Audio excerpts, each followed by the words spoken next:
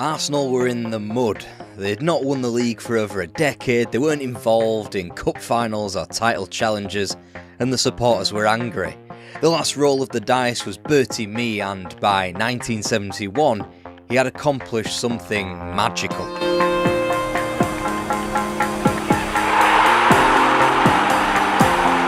match winner, the championship winner. Or Charlie George who can hit him. Oh, lovely goal! Charlie George!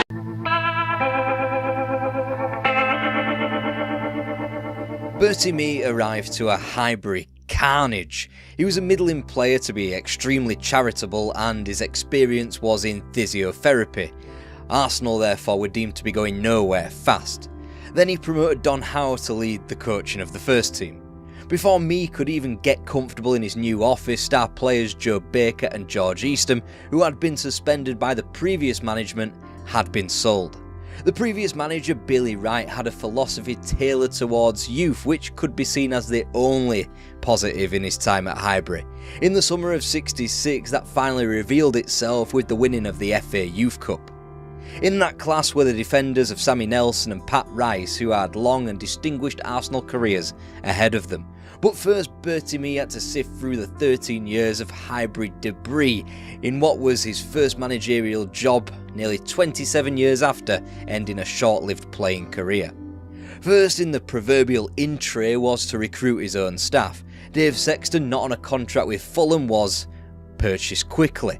Next, his own players. Out went the one-to-way George Eastham, and in came George Graham, who was in a similar bind at Chelsea. Following him was Forest's Colin Addison, Huddersfield's Bob McNabb, as Pat Rice moved closer and closer to the senior debut at right back. Meanwhile, a final bit of admin saw Terry Neal named captain ahead of the opening day at Roker Park. Ultimately, it was a season of promise, as shown with 3 wins on the spin as Mee embarked on his managerial tenure at Highbury. Also a season where Arsenal showed some pretty stern resolve. After faltering to just 2 wins from their 16 league fixtures before Christmas, the Gunners would pull out an undefeated end to the campaign that took in 2 draws against reigning champions Liverpool, as well as a win over Everton. They even beat Chelsea at home. Cup success wasn't forthcoming, in a 5th round exit of the FA Cup to Birmingham and a first run out in the League Cup, which ended at the 3rd round stage to West Ham. Nonetheless, a return to the top half of the table in 7th was a solid foundation for Mee, and it earned him a more permanent stay at Highbury. Someone who wasn't permanently staying at Highbury was Dave Sexton, who took on a massive project as Chelsea manager. Nonetheless, it was a good start that set Arsenal up for the remainder of the 67-68 campaign, winning 6 from their first 9 contests. Whilst league form became particularly sticky at the turn of the year, where Arsenal failed to win in 1968 until March the 23rd, but they had already tasted success. They were mid-table again in the league for sure, and once again got bowled out of the FA Cup by Birmingham City in the 5th round, but this time they would be going to Wembley. That's because in only their 2nd attempt at the League Cup, Arsenal ran right through the likes of Burnley and Huddersfield Town to pencil themselves in for a final. A final against the ludicrously successful Don Revie and his Leeds United team, as Arsenal moved into a rotten run of 2 wins from 15 league matches. The word underdog didn't even begin to describe the Gunners. And that was that. It was all over. Leeds had won by a disputed goal. Their supporters were delighted with the result. So, an inoffensive regression in the league combined with a day out at Wembley. The building blocks of Bertie Mee's time at Highbury should have been obvious, but fan disgruntlement remained. Arsenal did have one last thing up their sleeve: revenge for the League Cup final. This wasn't a meaningless end of the season win, but a complete derailment of Leeds United's title challenge. A clear sign that Arsenal would be back. First and foremost, that started from the back, Bob Wilson taking over Jim Furnell in net whilst retaining Frank McClintock after a summer transfer request, and that could be deemed a victory. And Arsenal continued into the 1968-69 season, beginning with a win at White Hart Lane and only faltering to defeat in the league for the first time in their 10th match away at Elland Road.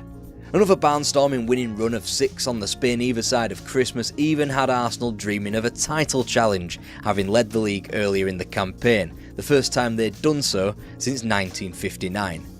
Maybe a title challenge would have been the case in any other season. After all, the Gunners had recorded their best defensive season in history. Whilst Arsenal's return of 56 points was successful and wasn't naturally a barrier to winning the championship in this era, there was a team atop the table breaking records. Yes, Don Revie's Leeds, the ones posting England's best ever points tally of 67 points. Still, it qualified Arsenal for Europe for only the second time, and this was even teamed with another run to the League Cup final. Huge names in Sunderland, Liverpool and Blackpool were beaten before one of Arsenal's finer days since 1953, eliminating Spurs from the two-legged semi-final. After that, Wembley beckoned Arsenal once again. This time they wouldn't be faced with a generational team. This time they would meet a team slumming it in the third division. This time they would face Swindon Town, and Arsenal could almost taste the trophy.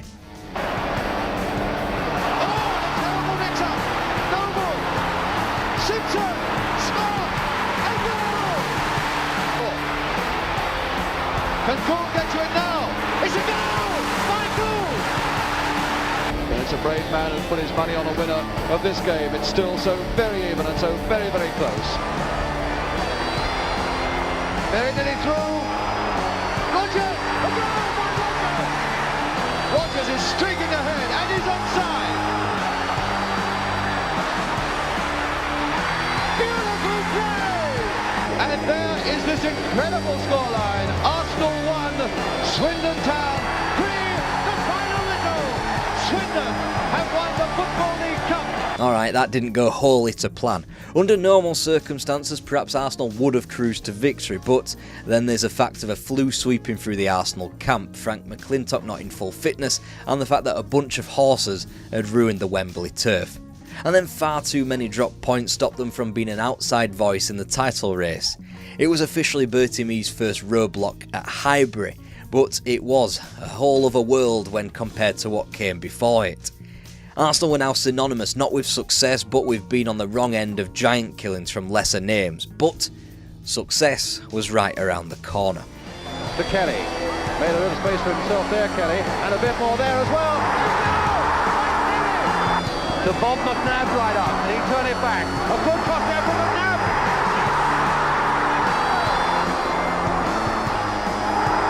Now it's Rummel going in hard. And a great goal by Double! And it's all over. The First Cup has been won by Arsenal. Yes, the return to Europe was long promised, and Arsenal had won the Fairs Cup in April 1970. Not only did they dispatch of Anderlecht 3-0 in the second leg at Highbury in the final, but they vanquished the soon-to-be canonised Ajax team of Johan Cruyff, Johan Neeskens and Rinus Michels in the semi-finals. It had saved Bertie Mee. After both George Swindon and Billy Wright lost their jobs at the end of their fourth season, and with Mee fast approaching that looming milestone, the trophy was the only excuse to keep him in the job. This Arsenal were legit, even if their domestic cup record didn't mirror that, losing to Blackpool in the third round of the FA Cup and Everton at the same stage in the League Cup. And whilst the worst ever run in Mee's tenure was felt in the league, it was still only down to 12th, and you could make plenty of excuses that Europe may well have distracted the team. Bertie Mee had his squad now both on and off the pitch, thanks to Don Howe in his coaching staff and the 11 red shirts in front of them.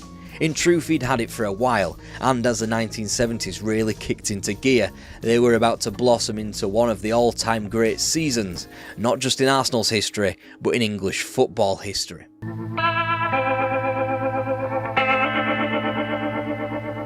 Bob Wilson in goal, a defence of Pat Rice and Bob McNabb in the full-back positions. Captain Frank McClintock had been moved back into defence and would be largely partnered by Peter Simpson. George Graham, the midfield kingpin, Peter Storey and George Armstrong either side, and John Radford up front. Arsenal were ready to do some serious business now. Ian Year's sale the prior season had been a stick he used to beat Bertie Mee with. It was a sign that Arsenal were, in modern vernacular, an unserious club. Long-term flop Bobby Gould was also out. There was an argument that Arsenal were in fact weaker than they had been before. The problem with Arsenal in the prior season was goal scoring. Bertie Mee had publicly made it known that he had courted forwards as talented as Francis Lee and Alan Clark. He would have to make do with Ray Kennedy from the reserves. Then again, the last guy who came from the reserves, Charlie George, had done alright for himself. and then again, Ray Kennedy was thrown on as a last resort in the Fairs Cup final first leg in Brussels and scored his first goal for the club. For saving Mee's job, Kennedy was rewarded with a more prominent place in the squad. And that was because of what happened on the opening day when the Gunners lost arguably their most inventive and creative player. A trip to Goodison Park to meet the reigning champions of England was always going to dent the supporters' innate sense of first match optimism. The result, a 2-2 draw, was perfectly serviceable, but Arsenal were left devastated by Charlie George's ankle breaking in 2 places. He'd be out for the rest of 1970. The season was deemed over already. It was just another brick in the wall of an injury crisis. John Samuels fractured his ankle in pre-season and joined centre-half Peter Simpson as a long-term casualty. Also, a few weeks into the campaign, Peter Marinello's season was over due to injury, although that would be less heartbreaking, as the George Best wannabe had hardly lit Highbury aflame during his time at the club. It all led to another point at West Ham, viewed as another positive because of what their circumstances were. Arsenal needed their home, and belatedly they played their first Highbury contest on August 22nd against a Manchester United team in a state of inertia after the retirement of Sir Matt Busby. In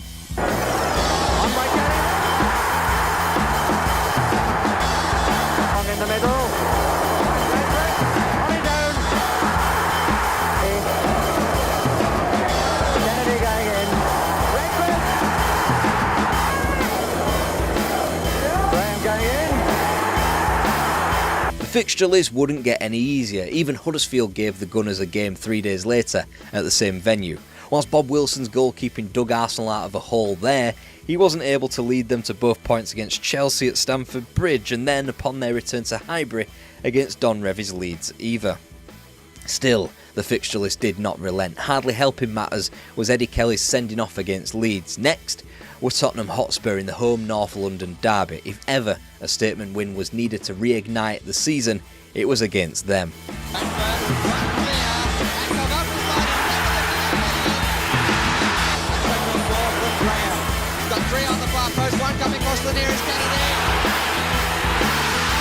And so George Armstrong was a hero on the North Bank forevermore after that. That was the spark. Arsenal went to Burnley and got a win in the match they'd usually not, scraping a 2-1 triumph before 6 were smashed beyond a decent West Brom team who had won the FA Cup 2 years prior.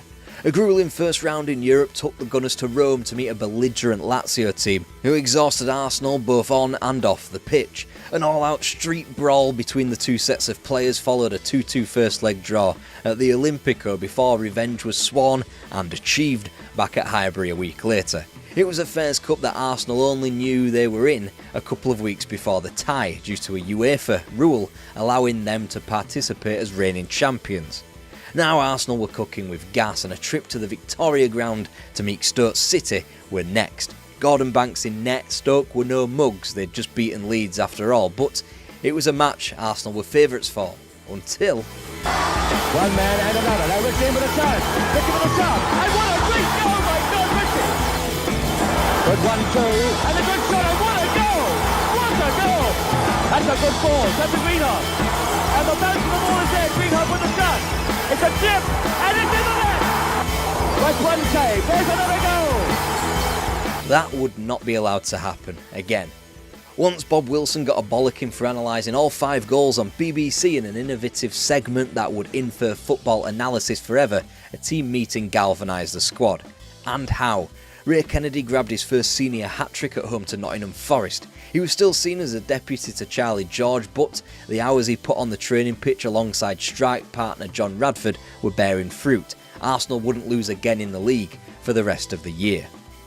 In Europe, the Gunners were massively frustrated against Sturm Graz in the second round of the Fairs Cup, whilst Beveren would come more cleanly in the next stage, allowing Arsenal to put European competition on the back burner until March.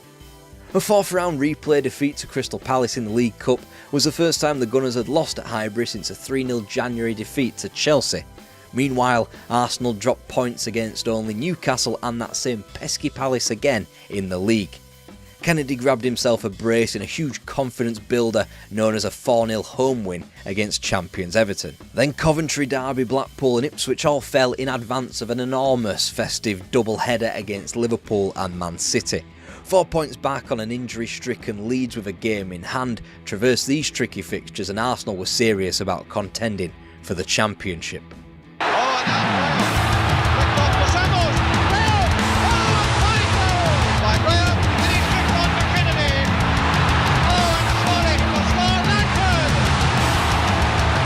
Arsenal had only reduced the gap by a point, but it was an enormous lift as both John Samuels and Peter Simpson returned to full fitness just in time. The Gunners had kept clean sheets in all but one of their 8 victories since the Stoke debacle, and whilst that would end at home to Wolves and in a seriously profitable trip to Old Trafford, victories still flowed and George Graham was back in the team and scoring. The visit of Southampton was thwarted by a snow-covered Highbury after Arsenal were unable to switch the undersoil heating on.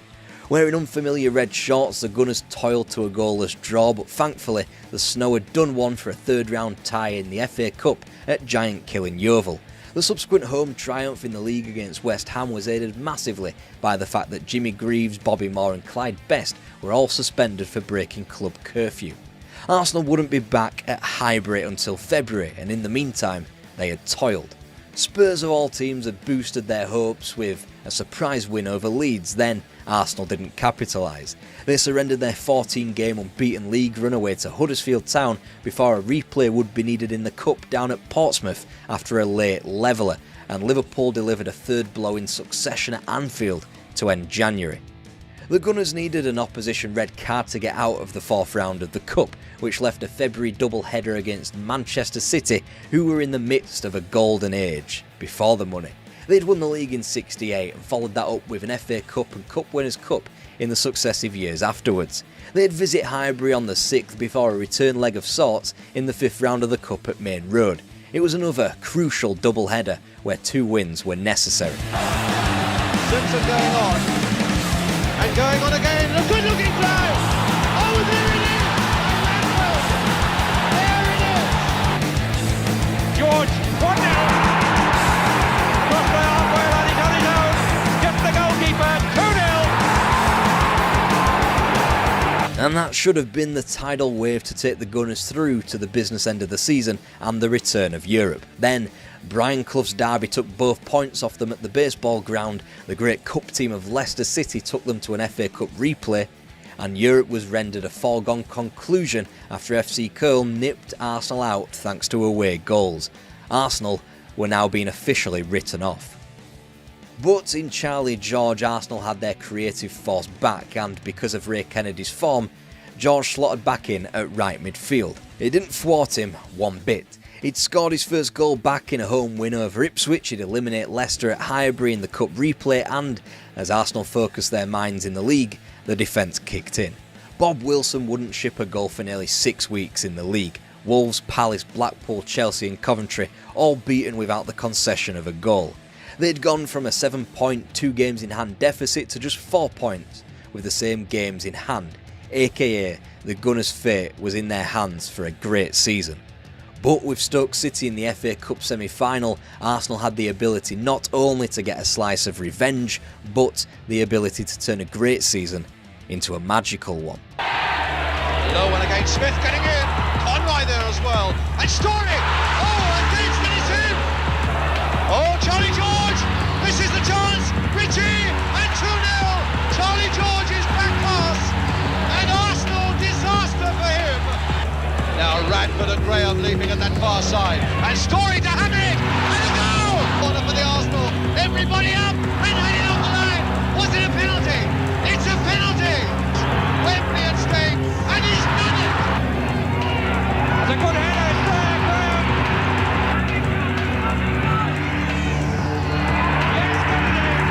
Yes, Wembley booked fate in their hands. Arsenal turned the screw against teams they ought to beat, but each of them were in sparkling form. They went to the Dell and won, they went to the City Ground and won, and upon their return to Highbury, put in a pair of performances that is now the cliched hallmark of champions. Newcastle and Burnley both visited in the space of 3 days, and they met an Arsenal side hardly in free flow but inspired to crucial slender wins thanks to 2 winning goals from Charlie George. Arsenal now led the league by 2 points, still with one of those games in hand. A win at the Hawthorns could have left the Championship a signed deal despite a trip to Elland Road 2 days later. West Brom apparently though were appointed as the kingmakers. A slice of ingenuity and a whole heap of refereeing controversy helped them beat Leeds before they went toe-to-toe with the Gunners at the Hawthorns and got a point. It left the Championship balanced on a knife edge. Arsenal had 3 games to play, Leeds had 2 and 1 point split them, whilst the Gunners had just 48 hours before a trip to Elland Road. A win in Yorkshire therefore would win Arsenal the Championship. 2 minutes from the end. The ball is stabbed through to Jack Charlton. Surely he's offside. A rebound off the post. McNabb's desperate effort, but it's in and it stands. Leeds are ahead as Arsenal's protests begin. Leeds were top, but fate remained firmly in Arsenal hands because of that game in hand. It was a time they'd call squeaky bum time in the future as Leeds cruised to victory in their final match, whilst Eddie Kelly's goal sealed a nerve-shredding 2 points at home to Stoke City. Leeds had finished their season top of the league, but Arsenal had 1 match left to win it, and their most recent victories, 3 all won by 1-0, had left a complicated end because of goal average. A win in their last league game would claim the title for Arsenal, a loss would give the Championship to Leeds. A draw, however, would have varying outcomes. A goalless draw would be enough for Arsenal. A score draw would bizarrely send the trophy up the M1 to Elland Road. Any other opponent and it might have been a foregone conclusion, but the opposition Arsenal closed out their 1970-71 league season was none other than Tottenham Hotspur.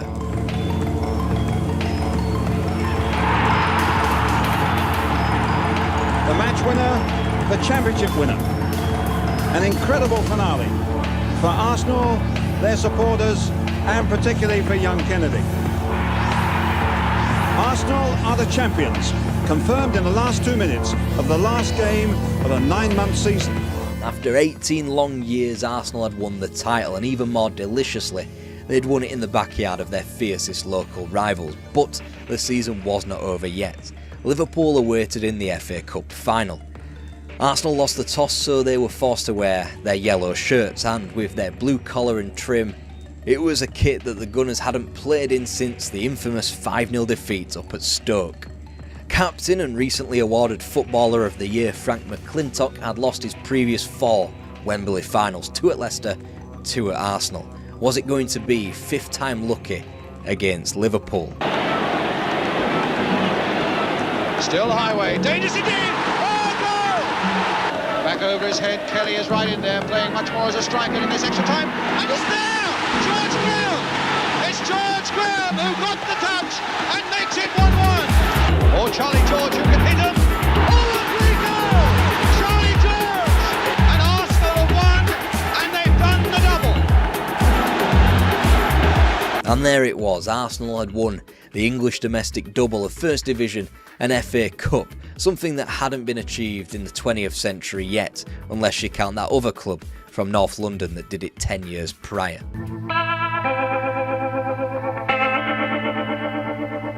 The peak of English football was scaled. Now this Arsenal team was set the task of extending their dominance over Europe. And this is where they ran into a bit of a roadblock when they were reunited with a certain Ajax team in the quarter-finals of the European Cup. Whilst Arsenal had their number 2 years prior and both teams had evolved to great success, Ajax may as well have been playing a different sport by 1972. A 3-1 aggregate defeat to potentially the best club team ever to play football, no shame whatsoever.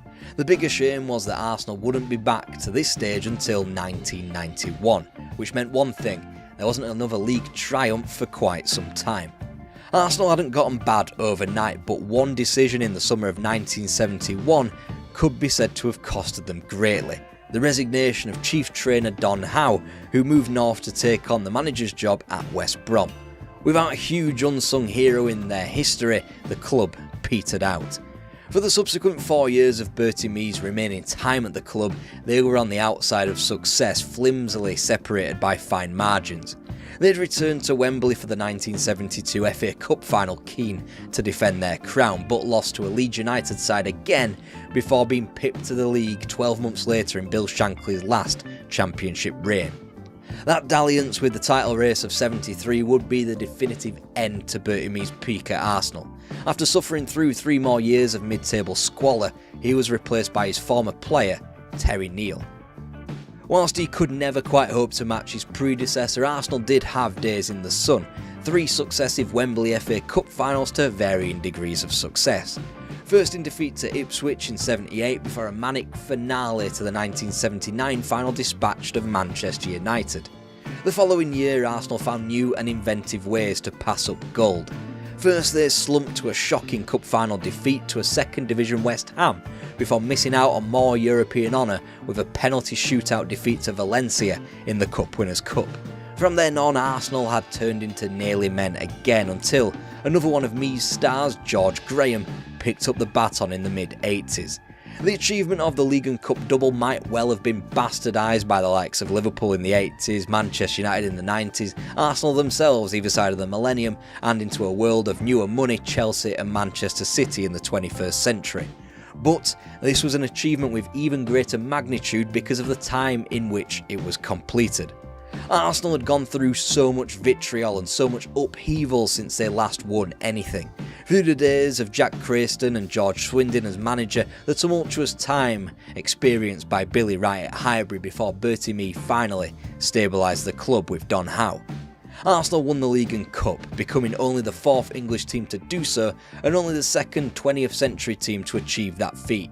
Yeah, Spurs beat them to that achievement, but that Spurs team played just 49 games and weren't saddled with the League Cup or European exploits, nor did they have much of a viable opponent for the Championship.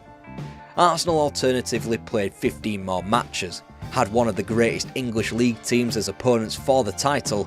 Not only that, they had to traipse all over Europe, the pain in the arse known as the League Cup, and had to beat Bill Shankly's Liverpool to the FA Cup, not Leicester City, like Spurs had done. Criticism of Arsenal in the 70-71 season can be drawn from a tight defence and lots of clean sheets, but take a look at the history books and you'll see Arsenal had won the title with 65 points, something only Don Revie's Leeds in 1969, Bill Nicholson's Spurs in 1961 had bettered since the days of Herbert Chapman. Which does make this 71 vintage of Arsenal special, although I'm not quite sure it can be classed as the same calibre of success that Chapman delivered to Highbury.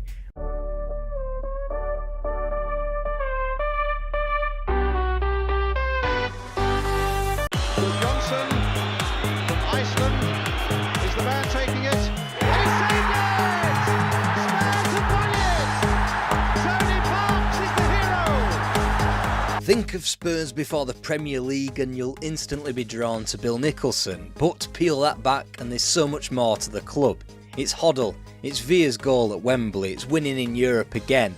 These are the underrated Keith Birkinshaw years.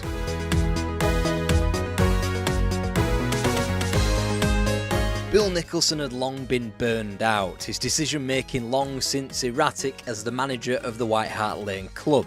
He'd bought players like Alfie Conn that never fit his mould, and when he wasn't doing that, he wasn't buying players at all. For his successor in the 1974-75 season, merely the promotions of Ray Evans and Chris McGrath to the first team had to do. A 4-0 defeat against Middlesbrough on home soil in the League Cup ended the great era. The club had asked him to stay on for 2 weeks, so the Blanchflower with an up-to-date coaching model that saw Johnny Giles interviewed to become player coach.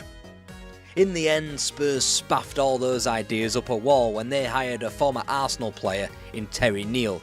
Nicholson would not be given a post-managerial role. For now. Neal was asked aged 32 to take on an empire of a football club, and his first soundbite could have gone better when he said, "I am as surprised as you are to find myself at Tottenham." The former gunner brought in John Duncan up front. Meanwhile, far too much onus was placed on the youth of Neil McNabb, Mike Dillon and Keith Osgood. It was a dreadful campaign that saw Spurs occupying the drop zone as late as April. However, the revival had already begun with a Steve Perryman endorsed 3-0 win at home to Wolves on March the 28th. QPR and Luton were downed either side of April Fool's Day ahead of a crucial relegation 4-pointer with Chelsea at the Lane on April 19th. A win and Spurs will be out of the drop zone ahead of a trip to Highbury.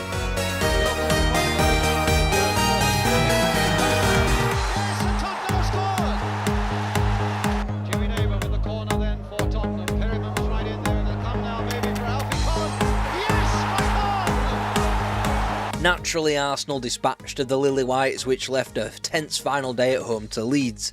The permutations were simple, thanks to both Luton and Chelsea finishing up their seasons beforehand. A point would be enough for survival. Leeds in 9th had bigger fish to fry, like the European Cup final, so it was D-Day at the Lane.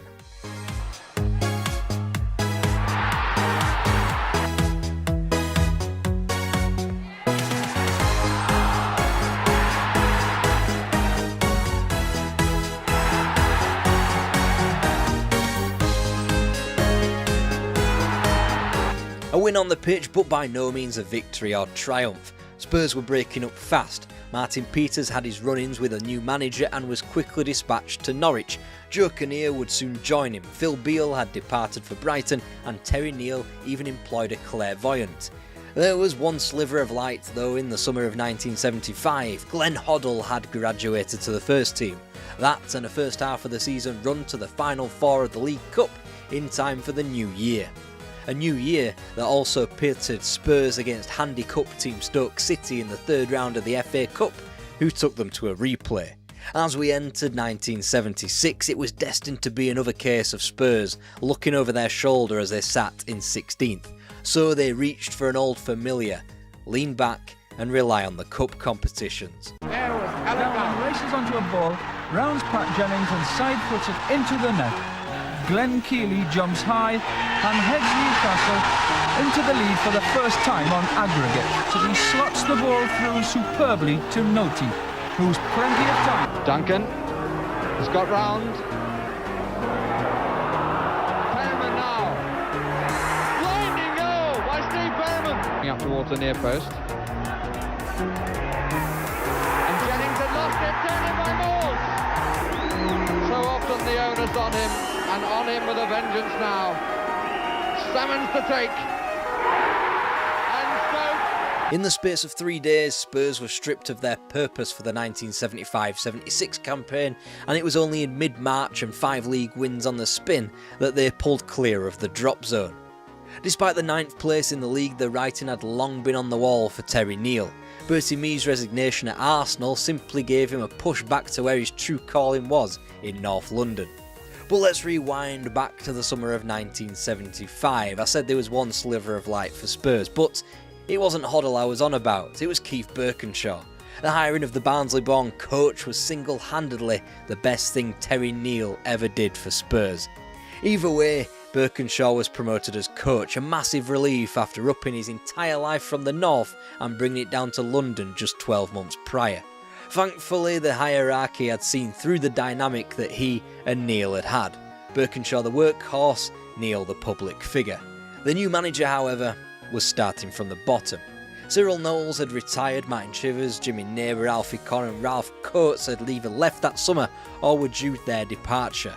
The start to the season was disastrous, gaining a point from 3 games, which was thankfully rectified by wins at Old Trafford and at home to Leeds United. Rectified, but not for long, as Spurs embarked on an all-time horrific run. They bombed out of the League Cup to Wrexham at home, got slapped for 8, yes 8, away to Derby and won just 2 more league games in the remainder of 1976. As they sat mired in the relegation zone as fireworks crackled all over London, they looked around to their new relegation rivals. Bristol City, West Ham and Sunderland, 3 clubs they had lost to in 3 successive matches in November. Birkinshaw knew he had a tough task, but probably didn't realise it was going to be this bad. Then they were drawn a trip to South Wales in the 3rd round of the FA Cup. Good ball, and a good chance, and a great goal! Peter Sayer, number 10, the scorer. Normally the season would be over for Spurs now, but league form wasn't picking up anytime soon. Just look at February 1977, 4 matches, 4 defeats. Bottom of the pile, 16 games to save their season And 1 point away from safety, Spurs' season was only just getting started. Tuttle, here's Jones. Oh yes! Oh, what about that? And that triumph over Aston Villa just about kept Spurs in the game. Sure, they were only goal difference away from safety with 2 games to go, but they were also the only team to have played 40 matches. Next was a trip to Main Road, and Manchester City could hardly have been worst opponents. They were hungry for a league title they hadn't won in 9 years and were within touching distance of league leaders Liverpool. It's towards Booth's head. 1-0. Barnes. To fall for Stewart. Knocked on by Owen. Chased by Barnes. Now can he finish this one? Oh yes. Oh, what a beauty. And Hartwell. 4-0. He's got Kidd unmarked inside him and Osgood in 2 minds. Kidd, 5-0. Still, Spurs clung on in there, 2 points and a disadvantaged goal difference ahead of their final match against Leicester City. Only now they were bottom and still everybody had games in hand on them. Spurs needed a win and a list of favours as long as your arm. They got the win 2-0 against the Foxes, a team they once shared an FA Cup final pitch with 16 years ago in the double winning campaign. They didn't get one favour. West Ham got a point at Anfield, which coincidentally was enough for the Reds to win the league. Then QPR went to Elland Road and won, while Sunderland got a point at Norwich. Tottenham Hotspur's 27-year association with the First Division was over. Pat Jennings left a gaping hole in goal as he left Spurs for Arsenal that summer.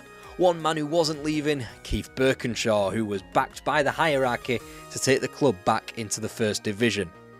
Now that the worst had already happened, what next? High towards Colin Lee. Won it well in the air. Oh, the 9-0 over Bristol Rovers, slapping teams like Oldham Athletic, Sheffield United, Blackburn Rovers and Luton Town. Season, they entertained Hull on the outside, looking in to the 3 promotion places.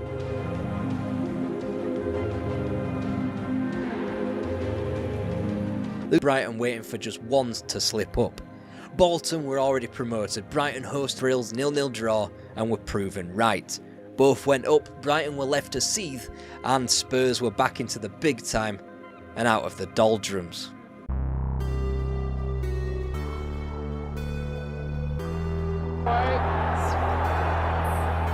And it's going in. But he was always in a position there when the shot. Back for Ardile. And a goal surely for Colin Lee.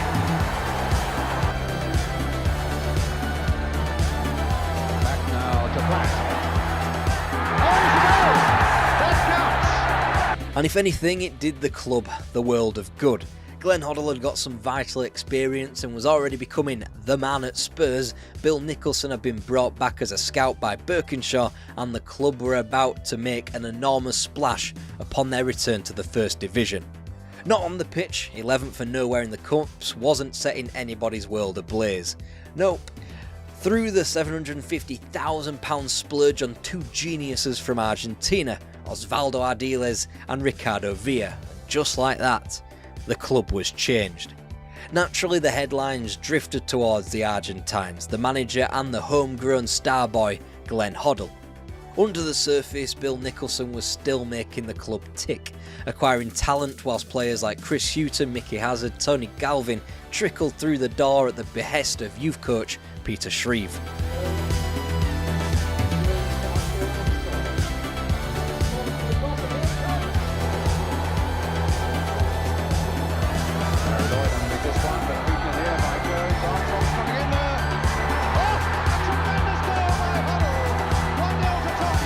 Centre-half Paul Miller, his first league goal, and what a good one it was there, bowling in Ricky Villa's corner.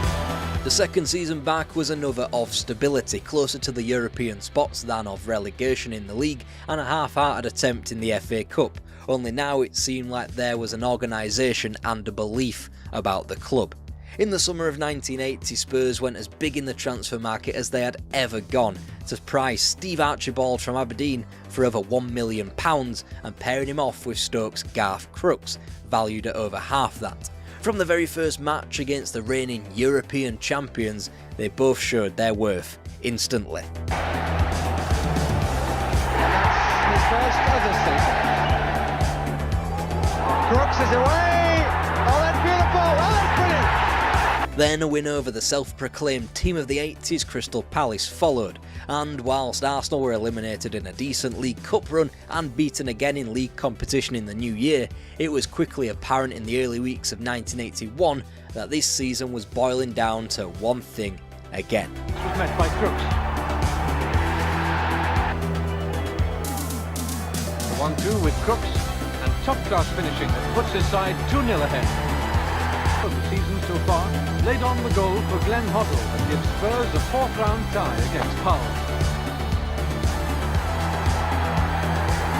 Put the home side ahead with only 7 minutes remaining. Yes, the scorer was Steve Archibald. Spurs 2, Hull 0. Oh, Ardiles has got a great shot. And he scored. Hoddle's flick. Lacey. Archibald. Houghton is well forward, it's Chris Houghton, it's there! And here's Hoddle on the edge of the penalty area, floated to the far side there. It's going to be Hoddle with the kick, floated straight at Bonds, And it's there by Miller! left at the moment, here comes Crooks. It's Brooks! It's there! Front through here, Oh, he's outpaced them! Brooks is there! Oh, yes! Number 2 for Brooks! Villiers shot! Oh! 3-0! And Ricky Villiers produces another marvellous moment for Spurs!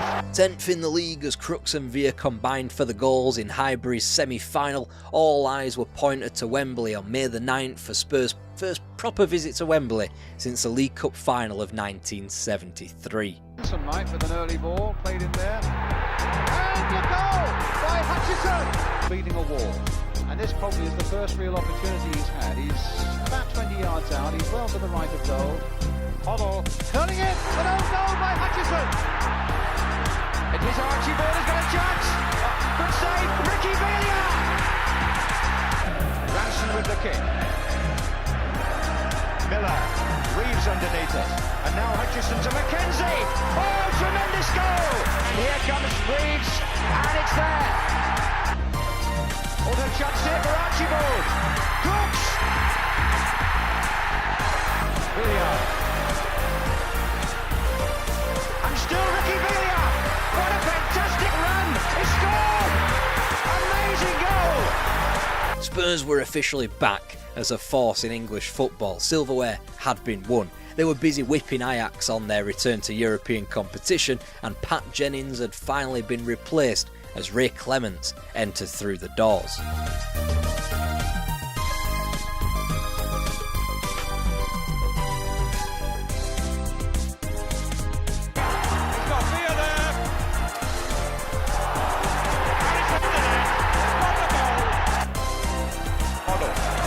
Shook off Villery there. And he made room for Hazard. Seemingly nothing could stop Spurs now. They'd returned to Wembley, albeit in defeat to Liverpool when contesting the League Cup final. However, they were one of the Reds' challengers for the title. Even if they were an outside shot, they were still on the fringes of the conversation even in the spring, especially now with 3 points for a win up for grabs. They were busy preparing for another FA Cup semi-final when clashing omens saw a comfortable looking clash against Leicester be played at an unlucky venue in Villa Park. The draw had opened up to the other contenders with West Brom and QPR. Surely Spurs' name was on the trophy, on multiple trophies potentially. There was Barcelona to come to the lane in the week for a semi-final of a Cup Winners' Cup clash. Everything was rosy in the Spurs garden. Until... It would appear the sun has set on yet another corner of the British Empire. This one far down in the South Atlantic. Argentina today invaded and seized the Falkland Islands, which have been under British rule for nearly 150 years. Which sounds completely unrelated, doesn't it? But let me remind you that Spurs had 2 top Argentine footballers under their employ.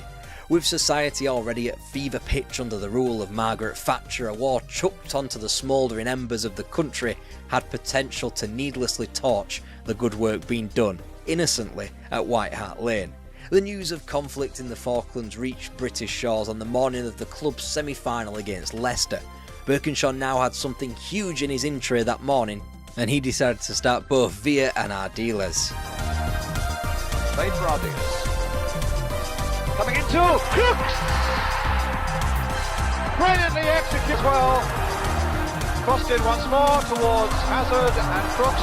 And it's an own goal by Wilson. It had already been pre-arranged that Ardiles would reconvene with his national team after the match, in advance of their preparations for the 1982 World Cup in Spain. It left Birkinshaw with one fewer decision to make, but in light of death threats aimed at Villa, he was pulled from the team that made the cup final against QPR. By then it was Spurs' only chance at silverware in '82. Barcelona had edged them out of a semi-final in Europe, and one too many slip-ups either side of that in the league against Sunderland, Manchester United and Birmingham City had Spurs out of the championship running by May. There would be no chance of a Ricky Villa masterclass in this final, but it was a tie that went the full distance regardless. Hoddle! It's there! It's there! He won it with the tackle and he scored the goal! Roberts was Hazel split and Bennett was in there and it's a goal! Terry Fenn. What happens here? Tony Curry comes in with the tackle, down he goes, penalty, Hoddle to take. Scores! Never has a penalty been missed in an FA Cup final at Wembley.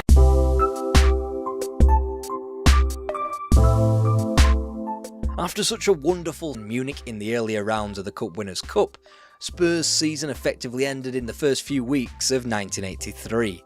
Burnley surprisingly turfed them out of the League Cup quarter-final before Spurs' invincibility in the FA Cup ended with a fifth-round trip to Goodison exact 23 points off Liverpool's unimpeachable pace at the top of the league, and this time they had no comfort of games in hand. What they quickly did find was Alan Brazil from Ipswich Town. He made his debut at Vicarage Road on Wishing in the bottom half. Although not much use outside of this season, Alan Brazil re-injected a bit of life into White Hart Lane. Carried on his run as well, and he's in here, Chris Hughton with a chance, and a goal! In numbers, Falco! Pick that one out! Chris Hughton is to go for goal, it's 3!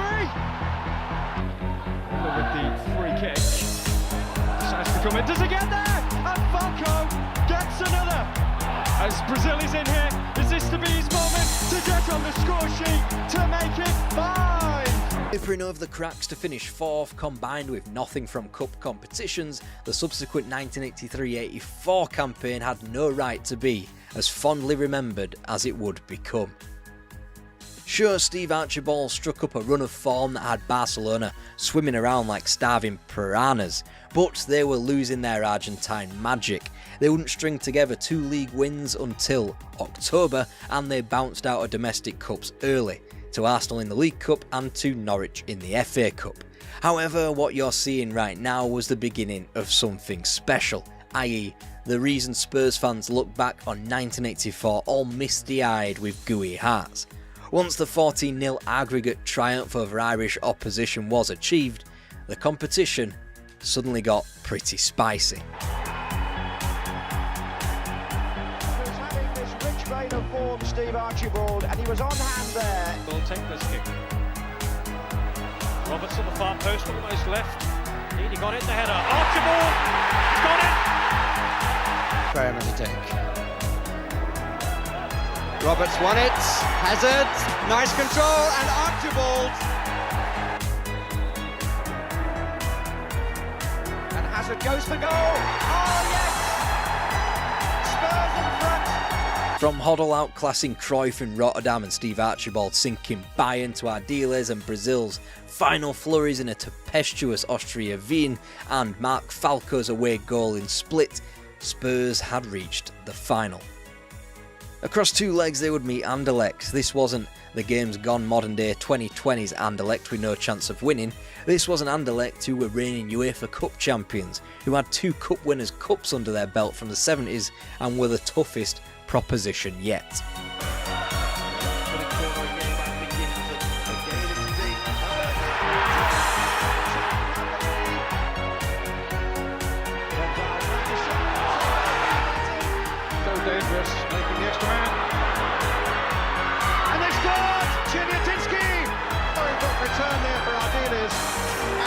crossbar. Roberts! He's done it! 1-1! He beat Parks. Saved it! Score! He's now.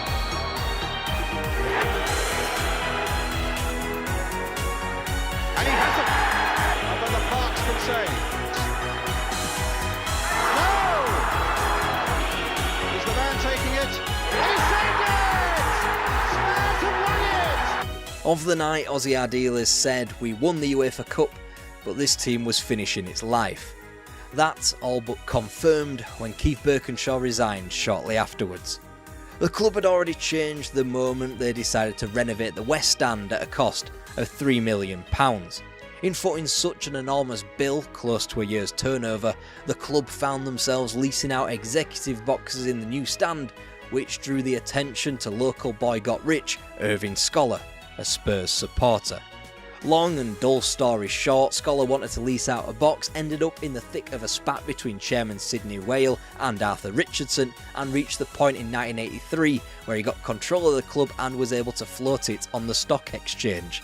This was a new Spurs, a more commercial Spurs, with a harsh dividing line of the UEFA Cup win over Anderlecht achieved in the summer of '84, a fairly new ownership structure and a team on the pitch that was brand new. Birkinshaw was never going to be able to live up to the Bill Nicholson time at the club, but he got pretty close. He was able to retain the FA Cup just like he did, something that no club had done in the 20-year period between. He was able to win on the continent like he did. But Birkinshaw was unable to win the league. Then again, he was handed a distinctly different set of circumstances. Whilst Bill Nicholson was handed opponents like an over-the-hill Wolves team governed by Stan Cullis and flashing the pans Burnley and Ipswich, Spurs now had the challenge of wresting control away from an almighty Liverpool governed by the boot room in the 1970s and 80s.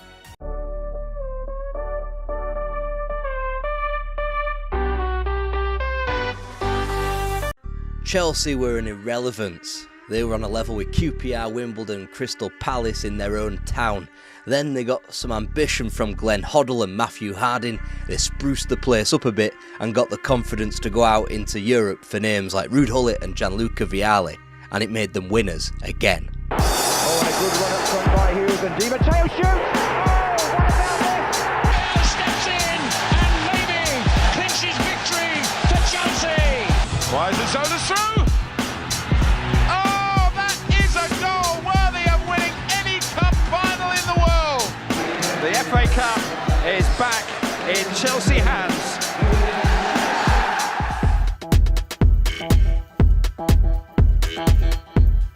Chelsea were nowhere in the late 1970s, not competitively as they yo-yoed between Divisions 1 and 2, and certainly not financially as they posted debts of over £4 million and liquidators were all set to take the club.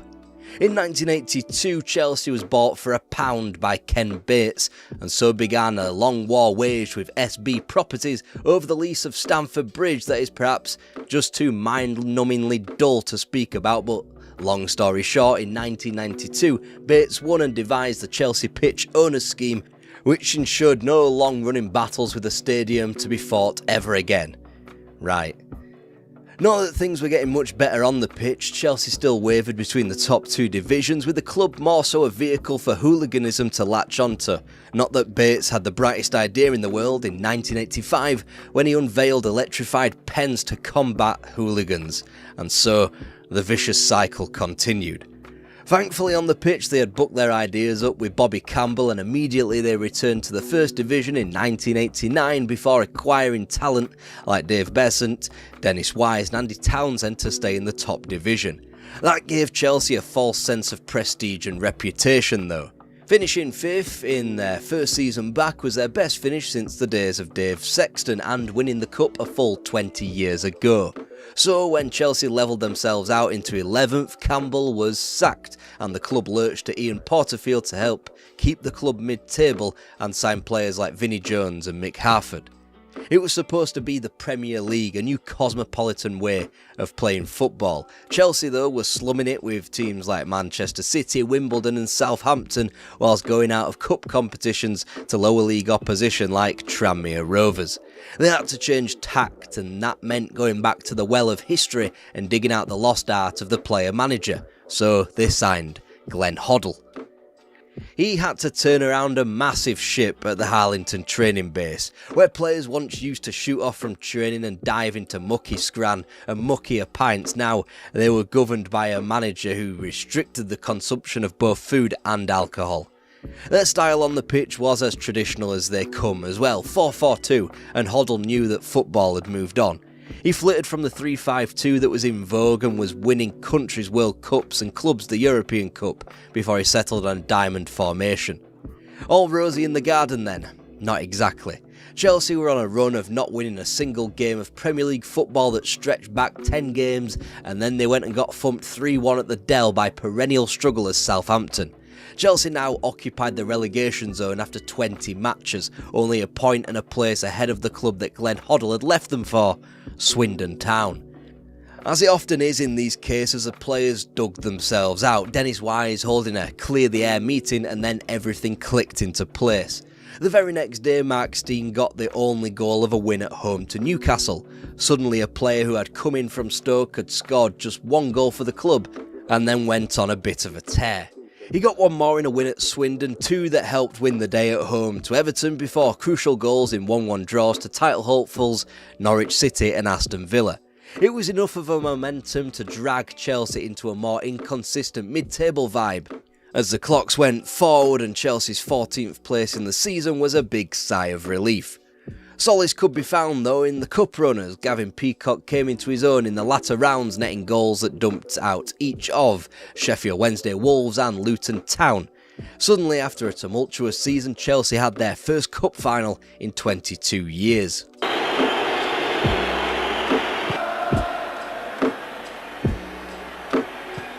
again! Outside the penalty. Hughes!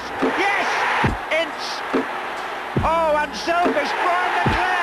To get violated like that must have been tough, but merely to be involved in the same showpiece event with what was quickly becoming the team to beat in England was enough for this season. A foundation, if anything. And yet it was more of the same, only a bit less peril in the league and not as much fun in the cup competitions. They were bounced out of the domestic cups by local opposition in Millwall, and West Ham finished a bang average 11th in the final 22-team Premier League, but at least Europe was fun. To Vienna, to Bruges and to Zaragoza in the Cup Winners' Cup.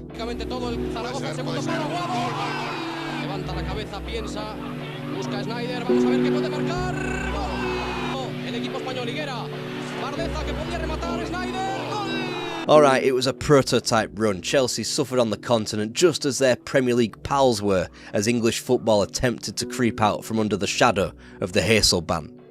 But the club had changed. It wasn't just Glenn Hoddle, of course not, but it came from above as well. Matthew Harding had heeded the call for investment midway through Hoddle's first season as manager, and by the summer of '95, he had sunk a considerable amount of his wealth and energies into Chelsea.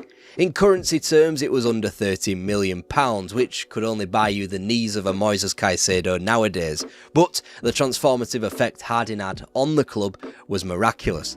He effectively propped up Stamford Bridge physically with the construction of the North Stand. The eyes of the world were on the Premier League now, and Stamford Bridge couldn't look like a shithole anymore.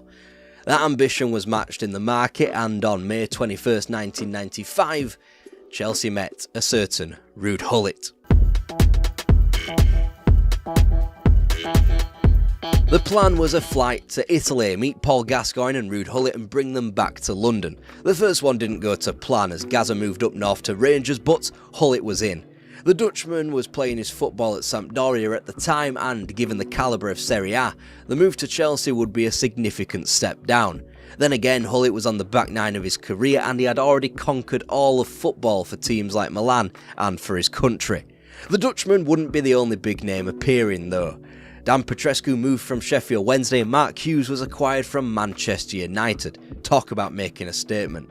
Chelsea was still just an afterthought in London. After all, they had never finished above Queen's Park Rangers in the first seasons of the Premier League, and even Wimbledon had placed above them in the past 2 campaigns.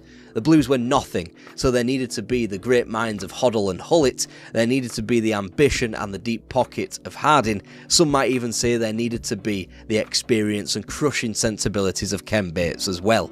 It would take this new Chelsea until September 11th to register a Premier League win, as Ruud Hullett was moved from his intended position of midfield and back into defence. The black and white of the history books won't note a marked improvement to the club, consolidating that sweet 11th place whilst going down to Manchester United in the FA Cup again, this time in the semis. But there was a very different vibe about the club. That would be transformed in the summer of '96 by outside forces. First of all, Glenn Hoddle was prized away from the Stamford Bridge hot seat by the FA, who were desperately scrabbling around for a Terry Venables successor after Euro '96. Normally this would have killed Chelsea stone dead, but they shuffled the deck. Ruud Hullett was promoted to become the club's 3rd ever player manager, and they went big in the transfer market. It's all the names that you remember in your Merlin sticker books wearing that shiny blue kit with autoglass on the front. It's Roberto Di Matteo from Lazio, Frank Leboeuf from Strasbourg, it's Ed de Hoy from Feyenoord, it's also Parma's Gianfranco Zola, who won the hearts and minds of Stamford Bridge immediately. And it is Gianluca Vialli from Juventus, an astute piece of business on the pitch that would reward the club more so than they ever could have imagined off it. And then they came out firing for the 96-97 season, only losing twice in the first 4 months, whilst also limping out of the League Cup to Bolton in October.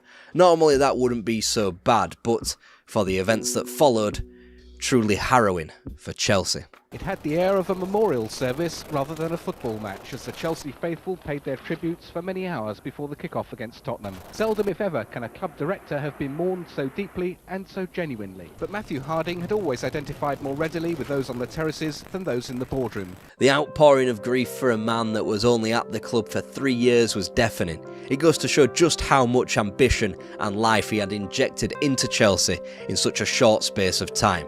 On the night of his death, he is said to have been remarking that a cup triumph was possible that season. Such was the way Chelsea were playing. That would continue into a Premier League best finish of 6th place, but it didn't nearly begin to tell the story of the 1996-97 campaign. The FA Cup, Chelsea's last shot at material glory as it often was back in this time, brought West Brom down to Stamford Bridge for the 3rd round, and they were comfortably dealt with. The 4th round, however, would be different. This time Liverpool would pitch up at the Bridge, a team that had been in disarray quite like Chelsea, but a team that the Blues had a favourable cup record against. After all, they'd eliminated them in 1966, 1978 and 1982. It was nearly McManaman, and that is turned in. There's a mistake there by Newton. Collymore in for Liverpool, and it's 2. Hughes. Oh yes! Dan Petrescu nearly got there. Hughes. Now could Zola curl one from here? Oh yes! Petrescu with a lovely ball. Zola's made it. Vialli! Vialli for Chelsea!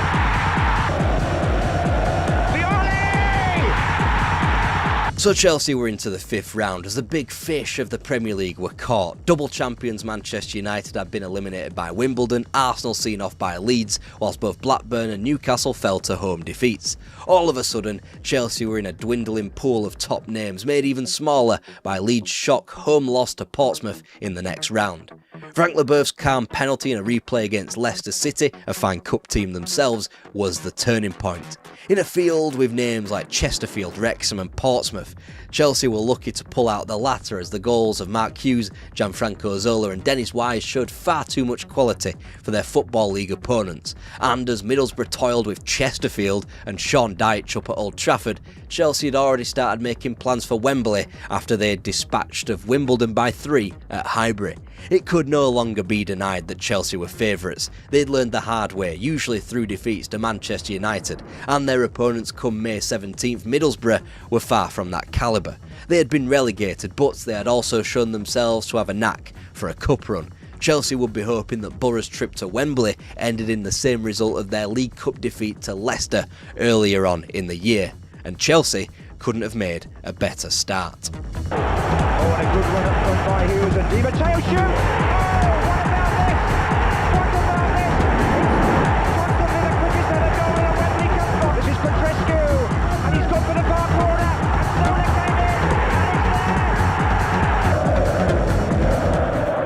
Chelsea were now officially a good football team again. They'd got a piece of silverware under their belt. They were now playing up-to-date football and acquiring talent that matched the newfound desire. That continued into the summer of '97. Graham Lasseau bought back from Blackburn, joining Celestine Babayaro in defence, whilst Gus Poyet was acquired on a free and Torre Andre Flo proved a bargain in from Norway for under £500,000. But for a few wobbles on the road in the league, the first half of the season could have scarcely been better. They were an outside shot at the Championship, trailing Manchester United by just 5 points with 13 games to go. Whilst the FA Cup third round defeat to the reigning champions was a reminder of just how far Chelsea still had to go, it was a sign that the Blues were getting ever closer. Then Goodison Park happened. Ruud Gullit had taken Dennis Wise and Gianfranco Zola out of the squad and, in search of a goal to get a result, brought himself on for the last league game of his career. Then 11 days later gave himself a full run out in the semi-final of the League Cup away to Arsenal. He was going under. After another loss to Arsenal at Highbury, this time in the league, Gullit was put out of his misery. A reminder, Chelsea Football Club were in third position, still had a second leg to play for in the League Cup semi-final, and still they harboured hopes of a European renaissance in the Cup Winners' Cup. In at such short notice, just who could Chelsea turn to? Of course, they followed a pattern which, to be fair, had worked the last 2 times when Glenn Hoddle and Ruud Gullit gave it a bash. He was airdropped into a situation where his first match as the manager of a football club was against local rivals Arsenal and Arsene Wenger, with a chance to appear at another final. Talk about being thrown in at the deep end. Wenger's Arsenal were about to go on an incredible streak of form that would whip the league away from Manchester United. Not that Chelsea had much of a say in that one. They'd lose their first 3 league matches under Vialli to put them to bed by mid-March, just in time for Europe to return. March, however, would be a profitable time, and it all stems from Vialli's first game in charge. 2-1 down from the League Cup first leg at Highbury, Chelsea needed to win by 2 clear goals to return to Wembley. Di Matteo picks up the loose ball, and a fine effort and a great goal! Punished. Tremendous effort, oh my word! They on the near post, Arsenal get it away with some difficulty. Petrescu! It was some managerial debut. Vialli, who hadn't seen eye to eye with Ruud Gullit during the Dutchman's time in charge of Chelsea after he dropped the Italian for a match at White Hart Lane in February '97, now had the chance to replicate him with a domestic trophy won in front of Wembley. Weirdly enough, they'd be facing familiar opposition from the Football League. Of course, it was Middlesbrough. This time they wouldn't soar into the lead after a minute. But he's in trouble here! Matteo steps in and maybe clinches victory for Chelsea! All eyes were now fixed on the continent, an arena in which Gianluca Vialli had great personal pedigree. First off, he had won each and every one of UEFA's trophies in a 6-year span, from the Cup Winners' Cup at Sampdoria to the UEFA Cup and Champions League with Juventus. Only this time he couldn't really play himself as much as he'd like, a shame considering he was top of the scoring charts in the Cup Winners' Cup with 6. He netted a hat-trick against Tromsø in Chelsea's last European outing, but named himself as a substitute in their next game, a valuable win away to Real Betis. By the time of the Seville club's visit to Stamford Bridge, Vialli had finally got off the mark in the league, dispatching of the eventually relegated Crystal Palace in a match where the Italian started himself and netted twice. Whilst he wouldn't score another goal in the Cup Winners' Cup, it didn't mean that Chelsea didn't enjoy a return to some fanciful European nights under the Stamford Bridge lights. Claire making his run,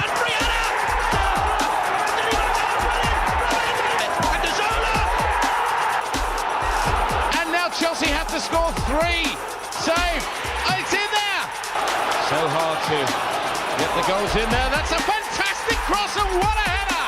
To Hughes. Oh, what a finish.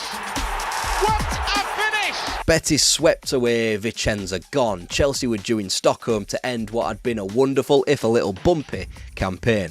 After winning the FA Cup and League Cup in the space of 9 months, Vialli had the chance to equal Chelsea's golden age between 1965 and 71 inside of just a year by emulating the team of 71 and claiming the Cup Winners' Cup.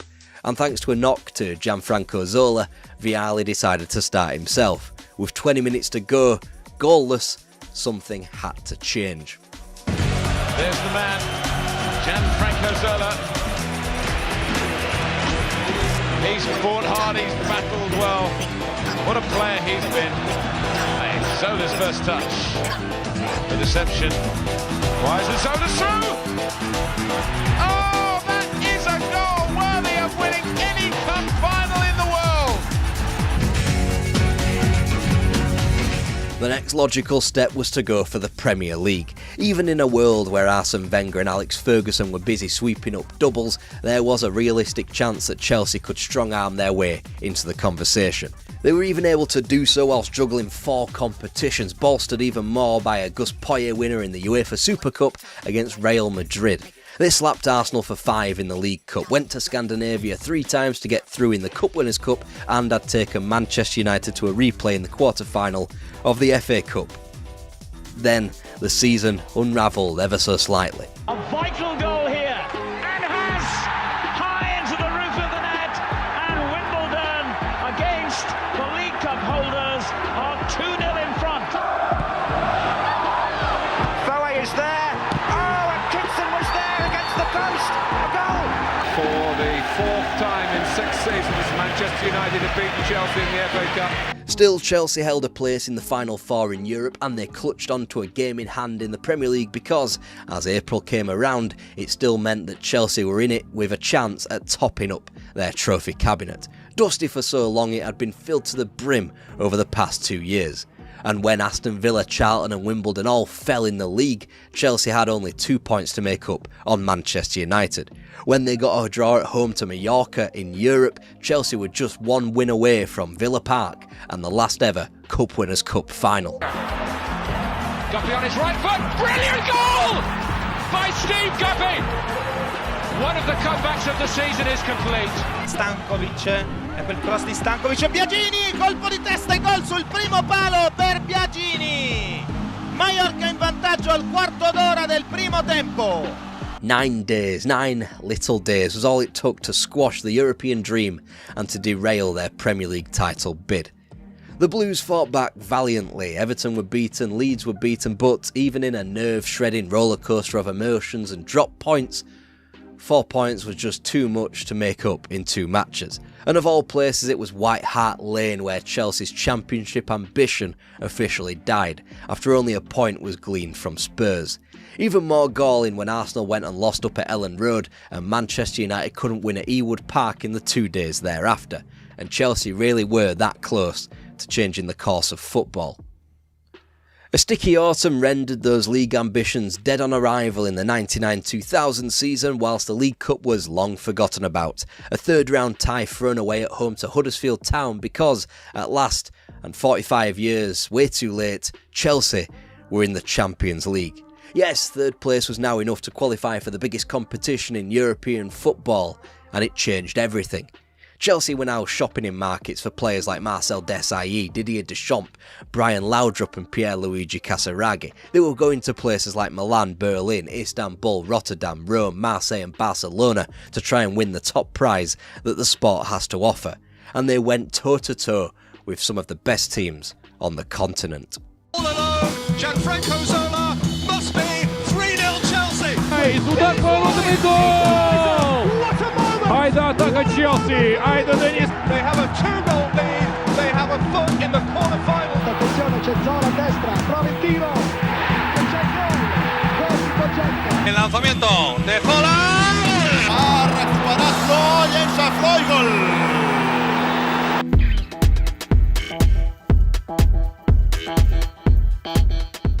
Towards their side, James lost it. It's hooked into the net by Roberto Di Matteo. Chelsea in front. 3rd time Di Matteo has scored in a Wembley Cup final.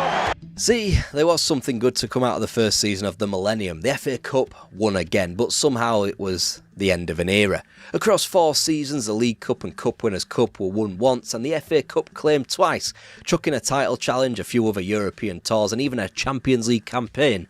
And that is what Chelsea were calling an era in the late 90s and early 2000s. They already knew they had to grow even more so because the club had changed beyond its wildest dreams. They were at the forefront of matching long sweeping runs on the continent with challenges for silverware back home, a far cry from the piece of trash they called a stadium when the Premier League began. Chelsea now had a recent history of winning, of playing well, of coaxing continental talent, and even commercially they were the best in class. By 1997 they even had the largest footballing megastore, such was the new appeal of the club. They were heading in a new direction in time for the new millennium, kick-started by the left field idea to sign Glenn Hoddle as player-manager, bolstered by the incessant ambitions of Matthew Harding, and continued into the material successors of both Ruud Gullit and Gianluca Vialli. The last of those names wouldn't even see out the summer in the year they were calling 2000.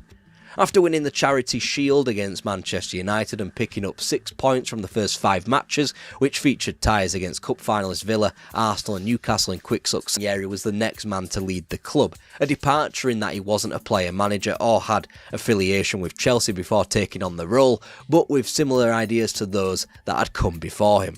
And unlike Gullit and Vialli, he had pertinent experience of winning trophies in football management, so imagine what he could do. This version of Chelsea can be accused of being a cup team, and that suited Ranieri right down to the ground. He had won the 96 Coppa Italia and the 99 Coppa del Rey after all, with teams like Fiorentina and Valencia, clubs that Chelsea were now of the same ilk as. Chelsea were obviously going places, and because of their evolution there was a place for them in both the English and European game.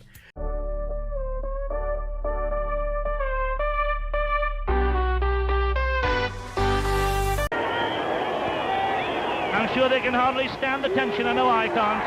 And there it is, Manchester City are the champions. Manchester City didn't just sprout up out of nothing in 2008 when they got a bit of cash in their bank balance. They were actually a big club way before that, and this is how they were built, under the management of Joe Mercer and Malcolm Allison.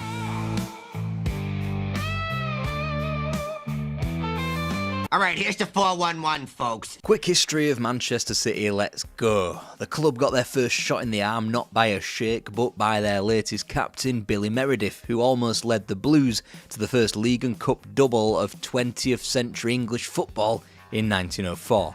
Having never previously gotten past round 2 of the FA Cup, they went all the way, dispatching of Bolton in the final. That, coupled with a silver medal in the league, made City the most sought-after football club in Britain. Temporarily. A lack of success in the intervening generation created a stagnant club only revitalised in 1923 with the move from their ground at Hyde Road and into a plot of land in South Manchester that would quickly become known as Main Road. Either side of the Second World War, City developed the positive habit of recoiling immediately from cup heartache at Wembley. In the 1930s they rebounded from a 3-0 defeat against Everton in the 33 final by simply coming back the following year to beat Portsmouth under the management of Wilf Wild. A generation on, with Les McDowell now shepherding the team from the sideline, they would appear at Wembley again in the 1955 final, famously losing the tie but quickly rebounding to claim the cup 12 months later against Birmingham City. Yes, that final of Bert Trautmann fame, where the German keeper broke his neck and City lifted silverware again. Les McDowell's time, though, would come to an end with the club's relegation in 1963. He hadn't got with the new wave of coaches that English football now provided. City needed to modernise, so what did they do? They promoted from within, as McDowell's assistant George Poyser was hired ahead of the 1963-64 season. Normally it would be prudent for the club's long lineage to stay in-house. In 1963 the club needed something different, so it was no surprise that City floundered in the second division under Poyser. After the 6th place in 1964 came the ultimate indignity of simply being furniture the following campaign, finishing 11th with more losses than wins. With the fans turning away in their droves, only 8,015 turned up to Main Road in the defeat to Swindon, so City bit the bullet that Easter. They hired Joe Mercer, and it turned out to be one of the best decisions the club had ever made. From Merseyside, Mercer had won the First Division title with Everton before moving south to Arsenal to do so again, twice more. Mercer got his managerial experience first at Sheffield United, where he couldn't stave off relegation for the Blades, and then at Aston Villa, where he led a bold and attacking blueprint that claimed promotion and the first edition of the League Cup. Such an undertaking had encroached on Mercer's health, and by the mid-60s he was forced to take a year out of the game. Refreshed and rebalanced, Manchester City were the ones profiting. To ease the strain, Mercer needed a young and hungry coach to share the workload, so he got hold of former West Ham player Malcolm Allison, who he had met at a few FA coaching sessions. From there, the pair and the club hit it off. First came promotion to the top flight in the duo's first campaign at Main Road, waltzing to the big time ahead of Southampton, Coventry and Huddersfield. Teamed with a good run to the FA Cup quarter-final, where Everton needed 3 games to dispatch of them, City were in good stead for a berth back into the First Division. The subsequent years saw a return to the same stage in the Cup, only bowing out to Don Revie's Leeds United. They proved they were back where they belonged right from the off, sinking the reigning champions of England, Bill Shankly's Liverpool, 2-1 in their first home game back.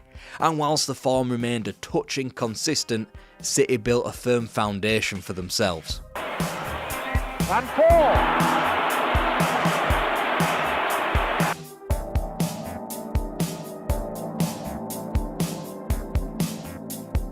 Aldrich putting the visitors ahead, but Bluebird skipper Gareth Williams pulling one back to level the score. Big names like Leeds and Everton also fell as City went some way to avenging their prior cup eliminations. And whilst the history books will note City's 15th place finish in their first season back, there was plenty of optimism ahead of the 67-68 campaign, although nobody would have been able to tell you just how well it would go. The campaign started in bunches and not particularly well, as they returned from trips to both Southampton and Stoke empty-handed after a goalless draw at home to Liverpool. When City did retrieve both points from a game, they went on quite the run, sinking the likes of Southampton, Nottingham Forest, Newcastle United, Coventry City and Sheffield United. But quickly they found themselves on the wrong end of the result just as quickly at Highbury, guttingly at home in the derby and at Roker Park. They were the dictionary definition of streaky, and that came as a positive in the build-up to the visit of Tottenham Hotspur at the beginning of December. The highlights were dispatching of Don Revie's Leeds by a goal to end October, a 6-goal thrashing of Leicester City on Remembrance Day, whilst Foz was stuck beyond both Fulham and Burnley. It left a pretty crucial tie against 5th place Spurs, safe in the knowledge that a win would put clear daylight between the two. And not only that, they'd go level on points with United after 20 matches. Venables, Greaves, and it's 1-0 for Tottenham. Sowerby, Lee, Mallory, Bill, the Sowerby, Mallory, goal! A lovely goal by Sowerby. Great football, and it's in the post, a goal! Coleman. The chance for Bill, and a goal by number 10 Young. City had inched closer to their neighbours, with Spurs still cast aside in 5th, and soon enough Europe would return to distract United again to make the title race interesting. Combined with not much to shout about in the cup competitions, going down thanks to the odd goal in 7 against Leicester in the FA Cup and early in the League Cup against Fulham, City were fresh entering the second half of the campaign. In fact, they dropped just 1 point in the first 7 fixtures of 1968, sticking 3 beyond Forest, Sheffield United and Coventry, winning by the odd goal in successive rounds against Sunderland and Burnley before humbling Fulham 5-1. The only blemish was an acceptable one, a draw at home to Bertie Mee's Arsenal. The Manchester clubs were officially embroiled in a title race. 11 matches remained and the pair could not be split. Furthermore, Revie's Leeds and Shankly's Liverpool were the calibre of teams breathing down their neck. What a time to be alive and witnessing English football.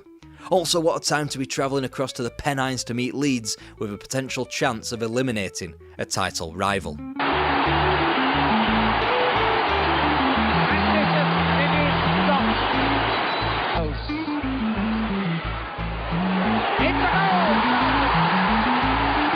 Shuttling down to 3rd, City's title fate was still in their own hands, particularly ahead of a perfect chance to retaliate at Old Trafford. Shockingly, there's no footage of the game available online, so you just have to trust me that George HELPL, Francis Lee and Colin Bell were the heroes of the day, as City stuck a spanner in the United's title bid with a 3-1 win. United had a Wembley date on their hands, not in the FA Cup but against Benfica, with a chance of becoming England's first ever European champions. City, however, still had a chance of making a dent in their season thanks to 3-1 on the spin ahead of the final day. First, an own goal sunk Sheffield Wednesday when they visited Main Road on April 25th. On the other side of the weekend, Tony Buck got the ball rolling in a 2-0 triumph over the 63 champions Everton, which left City needing another win in their penultimate game to keep them in the driving seat ahead of a final day trip up to St James's Park and Newcastle. Their opponents could barely have been harder, Tottenham Hotspur, the reigning cup champions who were still under the control of Bill Nicholson. Colin Bell's double and another from Mike Summerby capped off one of the season's finer afternoons as City led United going into the final day. Both Manchester clubs level on points. United played Sunderland and City needed to equal their neighbours' result to win the league. Now that sounds familiar. There you now, to Doyle. And there it is, there's the first goal. Mike Summerby has scored. In position, and here comes Brian Robson. It's the goal! Trying to shot through, and there it is. There's the second one. And wait, he's really quick. And there is the equaliser. Well cut in that. And this must be it. There it is. There's Lee. There's Lee. He's gone offside. He's scored. Brian Robson. He's got it, and he's crossed it. It's a great chance, and there is a goal.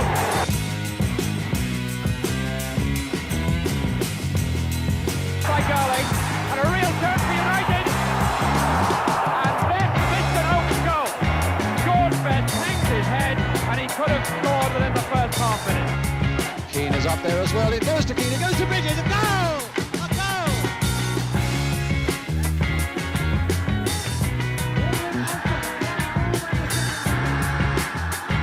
It was quickly apparent that the title was not going to be defended, admittedly in a time where it didn't get defended between 1959 and 1977. But unlike names such as Man United, Leeds, Liverpool, Arsenal, Spurs and even Derby County, who had become besotted with a European Cup, that would not be a pleasure City would have for too long. And a great appeal for a penalty. This is Young, and that's Hitley. Right on the line. Young. Sokakta sert bir şut gol.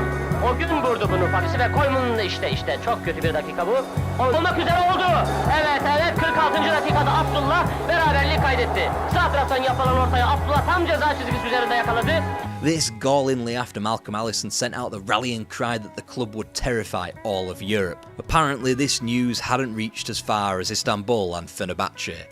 There was one thing City could rely on though, the FA Cup, after they were safe in the knowledge of a drab mid-table finish. Whilst they could still put on a show, as the likes of West Brom and Burnley found out in the build-up to Christmas, as they shipped 12 goals between them across 2 games, typically they could frustrate in equal measure when City turned up to those same Burnley and West Brom sides and got beat at Turf Moor and the Hawthorns respectively in the spring. So by January, City were now living for the cup outings. The 1969 cup run all began with a lumbering home win to third-tier Luton Town, a match won 1-0 by Francis Lee. The fourth round provided a trip to Newcastle United and St James's, a ground in which the title had been sewn up 7 months prior. The welcome return of captain Tony Buck aided City ahead of a replay won by 2 goals. It was the second of 4 cup games in a row. Due to poor weather, much of the league competition was abandoned, and when football resumed, City sunk second-tier Blackburn 4-1 and dispatched of the cup team of their day, Spurs, in the quarter-final. After securing bragging rights over a United team distracted by a semi-final themselves in the European Cup, City were posted away to Villa Park for the semi-final of the FA Cup against Everton. Here comes the corner. Doyle going for it. Summerby! Booth! A goal! 35 days separated semi-final from final, and yet the destruction left behind by the wintry months of January and February ensured that City had 8 league fixtures to cram in. With such a quick turnaround of a high fixture volume, it was no surprise that City were inconsistent, winning only 3 and losing 5 of these fixtures. Whilst they would wind up in 13th, nobody cared. The trip down to Wembley was all the fans wanted to know about. Their opponents, Leicester City, a team who had yet to win the Cup and were in their third attempt that decade to win the final, a team that had traded wins with City in the league that year. Summerby moved inside. It's Woolett with him. Summerby back to Young. It's there! Scored by Young. Made by Summerby. It was about time City kicked on and challenged for the league again. Their early season form stated otherwise. First, they were beaten by Don Revie's Leeds in the Charity Shield, before a cruel fixture computer spat out the reigning champions of the Fairs Cup, Newcastle United at St James Park, and Bill Shankly's Liverpool, both home and away. City would lose all 3 fixtures. It'd take the club until October to turn their noses up, going 2 months unbeaten in the league throughout the entirety of October and most of November, a run that included this mesmeric performance at home to United. And it's there! What a kick! Lee! Burns has come back to make the 4th one. Bell! And it's there! Fine goal by Bell! Lee in the middle. Brilliant! Own goal! An own goal by Sadler! Unbelievably, that was City's first home win over United in the 60s at the last possible opportunity to have done so. A Christmas collapse of just 1 league win from 12 between November the 15th and February the 21st as 69 became 70 saw City tumble from 4th, already 8 points behind a great Harry Catterick Everton side, to 12th. As relegation was closer than any kind of title race, City was safe from either. In the midst of that run came a salivating FA Cup 4th round tie at Old Trafford and another chance to embarrass their neighbours. And there it is!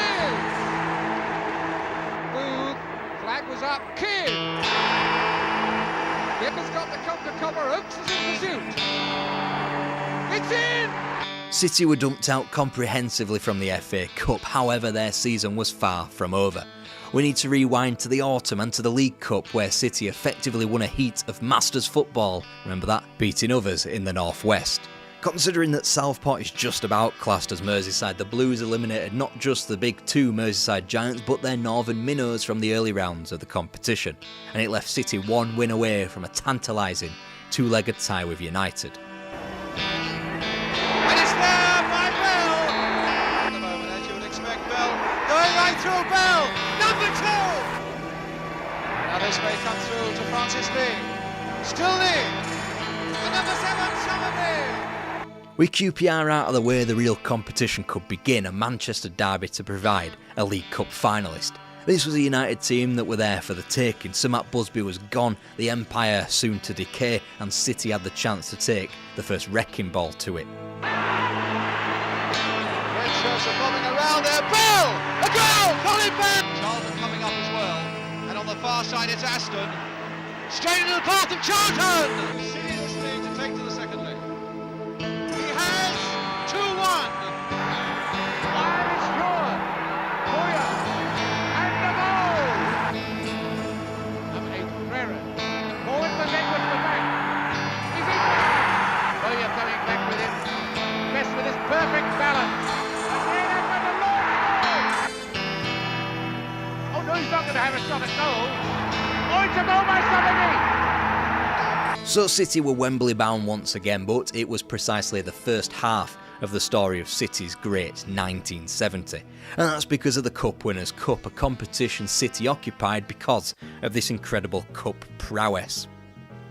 It had begun emphatically in Bilbao, a team from Manchester scoring 3 at San Mamés. Who would have thought it? This despite Tommy Booth's tonsillitis, this despite a journey from hell to Bilbao that involved multiple planes and multiple coaches just to get to the stadium. Unfortunately for City, the Spaniards hit 3 of their own in a pulsating match, which made things nervy coming back to Main Road for the second leg. Trying one, and again! Flicking it through now for Summerby. And Irabon out very quickly, but straight to Young, he must score! Saved on the line, Bell! Foot of Neil Young, Bell in the middle, and it's there from Bowyer!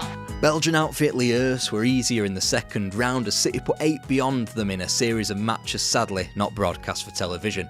Meanwhile, a trip out to Coimbra for the quarter-final in early March was a steely goalless draw a mere 3 days out from the League Cup final. A League Cup final, of course, played out on a disgraceful piece of grass, ruined by the Horse of the Year show. Their opponents, West Brom, had been smashed 3-0 in a routine contest 5 weeks beforehand by City in a league game, but this is City, the final at Wembley. Never going to be easy. As far as Ray Wilson. And here's another high one to look for Aston, going in! Some of it have flicked on in spite of the pain. And he's down! Leading well to get it over Bell, flicking it on, Pardo!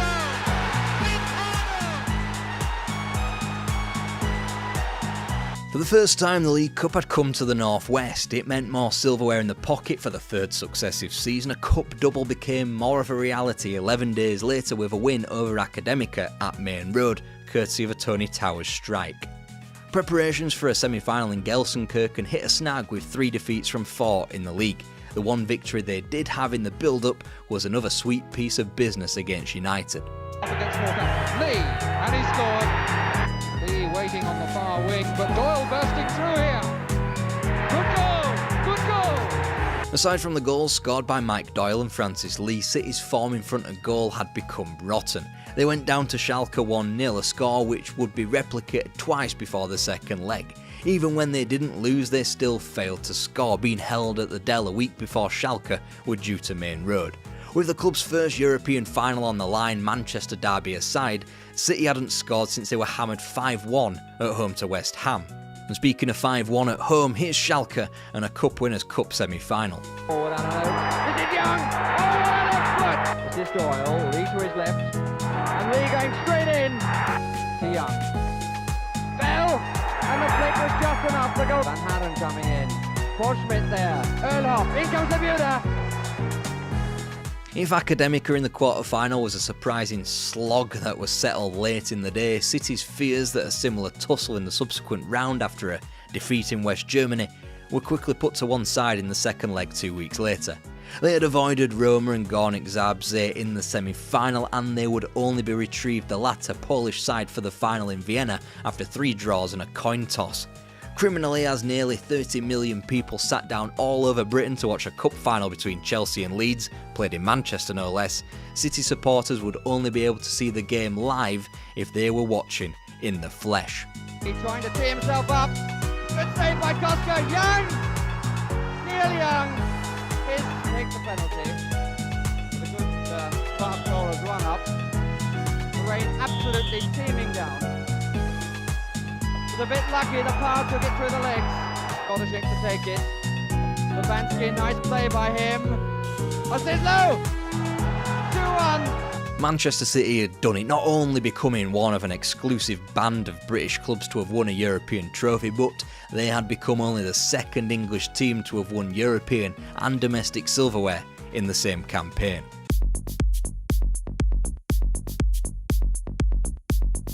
This is Alan Oakes. 20 minutes gone and it's... What a goal! Oh, it's a beautiful goal! A great goal by O'Hare!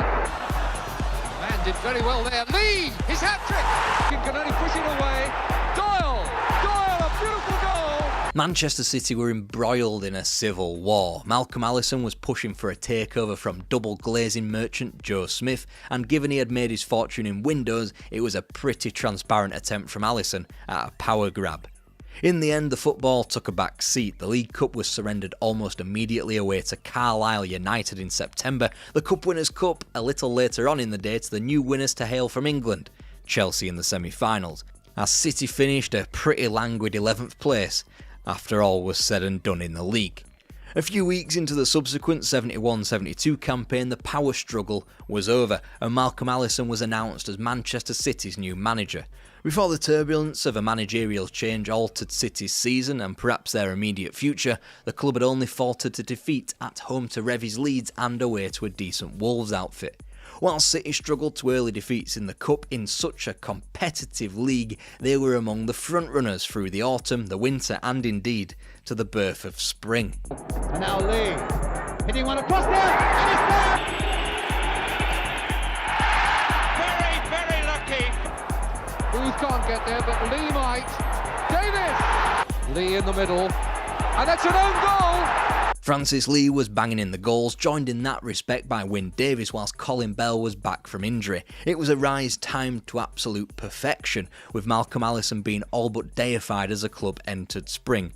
Bell put both goals beyond West Brom on the first day of March as Arsenal, Everton and Chelsea all joined them in falling to the mighty Blues. City were 5 clear of Derby, who admittedly had 2 games in hand, and a full 6 ahead of Leeds, who also had games in hand, 3. Then, as Malcolm Allison cycled downhill fast towards a trophy, he grabbed a branch from a nearby tree and stuck it in the spokes of his own wheels with the signing of Rodney Marsh. Malcolm Allison had craved Marsh for 2 full years but had faced pushback by Mercer. Now Allison had full control and, now leading the league, full trust from the board. £200,000 was spent on the frontman. The fluid partnership of Davies and Lee had the marshy stodge crowbarred in as City failed to score up at Newcastle before falling to both Stoke and Southampton in April. And you could now throw a blanket over the top 4. 2 points splitting them, City were back in 3rd and still a realistic title challenger, but there was a lack of momentum. Of course they'd hit back and Rodney Marsh was at the heart of it to silence the doubters. Well taken, under Lee! Oh, unlucky Francis Lee Marsh! Into the middle, so is Lee. Oh! Wyn Davies took it well on his chest. Marsh going in! And when a trip to Old Trafford generated a second 3-1 triumph in 4 days, City maintained their place joint top with Brian Clough's Derby County. The interlaced nature of the fixture list would provide much of the drama for the remaining weeks of the season. While City would conclude their campaign on April the 22nd, the seasons of both Liverpool and Leeds wouldn't peter out until May the 8th. So as City floundered to a draw against Coventry on April 15th, both Liverpool and Derby twisted the knife in with more comfortable victories against West Ham and Huddersfield respectively. Then with a trip to Portman Road, a place City hadn't won at for an eon, their title bid was effectively torched with another negative result, a 2-1 defeat. With Derby the final visitors to Main Road that season, City needed a win and a whole host of results to go their way.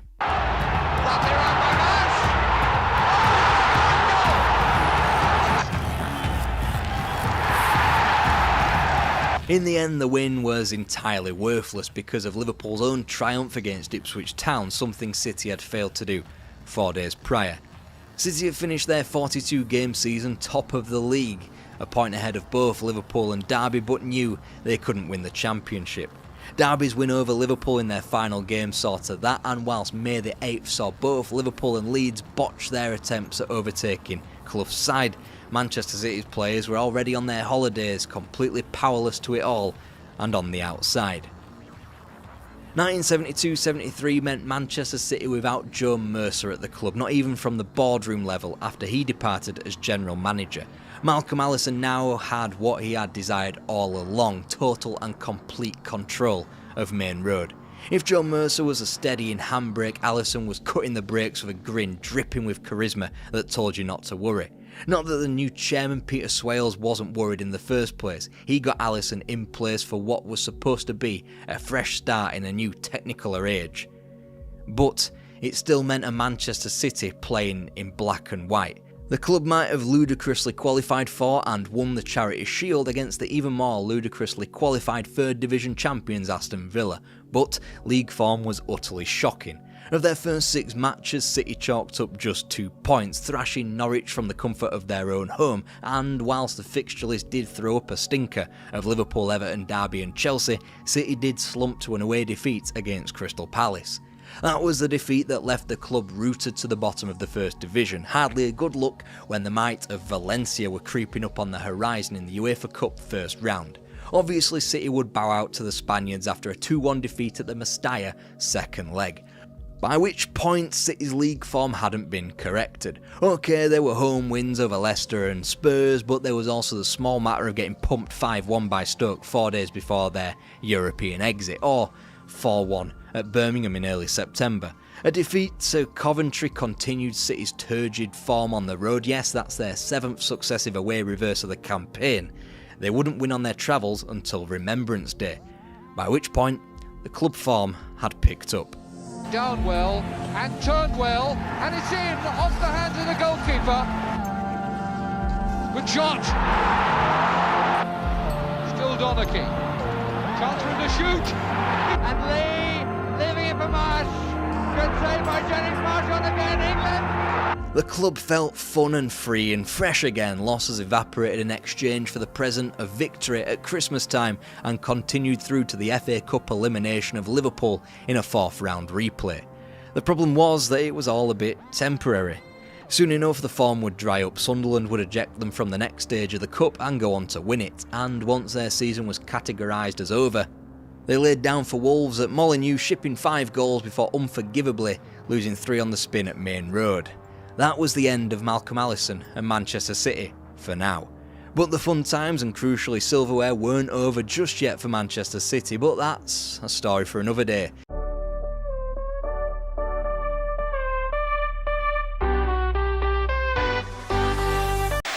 First trophy since Nottingham Forest won the European Cup back in 1980. Nottingham Forest have done it again. It was a long time since Nottingham Forest had reigned as kings of Europe. In a decade that began with the European Cup, Brian Clough was treading water, until he revived the club.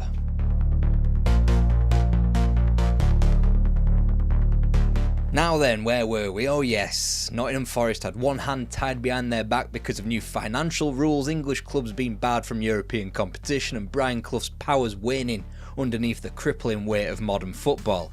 At least he had his assistant manager back. Alan Hill was coaxed back from Notts County as Forest paid £19,000 after a year without him. The manager pledged his future to the club too, signing a 2-year contract. In the early days of the 1988-89 campaign, there was a small sense of optimism. Nigel Clough had banged in 20 goals the season before, and the first Forest player to do that in ages. A trophy was won, who cares if it was in the Mercantile Credit Trophy, a bizarre weekend tournament of short-sided games to celebrate the centenary of English football. No matter how small, it was skin on trophy contact. Clough was hoping it would have a galvanising effect on the club, like how they had won the Anglo-Scottish Trophy in 1977 before winning the league and 2 European Cups. Despite waning finances in comparison to the big boys, which were apparently now called the Big Five, Liverpool, Everton, Man United, Arsenal and Spurs, Forest posted profits of $710,000, and after finally paying off the executive stand, the club were able to go into the transfer market swinging. Nigel Jemson, Gary Parker, Brian Laws, Steve Hodge, Lee Chapman all in. Mark Crosley would make his debut, ascending from 4th choice goalkeeper to number 1 after Hans Sager's loan out to Genk and the injuries to Steve Stutton and Paul Crichton. He'd make the most of it. First game of the season, Clough pulled a trick you might have seen Don Revie pull on the Damned United film against Clough Derby back in the late 60s, stopping the team coach outside the ground and walking the remainder in approach to Carrow Road for their season opener. Crook, and Dale Gordon's arriving with some space. Flick, and here comes the fullback Bowen. Oh, lovely strike. Alright, so they lost 2-1 and then drew 5 on the spin. Normally the season was over at New Year, but this time the summer hadn't even fucked off yet. Just what was all the optimism for? Well, first they'd notched wins over QPR and then more impressively Liverpool before the League Cup pitched up and, well, this happened. Nigel Clough took an excellent pass from Wilson to set up Foster, who levelled the scores from an oblique angle. For him, and he finds him. And a good run by the young fullback. And his fullback is in. Look, has given Nottingham Forest the lead. To Hodge and Pearce, and that was Chapman's 4th. Clough was busy telling everyone who would listen that this was his strongest ever Forest squad, and just when Brian Howard Clough had re-risen to something of a relevancy again, he seemed intent on knocking himself, and others but more physically, back down. By now he could effectively walk on the Trent if he wanted to, so the letters of support came flooding in, but it was the closest his tenure came to ending, not on his own volition of course. The FA banned him for 3 months from the touchline and fined him £5,000, and yet they could just about reach out and touch Wembley. If Parker got another chance, he'd probably take it. He's a good finisher, a good shooter, and he's really done well on that one. 3rd Division, but Bristol City gave Forest an almighty scare, but nonetheless Clough was back at the National Stadium for the first time since 1980. Given their opponents were Luton Town, Forest were marked out as overwhelming favourites. Turning a good cross back in there again. It's 1-1. Neil Webb is further forward than any of them. There's Webb. And the 6-yard boxes, Nigel Clough again. Incidentally, that was Clough's 7th major trophy. Don Revie only had 6 whilst at Leeds United, just a little cherry on top of the icing of a wonderful Wembley cake. This was Brian Clough and Nottingham Forest now motoring towards a treble of domestic cups. League Cup chalked off and a return to Wembley would not take long. Alright, it was in the full Members' Cup or CMOD Cup to bow down to the marketing god, but it came against an Everton in a match destined to be competitive. Also the prospect of an FA Cup semi-final against Liverpool for the 2nd successive year at Hillsborough. Of course, I'm not going to show the pictures from that event, but I do feel the need to repeat the remarks and opinion that Brian Clough left in the air unforgivably for 12 years. Parroting the remarks of a certain newspaper that Liverpool fans were the ones to blame. Thankfully, he'd row back on those comments in 2001. After the necessary pause English football underwent, Forest tuned up for Wembley by beating Clough's hometown team Middlesbrough 4-3 ahead of the CMOD Cup final. Centre here, it's Tony Cottee for Everton. Parker! Sharp, will he reach it? He will! Up at Parker's going all the way himself. Chapman. He can put Forest in front here. It's a fine cross, Cottee! Clear run at goal, Chapman! Normally this was not of any remote importance, but thanks to a lack of Europe, you could genuinely chalk this up as a cup double. Now it was to Old Trafford to see if the flickering light of a potential treble could stay aflame. It had taken Clough until the prior year to go so far into the FA Cup. Now was the time to see if we could go that extra step this time. Comes to Barnes. Good stop by Sutton. Back for Liverpool, but Webb. Is it over the line? I think it's a goal. Looking to link here with Barnes.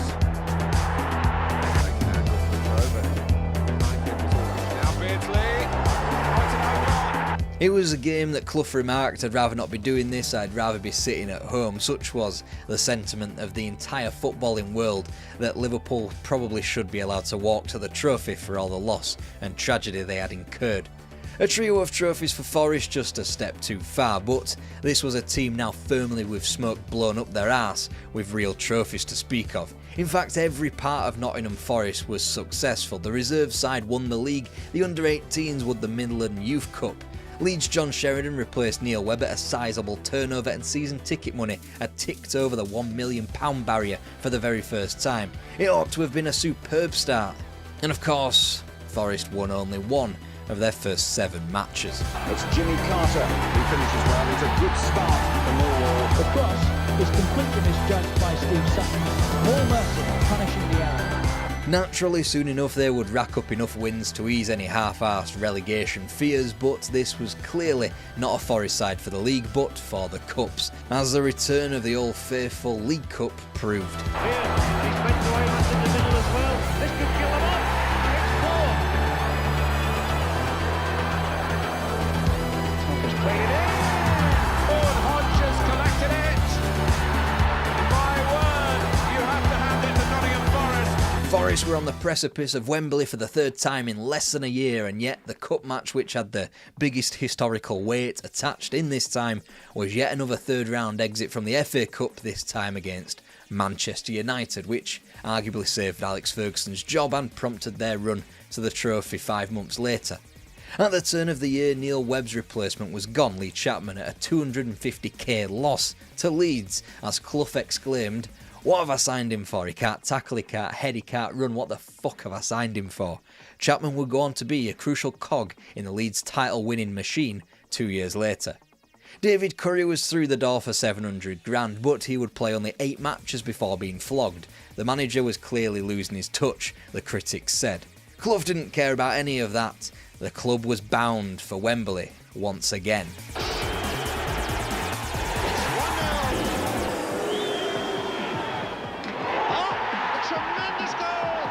Wembley in the crosshairs, but league form had long since disintegrated, losing 7 between the semi and the final. They simply had to win the League Cup to salvage any sort of pride from the season. Way up forward now, and Jensen with a chance for Forrest. He's done it! Forrest constructs the lead!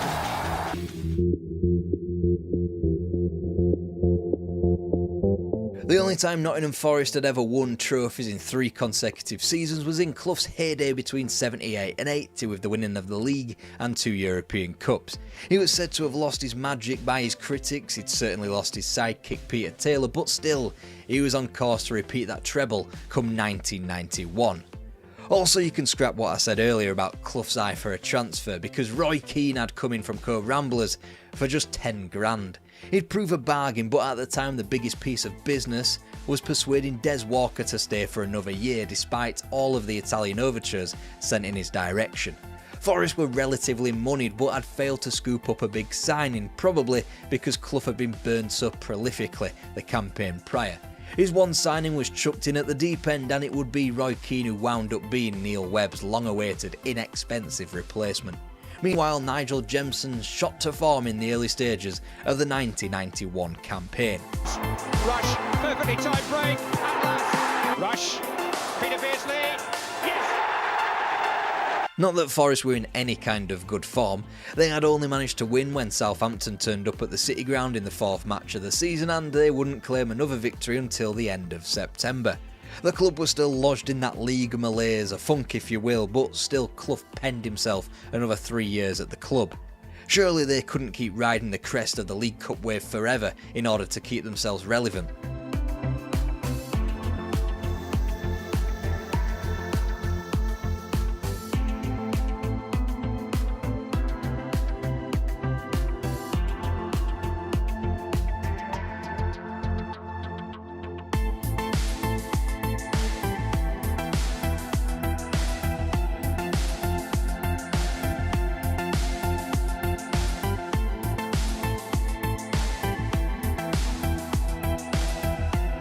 The answer was emphatically no, they could not.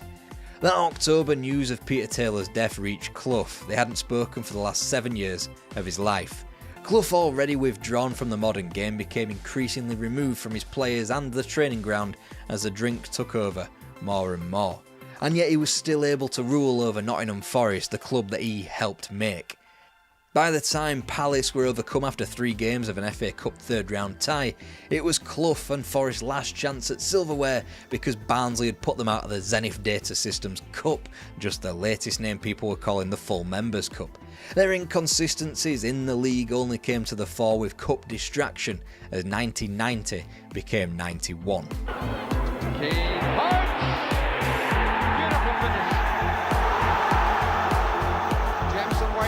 Crosby coming in, Keane as well. It's Jemson! Jemson, Keane, it's in! Keane again, it's Roy Keane! It's 2-0 Forest! Only when Wembley was confirmed did Forest return to any kind of form in the league, the most violent of which saw Chelsea the victims as they were pumped by 7 a full week after the FA Cup semi-final was won against West Ham. Forest had climbed to 8th for the 2nd season, running in advance of a 4th trip to Wembley in 3 seasons, arguably the formed team in the entire country.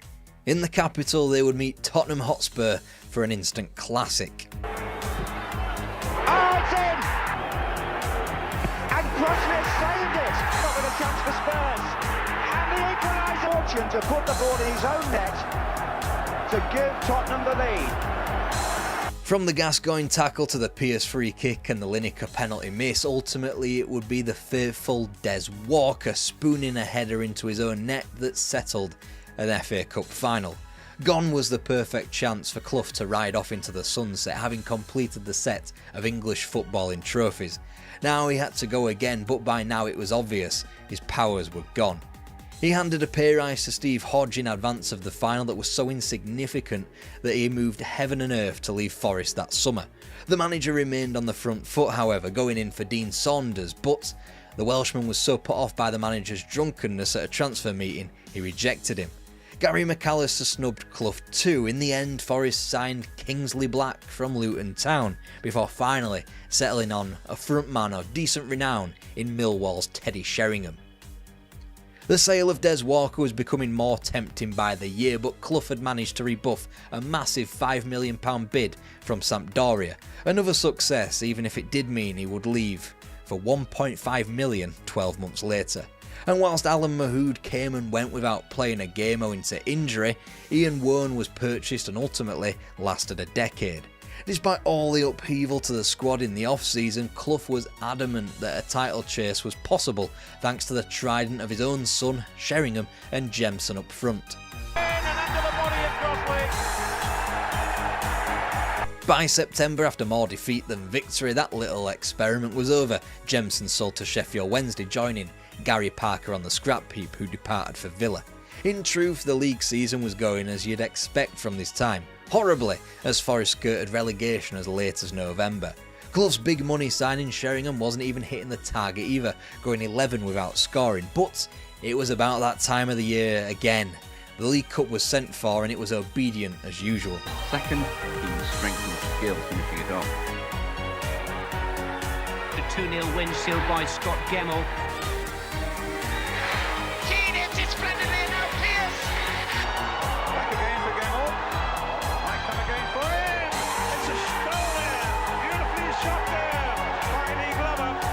Despite all of the malaise and wane of Clough's powers, Forest were Wembley bound once again. 6 days after their progression to yet another final in a remarkable spell of cup form, Forest had the chance to extend that with a trip to Fratton Park, with the winner qualifying for the semi-final of the FA Cup.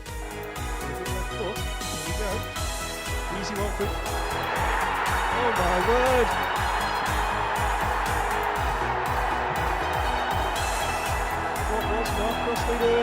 With the FA Cup gone, the road to the League Cup final and Manchester United wouldn't be straightforward. For one, Clough wasn't so sure of his goalkeeper Mark Crossley, who he would call shithouse Barnsley, or, because he went to pieces in the box, Jigsaw.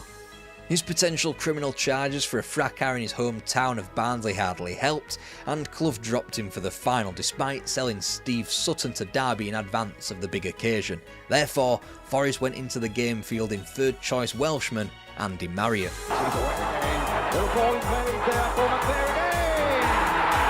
A goal for Manchester United!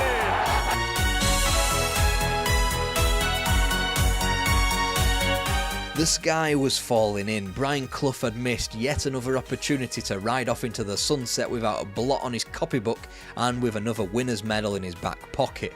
Much worse, the club chairman was forced to quit after he was arrested for fraud within his accountancy firm. Apparently it was a whole new ball game, so Clough decided to turbocharge his 4-4-2 as he met the Premier League eye to eye. Nigel Clough playing off Teddy Sheringham with two out-and-out wingers. Forest, as was natural with old Big Ed in charge of them, were earmarked as potential title challengers. They would have the privilege of hosting the first ever televised Premier League game against Liverpool.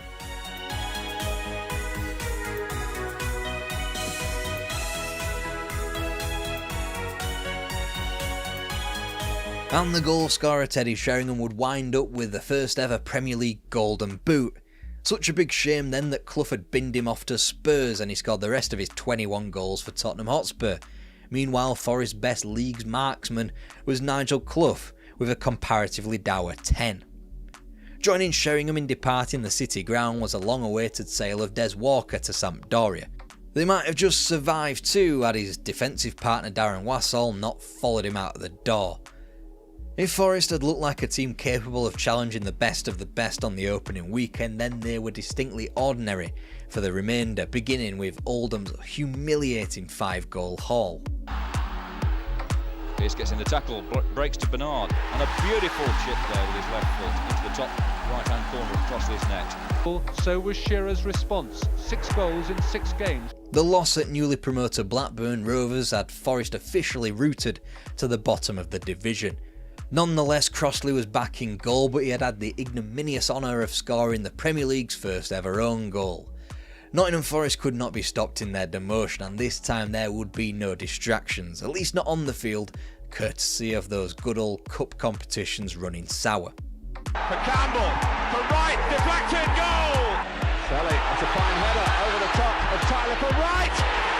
And Pearce, and still Wright, and still Wright! Maybe there was some macabre pride in losing to the eventual winners of both competitions. Weeks apart, on the same ground, to the same team, by the same scoreline, with the same goal scorer scoring the same brace. Either way, the season would retrospectively become known for the rumblings of Clough receiving backhanders, as pointed out in Jonathan Wilson's book on the manager from the infamous agent Runa Haag, whose gifts ended the George Graham tenure at Highbury a couple of years later. Suspicion started when Alf-Inge Haaland was bought for 150 grand, but the book stated that the club had paid 350 grand with, for those mathematicians out there, 200k unaccounted for, and it only intensified when Spurs chief Alan Sugar stuck his beak into the situation. This and a relegation fight is what ended Clough's managerial tenure, not the litany of missed opportunities of bequeathing the club one last trophy. Speculation about Clough's future rumbled on throughout the season as he was given the freedom of the city midway through the campaign. Scant consolation and perhaps a light at the end of the managerial tunnel given the club's form in the second half of the season. The goal in 4 matches in a row at Goodison Park, but here he hits the back of the net. As Clough missed out on players like Laurent Blanc, Andy Cole and the almighty Craig Short, Forest's descent was nearing its confirmation, but they did sign Neil Webb though, again. Names like Dean Saunders and Stan Collymore were being bandied about again for a replacement up front. They did sign Robert Rosario though, which really does beg the question, who the fuck is Robert Rosario? The Everton loss had Clough on the ropes with the dreaded vote of confidence. If this was Championship manager, he'd be gone within 2 weeks. And yet, it was that revered that he survived the ordeal, as the supporters chanted "sack the board" and rebel directors attempted to overthrow the entire club's control onto themselves. Steve Stone made his debut. Gary Crosby, famous for this goal, was back from injury, and Forest briefly found themselves out of the drop zone. A win over Southampton gave Clough enough ammunition to believe that they didn't need to spend £1.75 million on Stan Collymore. They had enough firepower. After all, they were only 1 point away from safety now, behind teams like Crystal Palace and Sheffield United, and the season had enough legs left in it yet. 8 more matches remained. Then Villa beat them, then Stuart Pearce was ruled out for the rest of the season, and finally Blackburn beat them again to leave Forest bottom again. Their latest madcap defeat, 4-3 away to QPR, wasn't even the maddest part of that week. Rosario managed to find the net for once, Gary Charles was done for drink driving, and the chairman was finally convicted of fraud. Just one normal week of Nottingham Forest will never happen. Thankfully, 2 days later came the reprieve against another London club. Trust it to be Spurs, charitable in handing 3 points to those in need in a relegation dogfight.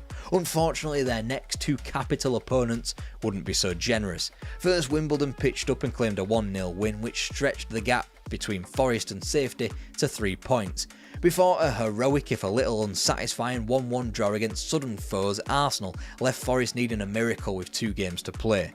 Come the final home game of the season against Sheffield United on May the 1st, Forest needed a win to take things to the final day. And still Hodges is opened up for him, and that is a top-class finish. Hartfield, oh Gale, a free header, and a goal for Sheffield United. They didn't, and with the leak that Clough was to retire at the end of the season no matter what, a final outpouring of grief came against Sheffield United with relegation confirmed. After the emotional afternoon, Barry Davies asked Brian Clough if he could have a word for television. Clough's reply was simple: goodbye. Clough admitted that the fans shouldn't have been subjected to the abject relegation, a season of humiliating drift towards the Football League. It was in these years that Clough realised he couldn't win the league again. For one, there was the financial might of others and a strong duopoly of Liverpool and Arsenal under the control of Kenny Dalglish and George Graham. The Cups simply had to do, and in shedding themselves of the belief of a league tilt, Forest became prolific again, even if Clough couldn't get his hands on the trophy he really wanted, the FA Cup. Ultimately, Clough and Forest parted ways because of the freshly moneyed vehicle called the Premier League, and now everyone was too strong for Forest. They couldn't compete against even some of the smaller clubs the division had to offer. Almost 20 years in the job, the momentum simply wasn't there. The game was becoming more modern. Clough was yesterday's man, still wedded to his laissez-faire 4-4-2 and a stubborn refusal to practice set pieces. Nottingham Forest were literally on top of the footballing world, and no, that's not hyperbole. They were the reigning and defending two-time champions of Europe after wins over Malmo and Hamburg, and the club sprung for 3-year contracts for manager Brian Clough and his assistant Peter Taylor. Everything was going perfectly. But you only needed to scratch under the surface just a little bit to see that that was not the case. First off, Archie Gemmill had done one, and he was replaced by the little-known Grasshopper Zurich player Raimondo Ponte. Secondly, Trevor Francis was so injured that he could not be sold. That didn't stop Clough spunking 1.3 million on Coventry City's Ian Wallace, France's would-be replacement. After such a high of winning a second European Cup, there wasn't a shortage of players wishing to follow Archie Gemmill in leaving. Gary Birtles requested his transfer that summer, and Stan Bowles was quick to follow him onto that list. Factor in a money-spinning but grueling 10-game pre-season that took in a tour of the Americas to Canada, USA, Colombia and Ecuador before a brief pit stop closer to home in Ireland and a European jaunt to Netherlands and Switzerland, all before the campaign kicked off in anger at White Hart Lane. Crooks is away! Oh, that's beautiful! Hardly the serene plonk back down to earth, especially when Clough was faced with a potential player walkout over bonuses. The return to form, however, was swift as a more traditional, more Teflon version of Brian Clough stepped out into the 1980-81 campaign. 6 unbeaten in the league, the manager even had time to talk somebody down from a bridge in September. Suddenly everything was rosy again. Profits of over 300 grand were being talked up and the City ground was being renovated. The one thing that the renovation demanded, though, was a lengthy and lucrative cup run in Europe. Enter CSKA Sofia, the archetypal crack Eastern European team of their day. Nottingham Forest had gone to Bulgaria for the first leg and lost 1-0. In the days of the European Cup, this was seen as a victory. Now Jelisov, and this looks useful. Get him up. Oh dear! From Forest's point of view, a total disaster. That was until the Bulgarians performed the same smash and grab at the City ground in the second leg. The results deteriorated into a depression as Gary Birtles finally made his long overdue move to Old Trafford to a team that had inflicted Forest's third successive defeat. If that wasn't the pin in the old balloon that was the 80-81 campaign, then the publication of With Clough by Taylor from the manager's assistant was. Clough felt betrayed, Taylor felt jealous, 2 insecure men on the slippery slope to the end of their professional and personal relationship. Instantly, Clough began to see the bad Taylor judgments, not the man who unearthed countless European champions, but instead the man who passed on Kevin Keegan, and he'd soon pass on Chester City's Ian Rush as well. Second tier Watford dumped Forest out of the League Cup at the end of October, crystallising Taylor's belief that they were lucky to be doing well in the league, whilst Clough promised they'd improve even further. After beating Southampton, confirming 4 wins from 5 in the league, they just as easily floundered to 5 without victory. Gates in for Brazil, and Brazil's got a score here. And Walker against Shilton. It is Ipswich 2-1. This accelerated boom and bust cycle whirled around once again, John Robertson handing in a transfer request, joining a litany of European champions to do so. Fresh hope would arrive on the Nottingham Forest doorstep in advance of the UEFA Super Cup against Cup winners Valencia. Trevor Francis was back. He was in no fit shape, however, to steer the club to glory again as Valencia eked out the win courtesy of away goals. In the final season of 2 points for a win, Forest were comparatively languishing back in 8th place, 7 behind the eventual champions Aston Villa. Whilst they maintained that position throughout Christmas and in the return of the FA Cup, a trip to Tokyo to meet South American champions Nacional of Uruguay ended in disaster. That was the trigger for Brian Clough to pull the pin on a transfer grenade that saw 3 more European champions depart. Ian Bowyer to Sunderland, Martin O'Neill to Norwich City and Larry Lloyd to Wigan.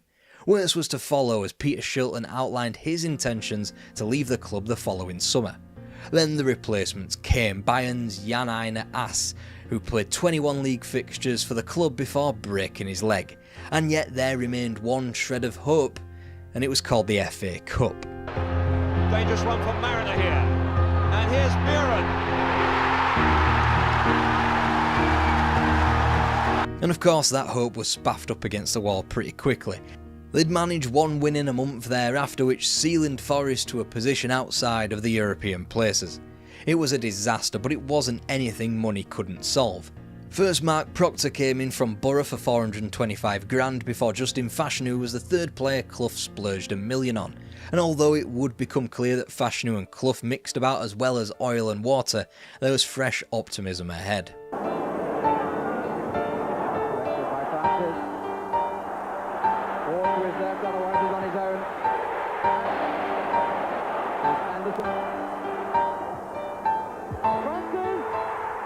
Optimism that was pissed away with the sale of another Clough £1 million player as Trevor Francis was shipped off to Main Road.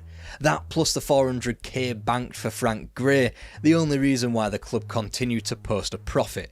This the first indicator that Nottingham Forest were embarking on a downward slope not only stylistically but financially as well. It took until October for Fashanu to find the net in a draw against Middlesbrough, and he still wouldn't equal Trevor Francis' league scoring return until November the 25th in a home defeat to Arsenal, the same Francis who was sold in September.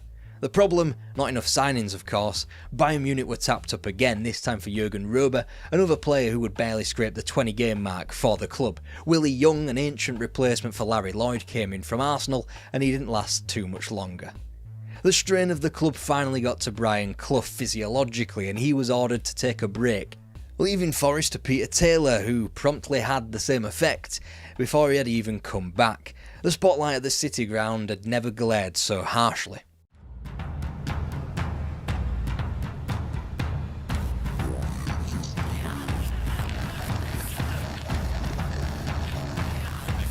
Around this time Ian Bowyer returned to the club, tacit admission that the great rebuild had been haphazard and too quick at the absolute best. Clough returned after a 2-1 win over Birmingham City to find his club in 6th position in the league and only on the suburbs of a title challenge. Upon his re-emergence in the dugout, Forest promptly bounced out of the League Cup to Spurs before losing a Nottingham derby to County in the first such top-flight game since 1925. After a February loss to West Brom, Clough blew up, transfer listing their two expensive attacking talents, Justin Fashanu and Ian Wallace, as well as a cornerstone of the European Cup wins, John McGovern. This was a club well into a £1 million overdraft, yet Clough refused to part with his precious Mercedes-Benz rental car that was burning a £580 hole a month into the club finances. The season couldn't finish before Clough trotted off on another break, this time to Cyprus, of course on doctor's advice. Meanwhile, Forest wouldn't win in those 2 weeks. Then they picked up speed, 8 unbeaten through a nicer patch of the fixture list, still only housing Forest in 9th, but in this, the first campaign of 3 points for a win, they were only 11 back on surprise leader Southampton with 2 games in hand. And we might be here discussing Forest's qualification for Europe, or maybe even a second championship, if not for the absolute disaster that was known as April '82. 1 win from 6 bled into a cataclysmically bad start to May, losing to both Liverpool and Man United before the even more cataclysmic news that emanated from Peter Taylor. In his words, he'd shot it, so he was retiring. Or so he said.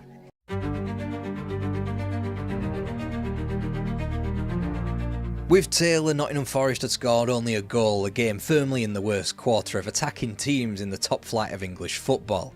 Like their goal tally, Forest's finances had dwindled fast. Gate receipts down 102 grand, revenue down by nearly $1 million, and the club were severely stretching to pay for the brand new executive stand. Directors were resigning left, right and centre, players departing in the same manner too. Predictably, Justin Fashanu after 3 league goals in 31 games before Rober, McGovern and Shilton all followed him. Incoming was Shilton's replacement Hans van Breukelen from Utrecht, whilst Clough was hardly straining scouting sinews by bringing in Colin Todd and Gary Birtles. By the time Brighton pitched up at the City Ground, apathy had set in, 13,000 showing up. But for all those negatives, the 1982-83 campaign is probably more remembered for the complete and utter disintegration of Clough and Taylor's relationship completely played out in the public eye. After he had quote-unquote retired, Peter Taylor turned up at Derby County of all places. Maybe if you're being cynical, perhaps this further betrayal focused Clough in October and November. Robinson there for the kick in. Header from Young. Chance to run at defenders. Cross into on going away, and then comes the Wallace. A lovely touch off too. Bertels is through here. If you discount the obvious outlier in Graham Taylor's Watford, Nottingham Forest could even be construed as the team most likely to stop Liverpool from retaining the league.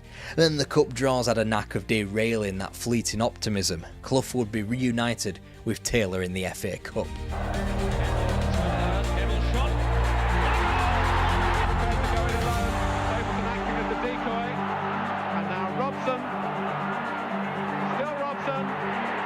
Yeah, not only did Brian Clough suffer the ignominy of going down to his former assistant at the very first opportunity, but it was rolled up into a hellacious month that coupled up eliminations from both domestic cup.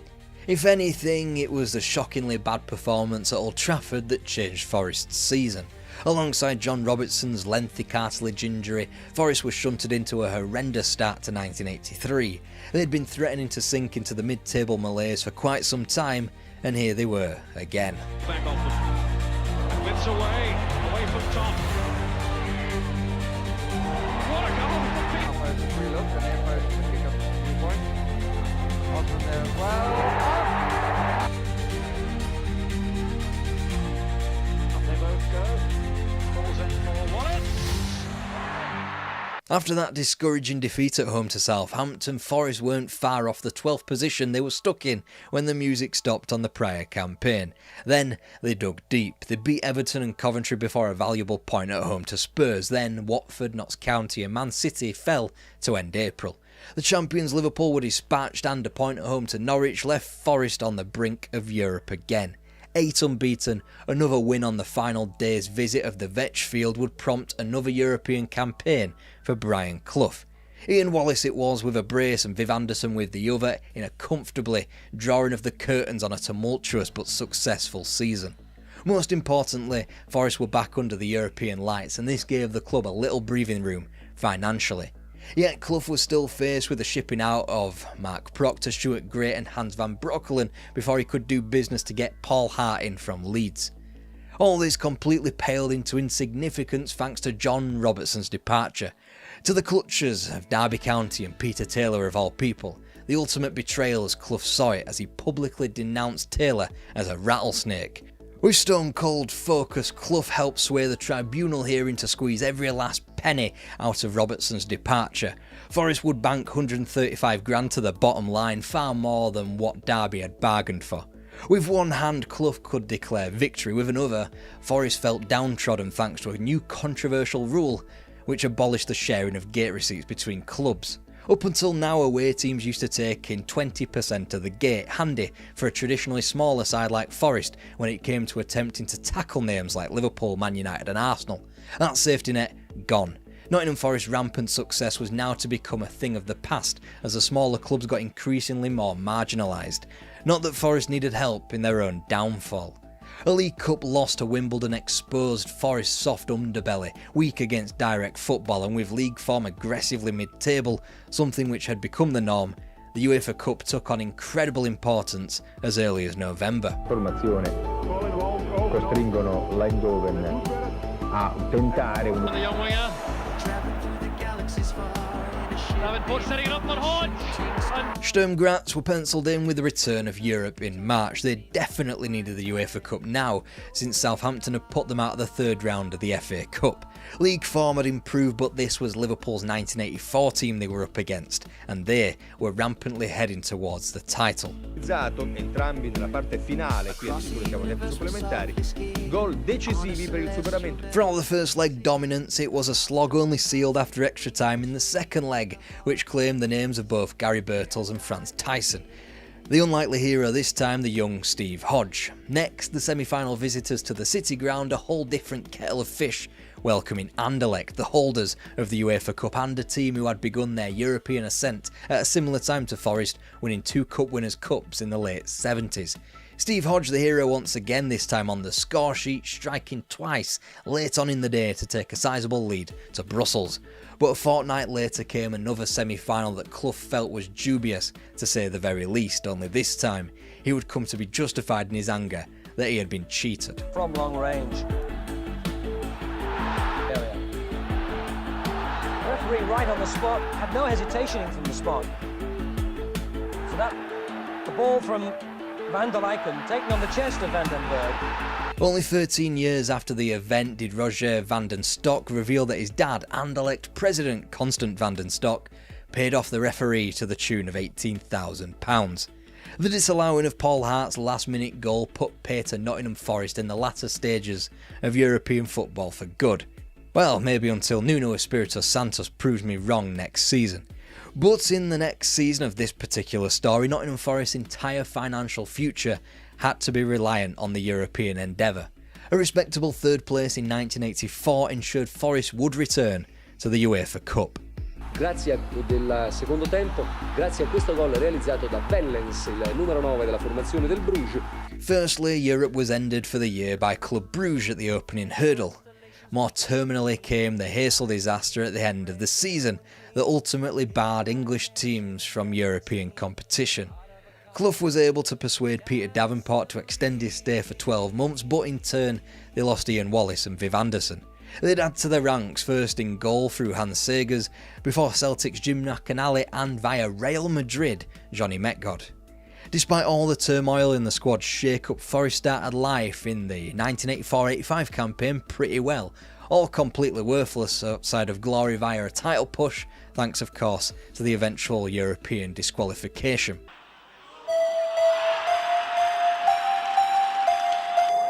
Here's Christie. Bowie up. Ultimately, it'd be a campaign marked by early cup eliminations to teams like Sunderland and Wimbledon, and a series of inconsistent performances in the league as Forest meekly whimpered out into 9th despite a certain debutant, Nigel Clough, striking up a partnership with Peter Davenport up front.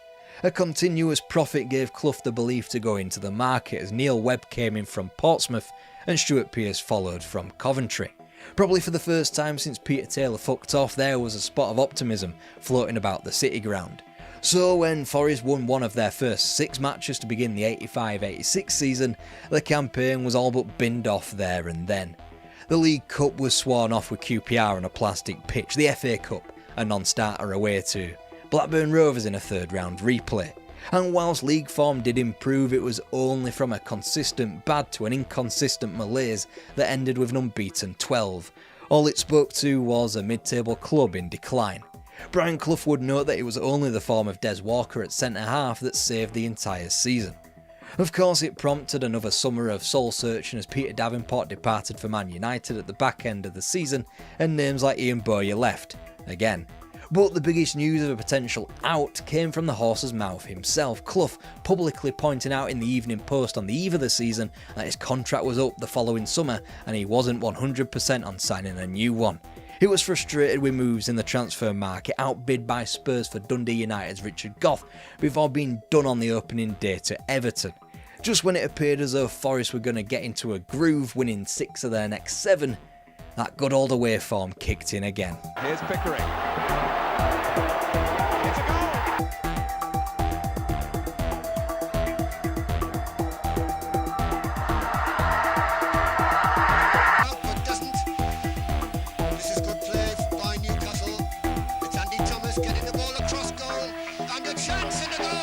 Clough was quick to label his players an absolute disgrace long before a 5 defeat in the FA Cup third round in 6 years, this time to Crystal Palace. The League Cup couldn't save them either, out to Arsenal in the quarter-finals in a rough couple of weeks. The summer of 87 therefore was one of damage limitations. Out went Chris Fairclough, Johnny Metgod, Gary Mills, Gary Birtles again, and even assistant manager Alan Hill, who took up a youth administration job at Notts County. Clough found himself rejected again in the market, this time by Oxford United's Ray Horton. Nonetheless, the season started competitively as Forest began to rely on teenage debutants such as Steve Chettle. Come the autumn, those shoddy scorelines of 3-3 and 4-3 were swapped for 5-1 on the spin without conceding. But naturally by New Year, like clockwork itself, Forest's half-hearted title appeal lost the run of itself again, as they began 88 with defeats against Newcastle and Everton before lapsing to draws against Watford and Charlton. This was a club and a manager being ceiled by the rigidity of modern football. The one hint, the one glimmer of light laid in a competition that Clough still had yet to win as a football manager, the FA Cup. Chettle and Glover combined to set up Wilson's goal after 23 minutes.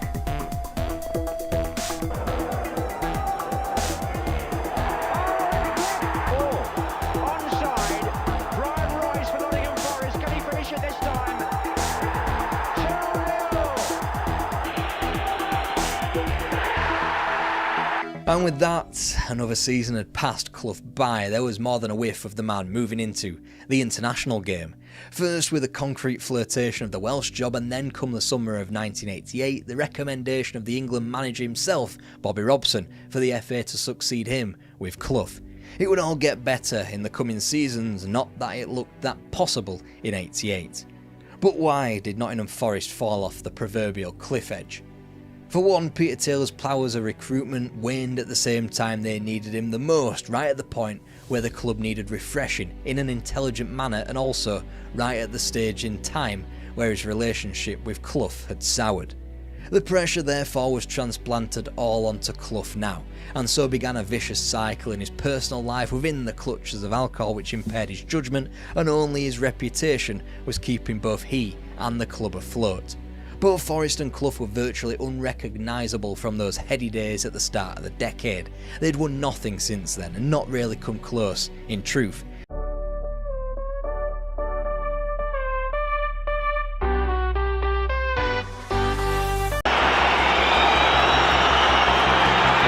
That's all over, Martin. It's the great escape for Everton.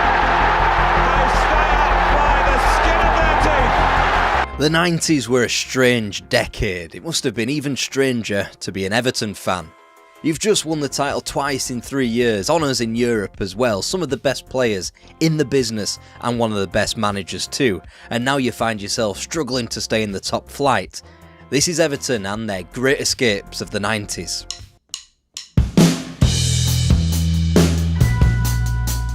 Howard Kendall left the club amid the celebrations of the 1987 Championship win. The club appointed his understudy first-team trainer Colin Harvey as his successor. An Everton version of the boot room this most certainly was not. There wasn't the depth nor the quality to the Blues' backroom staff, and when it came to rebuilding a squad, Everton didn't nearly have the finances or the scouting know-how to go again. They stayed within the top 8 in Harvey's time, reached a sorrowful cup final in '89, but they could barely have been more removed from those occupying the top of the division, Kenny Dalglish's Liverpool and George Graham's Arsenal. Nobody in their right mind could have caught Liverpool in '88, fair enough, but for as much as the '88-'89 campaign is lauded for its great climax, both Arsenal and Liverpool only returned 76 points. Yes, that's a full 10 behind Everton's '87 vintage and 14 behind their 1985 championship winning tally. The Toffees' record of 8th with 14 wins, 12 defeats and 54 points rendered it their worst season in a decade. The club was in danger of becoming a relic. Signings like Tony Cottee, Peter Beagrie and Norman Whiteside made no sense, club legends leaked out of the club like a faulty tap, and factions between the young and old of Everton left a squad deeply divided. Not even a faint promise of Europe could push the club on into the 90s, as they finished a full 11 points behind the only English representative, Aston Villa. And precisely in spooky season 1990, Goodison Park was treated to a slasher film. Everton were cut from the League Cup by Sheffield United, marooned in 18th after 7 points from their first 10 matches. And they'd replace Colin Harvey and get their new man. A new man, same as the last man. And that was despite rumours of Ron Atkinson, Steve Coppell, Joe Royle and even Franz pissing Beckenbauer. Yeah, it was Howard Kendall back after 2 top 7 finishes in La Liga and a brief run in the UEFA Cup with Athletic Club, as well as a year at Manchester City, which looked to be turning a corner after a mid-table first season. They sat 5th on 12 places and 8 points ahead of Everton when he took the Everton job again. Colin Harvey meanwhile just accepted his demotion back to trainer. A man who had virtually no authority as manager now had minus authority as just a coach. Still, results improved to a safe but morbid mid-table finish. It tells a story that Everton's biggest victory of the season came early on in the FA Cup. 3 matches, 5th round, 1 dynasty collapsed, and it wasn't Everton for once. There will be a replay at Goodison Park on Wednesday.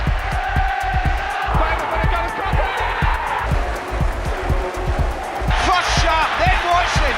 A wonderful save from Bruce Grobbelaar. And who is it that comes in? It's Dave Watson again. Befitting Everton of the time, the victory meant absolutely nothing. West Ham eliminated them in the subsequent round. The New Age mantra of nowhere in the Cups, nowhere in the League persisted through both the final campaign of the old First Division and the first Premier League season. Despite optimism in signings like Peter Beardsley, despite the return of Howard Kendall, turns out he'd come back to a club in ruins after all. 2 points off the drop zone at the turn of the year in the first edition of the Premier League, only a good start to 93 and a more consistent spring hobbled the Toffees to mid-table. 13th was Everton's worst position since 1981. They had been in the rumours the Liverpool dynasty began to collapse, but simply put, new empires were being built every day.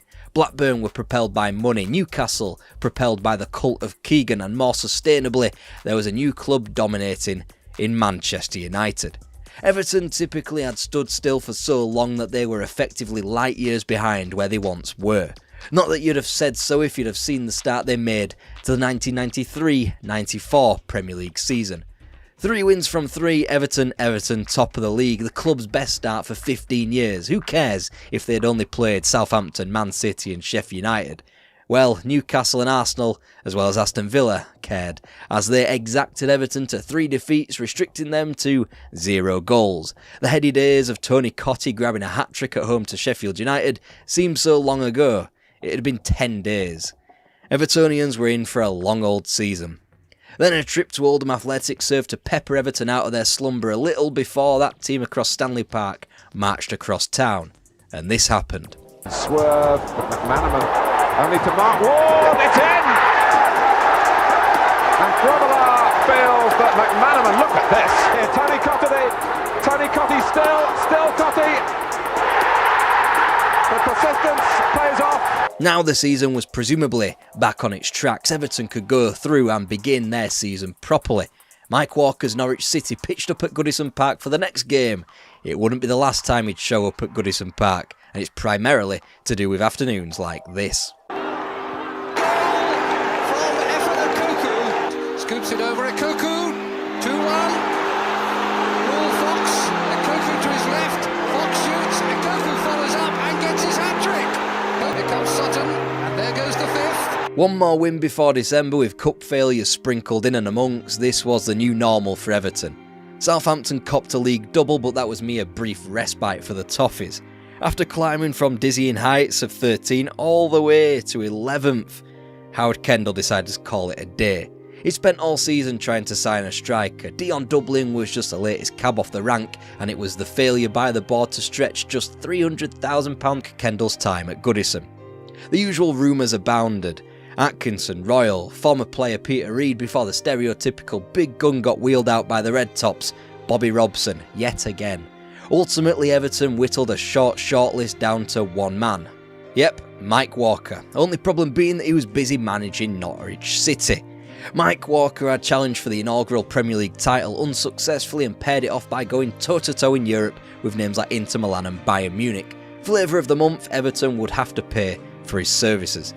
The club were in limbo. 1 month it had taken them to hire a manager, and when it comes to December and the Premier League, everyone knows that's the most hectic month. In the 31 days between Tony Cottee's winner at home to Southampton to a January 3rd trip to Stamford Bridge, not only did the club not win any of the intervening 6 league games, but they failed to score a single goal, in a time where the club were trying to pay out another club's manager but couldn't afford to buy a striker.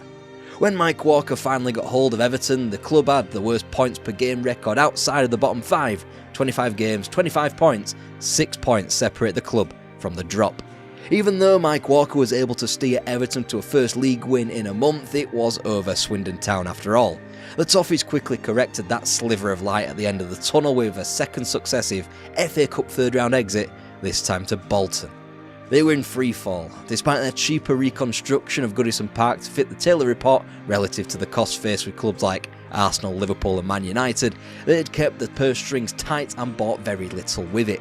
Anders Limpar was supposed to bring excitement, but didn't. Graham Stewart didn't set pulses racing, and whatever the club thought they were achieving by signing Southend's Brett Angle for £500,000 didn't occur.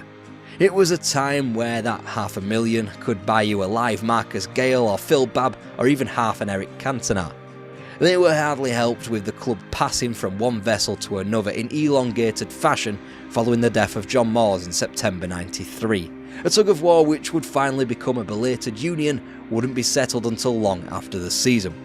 £4 million worth of debt had been accrued. The stadium was half built as the club looked to stem its hurtling towards relegation. An uptick in form was very much welcomed at the start of '94 as Everton toiled through the sludge with wins over Chelsea and Oldham, with draws against Ipswich and Arsenal packed in between. Only problem with those decent 8 points from 4 games, all of them took place at home. Not necessarily a problem in of itself, but given that 8 of their remaining 12 matches would be on the road, it was. Just 9 points separated Everton from a catastrophic relegation to the Football League, and they'd only won away at Southampton, Oldham and Ipswich all season. Some of the grounds they'd have to navigate to included Carrow Road, Hillsborough Villa Park, Upton Park, Loftus Road and Elland Road. Out of the teams that played in those stadiums, only West Ham occupied the bottom half. Oh yeah, and there was a trip to Anfield, and it was next, and it went about as well as you'd expect. There's Preki counting it in. Dave Watson scores for Everton. Down at the other end, there's Rush. Ian Rush scores for Liverpool straight away. Plays the ball through to Fowler. Fowler is onside. It's Fowler against Southall. And Fowler has scored for Liverpool. Then Mike Walker had to return to Carrow Road for his new club's next match, and that also went as you'd expect. And now the club really were in freefall. Spurs beat them, Wednesday beat them, Blackburn beat them, and after a brief return to 3 points at Upton Park, both QPR and Leeds beat them. 8 matches, 1 victory and 1 goal scorer. Everton went into the final day in an incredible amount of trouble. The only thing going their way, the multitude of teams in the great relegation dogfight of 1994. Surely, all of them couldn't win. Every team up to Southampton could still get sucked into the Football League. Southampton, Sheffield United and Ipswich Town all needed to better Everton's result. Whilst the former were paired off with teams in the bottom half in the capital, the Saints with West Ham and the Blades with Chelsea, Ipswich had to go to second place Blackburn. Meanwhile, Everton needed a win and had to hope that one of those 3 teams above them dropped points. They hosted Wimbledon. If they did their job, Oldham's result at Norwich City wouldn't matter. Fate had shined down on the Toffees. They were the only team with home advantage, but each team had an opponent with nothing to play for. The Toffees priced favourably at 11-10 to go down, third favourites behind Oldham and Ipswich, but it started disastrously. Andy Clark on the near. Limpar just got a touch to that. No penalty! Handball! Down to Southall. Oh, he very, very nearly made it. Unsworth, 2 together, and Ablett. Clark gets the congratulations on the Wimbledon players. It didn't matter one bit that both Southampton and Oldham had fallen behind. As long as Everton were behind, they were going down to Division 1. And that goal was a kickstarter that the Toffees needed, even if the other teams weren't playing ball.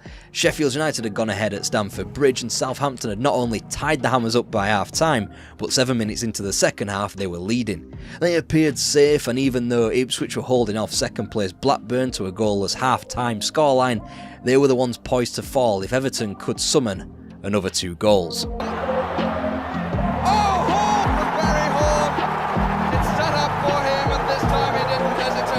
One more was needed. News from London pushed the Blues on. Chelsea had levelled things up against Sheffield United. One end of the bargain was done. Now all Everton had to do was fulfil their end. Bit of tease from Limpar. Stewart again. Yes! Graham Stewart. Ipswich Town were down last minute at Stamford Bridge. That didn't matter to Evertonians. Somehow they had not only escaped the drop zone, but found themselves top of the bottom 6 on 44 points. The blue half of Merseyside could breathe a huge sigh of relief for the summer.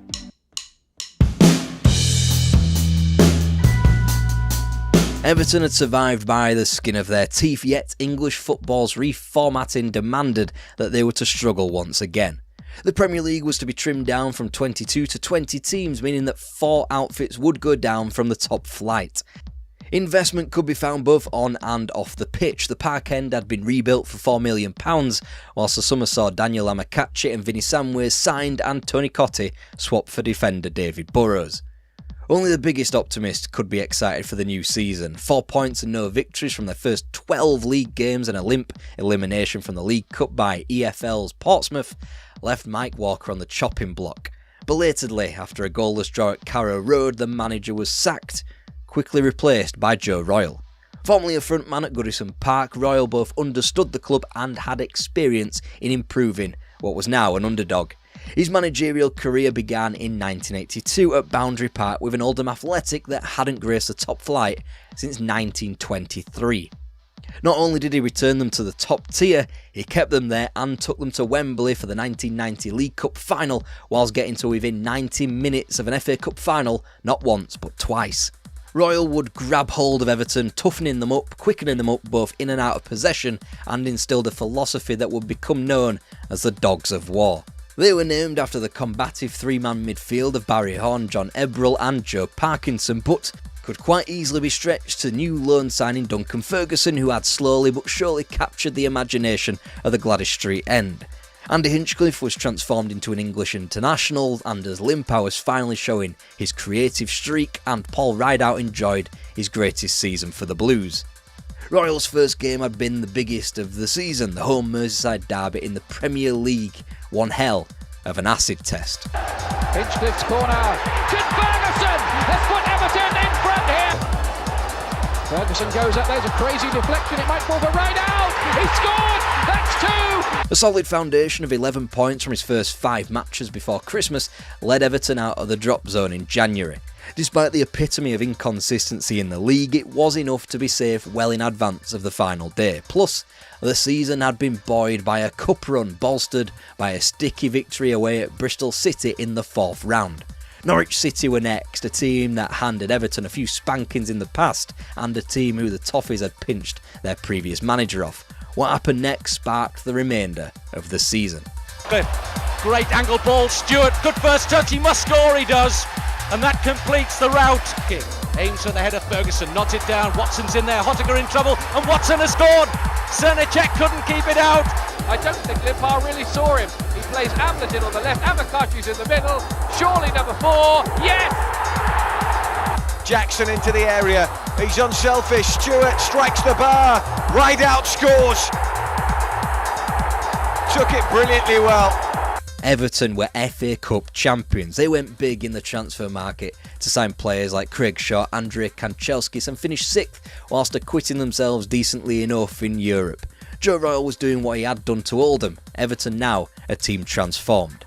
They continued to be ambitious, acquiring Gary Speed, Nick Barmby, whilst also planning for their goalkeeping future with Paul Gerrard. Challenging for Europe again as 96 became 97, a trip to the Riverside derailed everything. 6 league games were lost on the spin. Not only had Everton been dumped out of the League Cup by York City, but they'd also gone down in the FA Cup to lower league opposition in Bradford City before winding up in 15th place. An injury crisis with Dave Watson, Craig Shaw and Andy Hinchcliffe at the heart of it, poor returns in the transfer market from players like Mark Hottiger, Terry Phelan and Klaus Thompson, combined with a downturn in form for big players like Limpar and Kanchelskis, it all meant a return to the Everton doldrums. That March, Joe Royle had been sacked, or resigned, depending on who you listen to. It all fell in a similar vein to how they lost Howard Kendall the second time around, as Royle smarted over the failure by the club to purchase Torre Andre Flo for just £1.2 million. With Dave Watson tiding the team over until the summer, Goodison Park needed a new manager.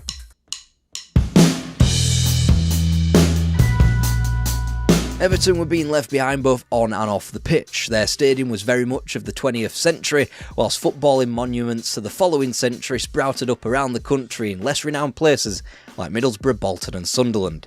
The club had become boring, they'd become old-fashioned, they'd become typical Everton again.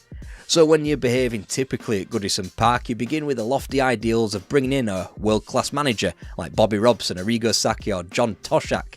Typical Everton means missing out on those names obviously and settling on a return. Bewildering this time, it was Andy Gray who effectively had been named the manager in the summer of 1997. Then he got cold feet, renewed his contract as a pundit and commentator with Sky Sports, and Everton had to lean on a man they knew couldn't turn them down. Howard Kendall, Part 3. If they weren't the Mersey millionaires in the mid-80s and they couldn't acquire the talent in the early 90s, then come the advent of the next millennium, Howard Kendall certainly couldn't boast a war chest to rival that of what were supposed to be their Big Five rivals who were competing at the top of the table. They went for players like Paul Ince, Fabrizio Ravanelli and Teddy Sheringham. They got John Oster, Tony Thomas and Gareth Farrelly. It would be funny if it wasn't so tragic. By the time Liverpool had turned up to Goodison Park on October the 18th, the long and short of Everton's happy times in the 1997-98 campaign were home wins over West Ham and Barnsley, as well as a draw in their last Goodison outing against Arsenal. But the cliche goes that the form book goes out of the window when a derby match comes along.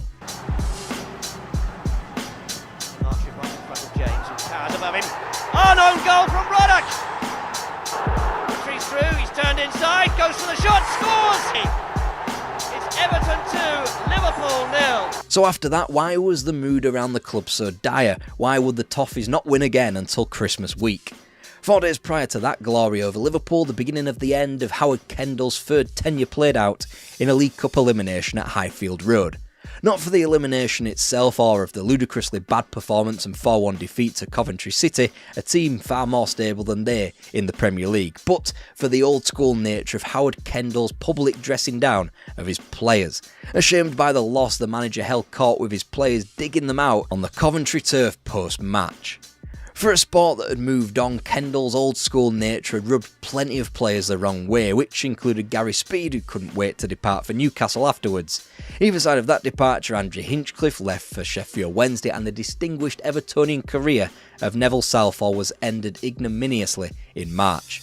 Therefore, Kendall had to harness players who were younger and more pliable, enter names like Michael Ball, Richard Dunn and Danny Cadamatri. And whilst Kendall's plundering of his former club Sheffield United didn't pull up much trees in Mitch Ward and Carl Tyler's November acquisitions, Don Hutchison's signing in February came after an improvement to Everton's fortunes. Leicester, Crystal Palace and Chelsea all beaten either side of Christmas. The most important, however, came at home to Bolton Wanderers, which would have ramifications for both clubs for the next few years. Thomas puts the cross in. Ferguson! Good run from Andy Hinchcliffe. Out to Barnby, Ferguson! And they have done! Shot comes in! It's a high-heading cross, and Ferguson! They'd been dredged out of the drop zone. Howard Kendall even won Manager of the Month, and everything looked rosy again. The Toffees in 13th place, closer to the top half than they were relegation, and crucially, armed with momentum. Then travels to Upton Park and Oakwell chipped away at Evertonian confidence. A surprise package in Derby pitched up on Merseyside and went home with all 3 points, and whilst a point was gleaned from a trip to Anfield and another draw was taken from a decent Newcastle United side, momentum had been removed. Such is the nature of a relegation dogfight. Everton's 6-game winless run had kept the status quo of a 5-point gap to the drop zone, even if the Toffees had dipped to 16th. Then a trip to the Dell took fate out of Everton hands for the first time. The gap to Barnsley was now just 2, and the South Yorkshire side had a game in hand, with the buffer of Tottenham Hotspur between the pair. When Everton got a slender triumph over Blackburn on March 14th, both Bolton and Barnsley matched it. When Everton were hammered at home to Aston Villa 2 weeks later, Bolton crept back into the conversation as they beat Leicester. 3 days later, Everton's rivals had their long-dreaded still on the right side of the dotted line. When Everton finally won a game impressively at home to Leeds via Hutchison and Ferguson goals, the irritations underneath them would not relent. Bolton victorious over local rivals Blackburn, Barnsley and a similarly charged derby against Sheffield Wednesday. The Toffees had leapt up to 15th but still remained at arm's length, whilst Barnsley fell into the oblivion thanks to their fixture list that saw defeats to Newcastle and Arsenal. Bolton stayed alive by beating both Aston Villa and Crystal Palace. April 25th therefore, with Everton due to be served to Arsenal for their title procession the following week, it meant they had to get points on the board when Sheffield Wednesday visited Goodison Park. Has to get the cross in, does Pembridge, 1-0 to Sheffield Wednesday. Their lines, but not well. Oh, deflection there, I think. Oh, look at that. 3 foot. It must be a goal, surely. It's almost like a practice session, this. And then, after Tony Adams predictably summed it all up and Everton had to watch Arsenal lift their Premier League title, the Toffees had finally bottomed out into the drop zone. Bolton had hit the magical 40-point mark, but weren't safe. And yet, given the final day of fixtures, they were arguably favourites to escape the drop. They did have to travel to 4th place Chelsea, but they had other things to think about. A Cup Winners' Cup final 3 days later, in Stockholm for instance. Meanwhile, Coventry were coming to Goodison and were in 11th place, with no inhibitions and a points tally of 51 that spoke of a team unfortunate not to qualify for Europe. And yet, it couldn't have started better for Everton. Gets to it strongly, drops the Gareth Barry again!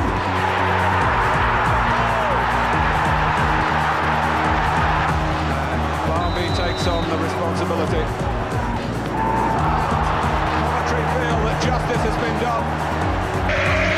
Little ball coming in towards Gallagher, that could be the goal! Breaks the deadlock! Up one at Ellen Grove, 1-0 here. Up goes Dion Dublin! Goodison Park waited with bated breath. A goal in the white of Bolton down in London, or for the visitors at Goodison, would send the Toffees down. Then news from Stamford Bridge. Jody Morris had scored and Everton were safe with a final whistle at home. Safe for now, but far, far from stable.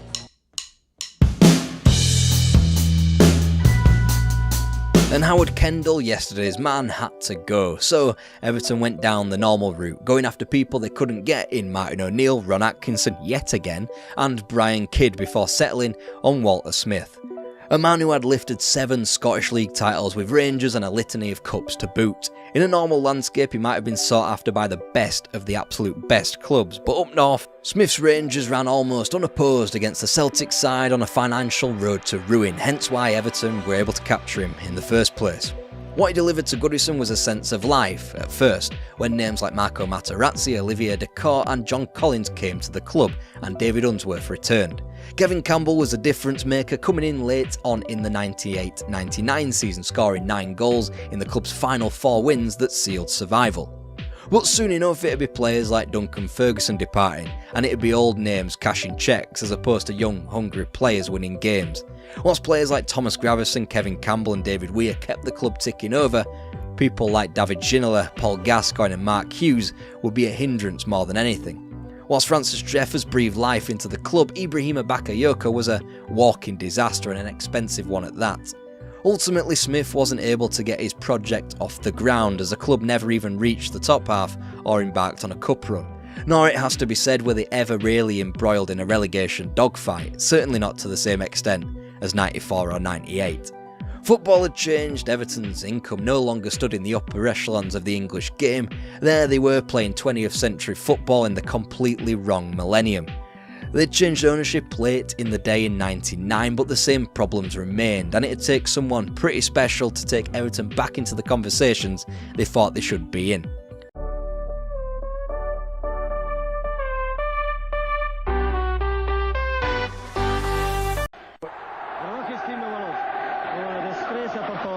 The 1970s at Pittodrie was a decade of unfulfilled promise.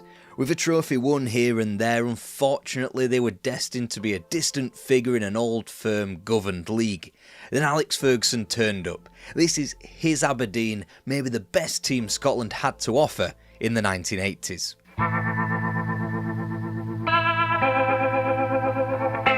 Aberdeen hadn't won a trophy until peace in Europe when they won the Scottish Cup in 1947 against Hibs. This was the era that belonged to Dave Halliday, who took the Dons to their landmark success, the 1955 winning of the championship. But as he drifted down south to Leicester, so too did Aberdeen drift down the table, whilst winning the League Cup later in '55 against St Mirren. Come the advent of the 1970s, Aberdeen was supposed to be a burgeoning city propped up by the oil industry, and yet their football team was handed the tag of bottlers thanks to Scottish Cup finals lost to St Mirren in '59 and Celtic in '67. Eddie Turnbull changed all that, helping the Dons to the Scottish Cup in 1970 before even Hibs were able to coax him southward the following year despite an enormous push for the league in 1971. 4 years later, it had become apparent that Jimmy Bonthrone's promotion to head coach hadn't worked, despite a more distant silver medal in the Championship 3 years prior. Ali MacLeod came along enraptured Pittodrie, winning the League Cup in '76 before the clutches of the national team took him. Before departing, the manager handed Aberdeen a parting gift, the recommendation of a certain Alex Ferguson. Unfortunately, and in his words, like an idiot, he wished to build St Mirren up instead, so he turned Aberdeen down. Second choice was former Celtic captain Billy McNeill, who helped change the culture at the club. He had inherited players such as Willie Miller and Alex McLeish, and in his 1 year in charge, helped bring both Gordon Strachan and Steve Archibald to the North East. The deficit to eventual league champions Rangers was just 2 points, but ultimately the timing was off. This was a Gers team that were busy winning the domestic treble. As such, Aberdeen's Scottish Cup final defeat to the Glaswegians was McNeill's last game in charge as manager. 20 days later, the club received a call from Parkhead. Jockstein was gone and they wanted Billy McNeill to continue the lineage. He simply couldn't say no. Nonetheless, his Aberdeen successor would be well stocked. Aside from the aforementioned players, the club supplied the national team for the Argentina World Cup with the likes of Joe Harper and Stuart Kennedy. In goal, Jim Leighton was also coming through the ranks. 2 days before McNeill made his final Aberdeen bow, their new manager had become available. Alex Ferguson, after St Mirren made the decision to sack him, which in hindsight sounds ridiculous. Ferguson's playing career was effectively culled in brutal fashion when he was blamed for Rangers losing of the 1969 Scottish Cup final against Celtic. His managerial career started with East Stirlingshire in 1974 before a piece of Jockstein advice talked him into quickly moving to St Mirren. There he dredged the Buddies up to the top flight within 3 years and was well on his way to establishing them as a top tier outfit. Until his sacking, that is. Either way, he hit the ground running, attempting to coax Walter Smith from Dundee United as his assistant before settling on Pat Stanton.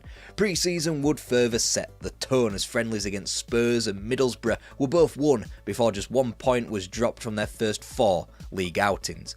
Whilst it was clear just from looking at a fixture list and 4 league defeats from September and October that Ferguson's first setback was swift, it was in this time where a first marker was set down on the manager's tenure at Pittodrie. It wasn't even the result or the manner of Dom Sullivan's late leveller at Ibrox on September the 16th. It was the fact that Ferguson was met with celebration in the away dressing room as the result came in. He had entered a club simply happy to scab a result here and there from the Glasgow clubs. Ferguson, on the other hand, wanted to crush them. 3 weeks later, when Celtic came up north, they would do, Steve Archibald smashing in 2 in a 4-1 triumph. Yet, whilst Ferguson was attempting to set standards, it was he entering virgin territory in the autumn with his first ever European campaign. Vi proponiamo di Coppa delle Coppe, Fortuna Düsseldorf, Aberdeen 3-0. A Spugge sembra essere andato in posizione troppo angolata, ma trova un bolide che sfiora attenzione i suoi compagni della barriera. Ed ecco parte un vero e proprio bolide che sembra... Whilst Aberdeen had been able to claim wins at home against Bulgarians Marek Dimitrov and indeed against Fortuna Düsseldorf, there were still lessons to be learned in their second round exit. With Europe no longer a possibility, an unbeaten run took in 2 goalless games against the Old Firm before a disappointing New Year loss at home to Morton. Won't be the last time we'll mention them. But also qualification for a first final in the Ferguson era in the League Cup. On to McDonald, left foot shot coming up, deflected, and a goal! McLean, Jackson. Ultimately, the campaign would prove that Aberdeen hadn't shook the tag of bottlers. They'd lost a final at Hampden and 2 weeks later went down to Hibs in a semi-final at the same venue.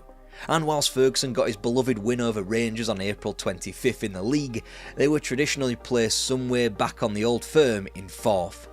All this whilst the manager had to endure a wrongful dismissal tribunal with former club St Mirren, as well as the death of his father in the earlier weeks of 1979. With this in mind, solid enough foundations had been set.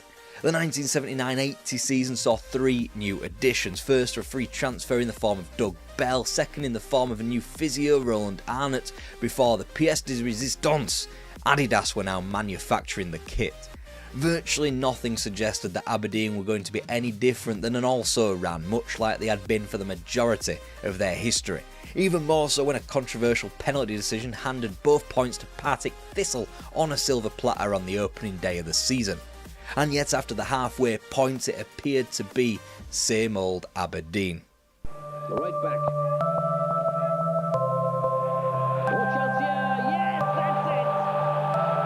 Inside and he's on the clear. Well, an own goal. 3-0. This was a team that had bottled another cup final, that had proven themselves to be naive and foolish in the early rounds of European competition, and had gone down not just once or twice but 3 times to Greenock Pissing Morton in league contests. And yet it was 4-1 on the spin in 2-legged affairs against the old firm that got Aberdeen to Hampden and to the League Cup final. Also, it was 3 wins from 3 against Rangers in the Premier Division, combined with a holding of Celtic at arm's length at Pittodrie on January 19th that kept Aberdeen in the title conversation. And whilst it could be said that Rangers got the win over Aberdeen when it mattered in a Scottish Cup semi-final in April, the season was still all set to be another of progression for Alex Ferguson. After what had become a 4th game from 5 where Aberdeen dropped points when Partick Thistle turned up on March the 1st, Aberdeen still had multiple games in hand. Then they went on a tear. Both Dundee clubs beaten, even famous bogey team Morton were dispatched via Drew Jarvis' winner before a handy point at Ibrox fed into a first crucial week of April. Mark McGee was on hand to rattle in half of the 4 goals put beyond Kilmarnock, whilst another profitable trip to Rugby Park would generate another 2 points 3 weeks later. April was all about the Dons' 2 trips to Parkhead. Well, Jarvis there with a chance. Oh, a great goal by Jarvis. Oh, that was almost a clearance by Archibald. And that's a goal, McGee. Knocked in by Scanlon.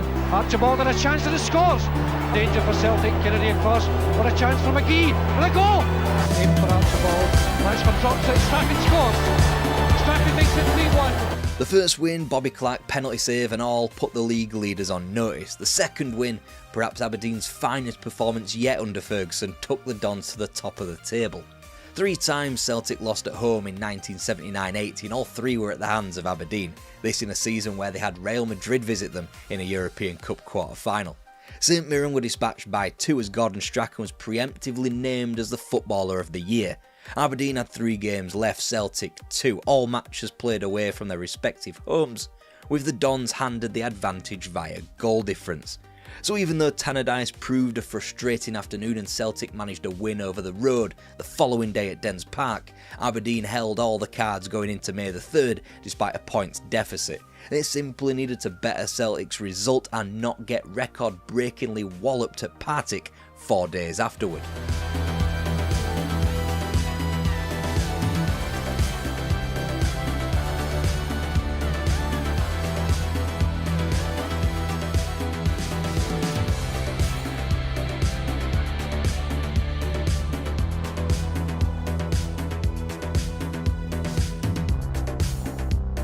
There was no news from Paisley. Celtic had failed to get anything from St Mirren. Therefore, for the first time in 25 years, Aberdeen were champions of Scotland.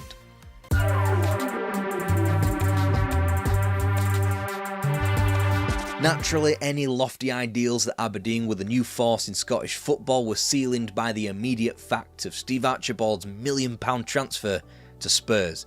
The Dons reinvested that influx of money not into the squad but into Pittodrie's biggest development for a generation as Aberdeen went the first 15 games of the 80-81 league campaign without defeat.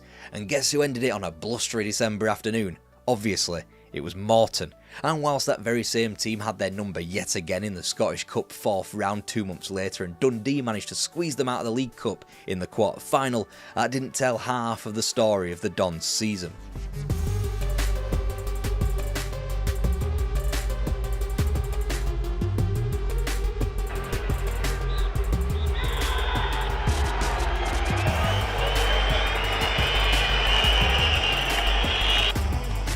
Nicely played by Johnson to Terry McDermott, and a little chip from McDermott, and what a lovely goal!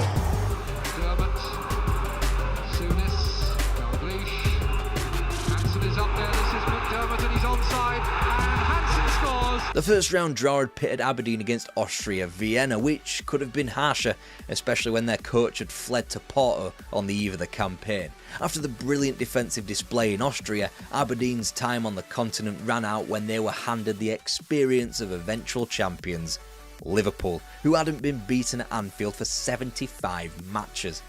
Despite Bob Paisley's insistence that Aberdeen were one of the last teams they wanted to face, the differing levels of experience was stark. The 4-0 defeat on Merseyside would prove a turning point not just in Aberdeen's history but in Alex Ferguson's career as a football manager.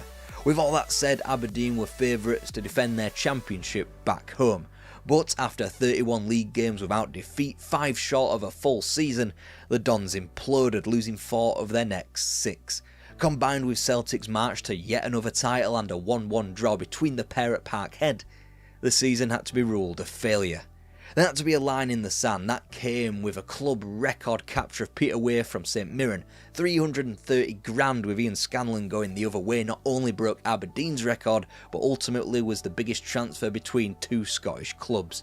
And whilst Aberdeen's league form simply continued to be drab, featuring a pointless start to their first 2 matches against Dundee United and Celtic, they would slowly turn that ship around into a second half of the season title race.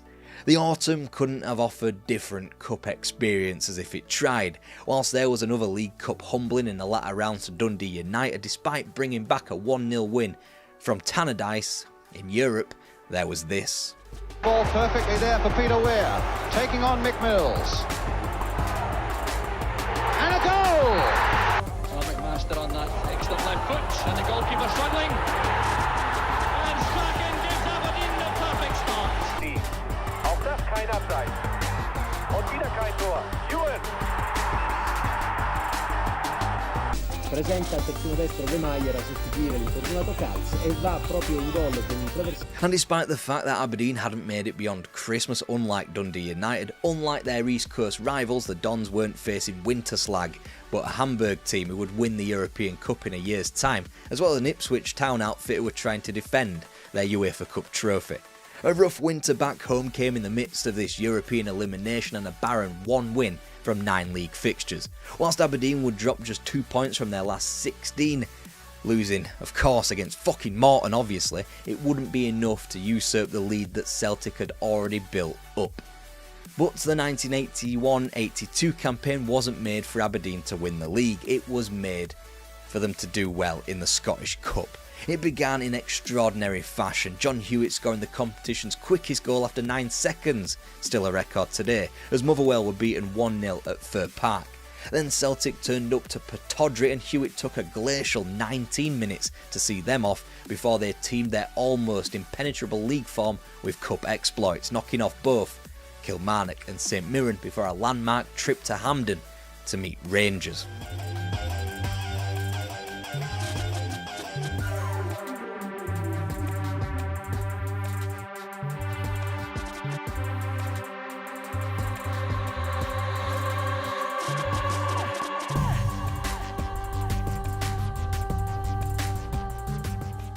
A trophy was salvation for Aberdeen and Alex Ferguson. The fact that it was Rangers who were the victims of the onslaught, even better for both. It meant Aberdeen were taken from a UEFA Cup that featured teams like Dortmund, Man United, Arsenal, Valencia, Roma and Napoli, and into an equally terrifying Cup Winners' Cup that could boast Spurs, Bayern, PSG, Inter, Barcelona and Real Madrid.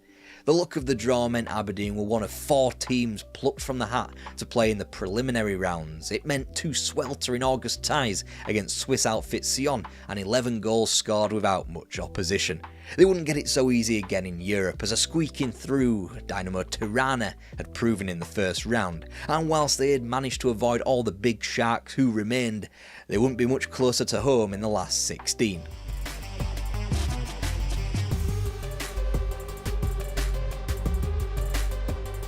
Avevano dato la sensazione di grande superiorità all'inizio. Comunque l'Aberdeen passa. With European football kindly put to bed for the winter, Aberdeen entered the second half of the domestic campaign armed with only neutral momentum. It was true that they had gone to both Parkhead and Ibrox and got victories, as well as smashing Dundee United by 5 at Pittodrie in November, but they had also lost all 3 in advance of Christmas and had been put out of the League Cup by the league's Tannadice Dark Horses in the quarter-finals. Whilst they had recoiled from their latest Old Firm defeat with 5-1 in the league and a trip to Tannadice, this time successful at the third time of asking, a blip away to St Mirren only showed that Aberdeen needed to be perfect in the league. Whilst they only sat 2 points behind Celtic with more than half the campaign to play, they did have an inferior goal difference and had played a game more. The season spun on the week immediately afterwards. Ferguson and his players weren't training on the Sunshine Coast of Aberdeen in mid-January '83, but they were partaking in a break to the Costa del Sol, and they found themselves rejuvenated. Kennedy, strong side, Rugby goes in, he's done it! Louis, one out to good ball for second goal, Mark McGee. They'd strong-armed their way to the front of the title conversation, dispatching of Motherwell, Dundee and Kilmarnock in advance of a visit of Dundee United on March the 19th. In one of the club's all-time greatest weeks, beginning with an inconspicuous yet successful Scottish Cup quarter-final trip to Partick, mixed in with perhaps the club's most important game ever at home to Bayern Munich, the Dons proceeded to spaff all their good work in the league up against the wall. Dundee United had their number for the 4th and most crucial time that season, which spurred on 2 more defeats in quick succession to St Mirren and Rangers. It meant a once vocal Aberdeen had been cast to the sidelines of a title race. But it almost didn't matter. Inevitably it's Brighton all over the ball. Alvin looking for a chance to shoot. Breaks for Cooper, now McGee. That's a great cross, Eric Black is there. It's off the line, now it's played in by Simpson, and Aberdeen are level. And it's got a touch, McLeish. And that is a special goal. Well, they couldn't agree, obviously. Strachan plays it in. The header finds the net. Make it. There's Eric Black. The goalkeeper knocks it out. It's in the net and Aberdeen are in front. John Hewitt. Good purpose as well. And Black. And the finds, and it's in. And it's in from that phase of the game. Where? Strachan. And McGee. Was it handball on the line? And it's finally in. Yes, Aberdeen had beaten Bayern Munich before the small matter of beating Belgian opposition to reach a European final. This is Aberdeen we're talking about. Franz Beckenbauer was best placed to highlight the journey Aberdeen had gone on under Ferguson when he said, "I just could not believe that this was the same Aberdeen team who had played against us in Hamburg. In a tactical sense, they had improved so much in such a short space of time." For an island that had long since flown the flag for the European game, Aberdeen were the last remaining British team in May 1983. They were the first Scottish outfit from outside Glasgow to appear in a European final. Whilst a much-changed Don side were able to keep up a futile hope of winning the league against Kilmarnock on May the 5th, the subsequent 10 days was the most paramount in club history. What would be the bigger miracle? To unseat the upstarts known as Dundee United to climb from 3rd to 1st on the league's final afternoon, or to beat Real Madrid in a European final? And even after that, they had the small matter of Rangers, Hampden and a Scottish Cup final. Just reaching events like that used to be a minor miracle. Now it had become the norm. Rugby are all in there for Aberdeen, and McLeish has come up late, and the goal is there! And that's what it is. He making the break, and Hewitt waiting in the middle! Chance for Aberdeen. Still for Eric Black. And Eric Black gets the goal. Aberdeen and Alex Ferguson had reached immortality. Whilst the league wasn't won, they could and would win it again. Nights like Gothenburg, Real Madrid and the Cup Winners' Cup weren't one of the bottle.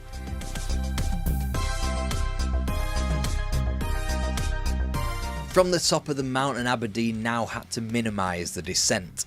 It began with an injury-hit pre-season of West Germany, but the 1983-84 season would warrant only 2 defeats from their first 24 league fixtures. Potentially choppy waters had been calmed, first by unheralded league form, then by a contract extension for the manager after Rangers attempted to stick their oar in. News of that came in advance of a second-round visit of Beveren in Europe in defence of their Cup Winners' Cup. It was all set to be another monumental season in Europe for the Dons. Sempre Strachan, lo vedete, con il numero 7 serve verso Is still in the air for this corner kick. Black goes up. There's Willie Miller. Black. Here's Strachan. Must be, yes! Altri gol non ne verranno anche per qualche bella parata del portiere Leighton. Ecco intanto il They had gotten so close to yet another Cup Winners' Cup final, but much like they had done in Europe beforehand, they'd been unseated by a team in Porto that were destined for the European Cup in the near future. Amidst the club being unsettled by personnel change, from the potential of Ferguson in the autumn to Archie Knox's departure to Dundee United and the signing of Stuart McKimmie in the winter, Aberdeen stayed rock steady back home. They were given chance to avenge a League Cup semi-final defeat to Celtic at Hampden in the Scottish Cup in May, and before that Aberdeen had to close out a title-winning campaign. First new acquisition, Stuart McKimmie's goal granted Aberdeen their 3rd ever championship with a staggering 4 matches to play, and then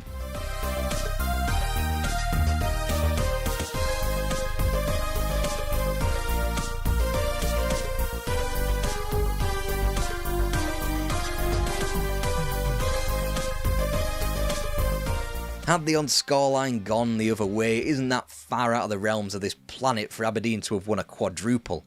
They'd won their 3rd Scottish Cup on the bounce, they'd absolutely cantered to the league and would do so again after building up another hefty autumnal lead in the latter months of 1984. This despite Gordon Strachan, Mark McGee and Doug Rugby all waving goodbye to the club. In their place were Frank McDougall and Tom McQueen, whilst Brian Grant was acquired to deputise for John McMaster's long-term injury.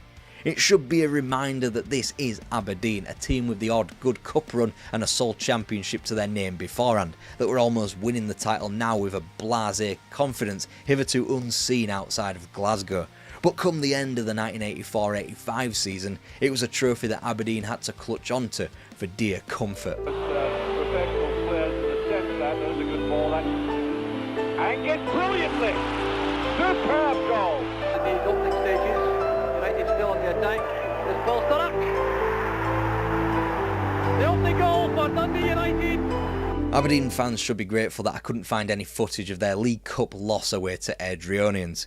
Nonetheless, it was a swift reminder to the level of the European Cup, as well as the continued strength of a still decent Dundee United team, as to how Aberdeen only won the league in '85. There was something Alex Ferguson had yet to win in Scotland as Aberdeen manager, however. He took in the start of the 85-86 campaign with eyes firmly locked on the League Cup, dispatching of Ayr United, St Johnstone and Hearts without conceding before that all too familiar stumbling block known as Dundee United was slain in the semis, again without conceding. Next was the National Stadium and Hibs. Eric Black. Just goes back to Stewart. Will they start? 2-0 to Aberdeen.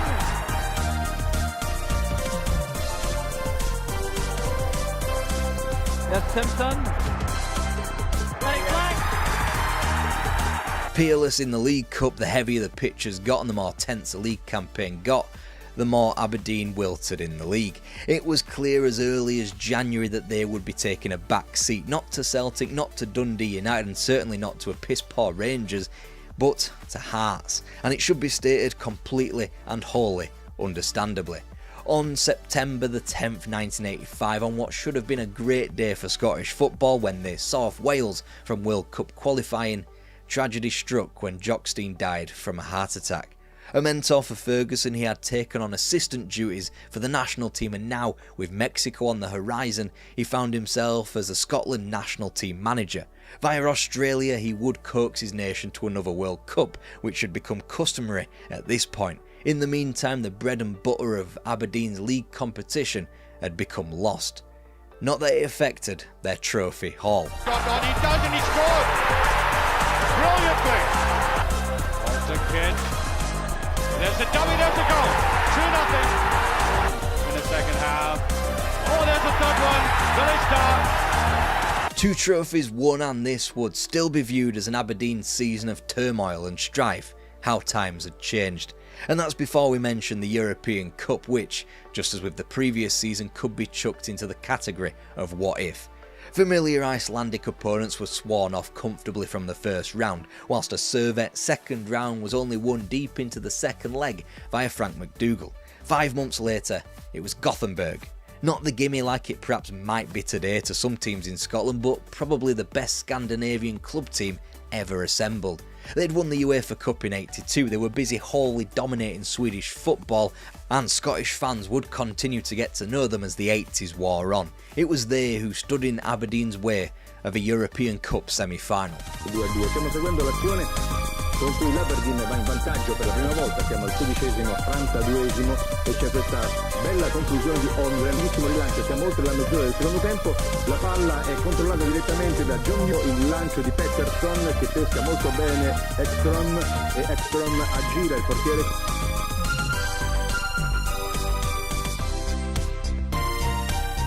So without losing a game of football, Aberdeen cruelly found themselves out of the European Cup, as the Final Four was made up of teams like Anderlecht and Steaua Bucharest, who Aberdeen would fancy themselves against, as well as Barcelona, who surely could be seen as beatable if Aberdeen had been able to take the scalp of Real Madrid. But even before the Scottish Cup final in May, there was a sense that it was the end of the line for Alex Ferguson and Aberdeen. 2 weeks out from Hampden, Eric Black notified Alex Ferguson of his desire to play in France, so the manager just never picked him again. Then there was a small matter of the manager's summer being enveloped by the World Cup in Mexico, which typically ended at the group stages for Scotland.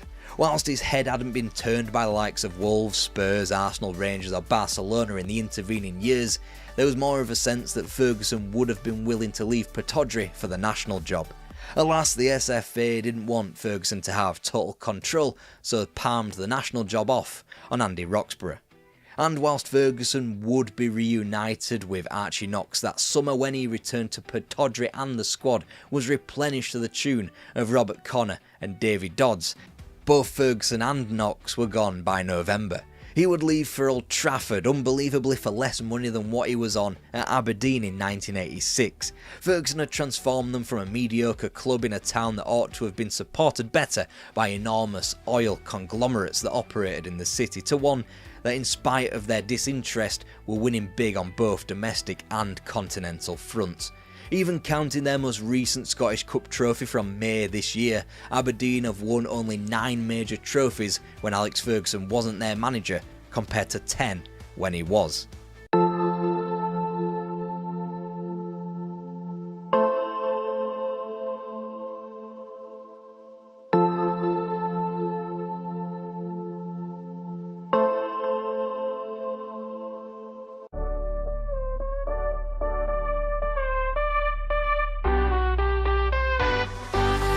Dundee United were the red-headed stepchild of Scottish football. They'd won nothing, they hadn't even appeared in a final. Then Jim McLean turned up and might have just made them the best non-old firm team Scottish football has ever seen. Fleming is inside, that's pretty good, done it!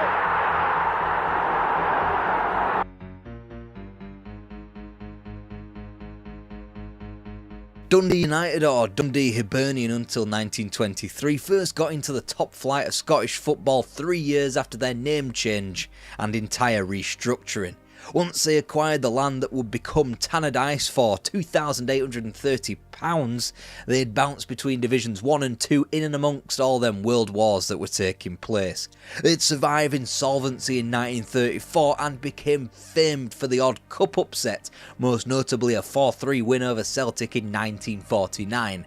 They'd act as second-tier furniture throughout the 40s and 50s thanks to the goals of garlic bread aficionado Peter McKay.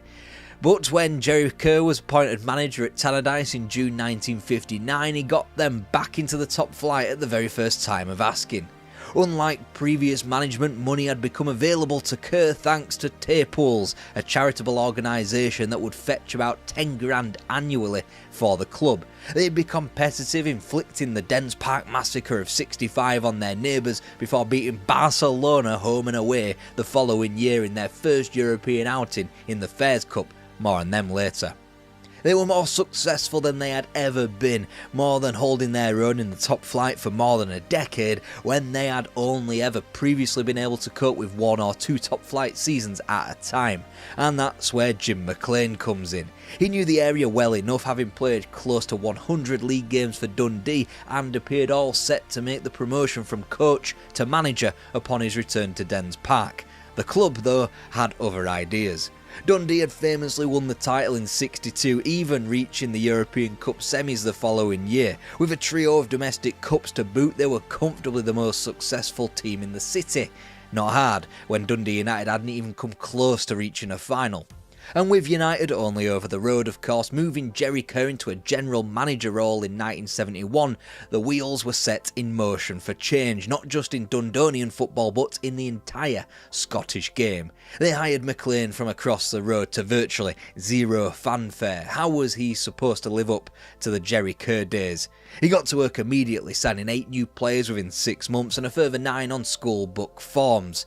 This would be a facet of McLean's time at Tannadice: sign young, sign cheap and create a culture.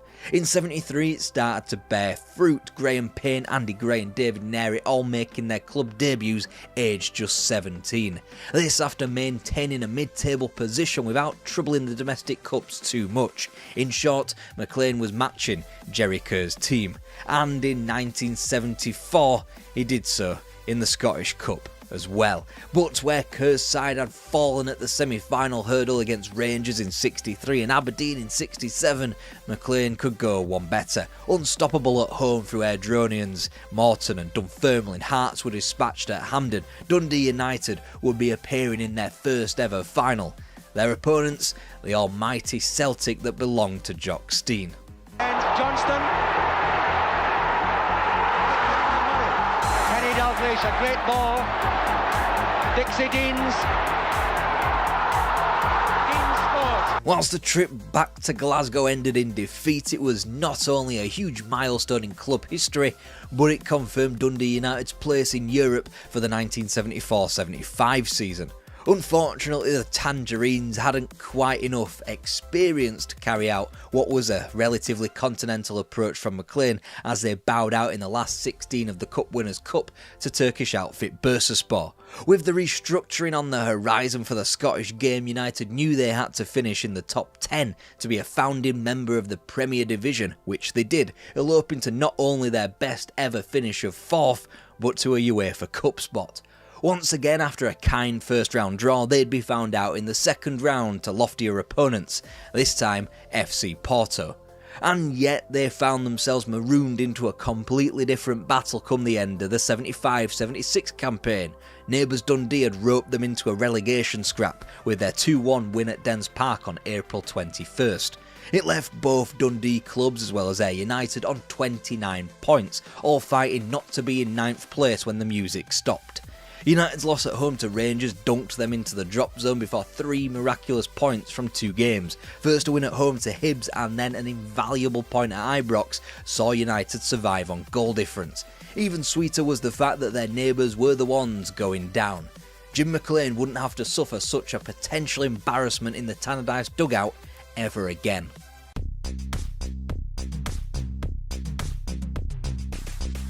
Dundee United shot out of the blocks in the 76-77 campaign, winning their first 5 league matches. After all, they kinda had to, after stumbling over the first hurdles of both domestic cup competitions.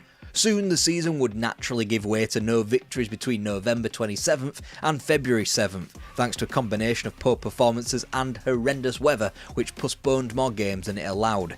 Once the season was allowed to re-enter full flow, Both United and McLean showed they had recoiled from the previous year's aberration. Kennedy. Wallace taking the kick. Sturrock must score, and he does. Here he goes. Beautifully stuck away by McAlpin. Sturrock out in front to Wallace. Wallace scores, and it's 3-2. That game just part of a 10-match unbeaten streak that had Dundee United on the precipice of a title challenge as Celtic's closest rivals.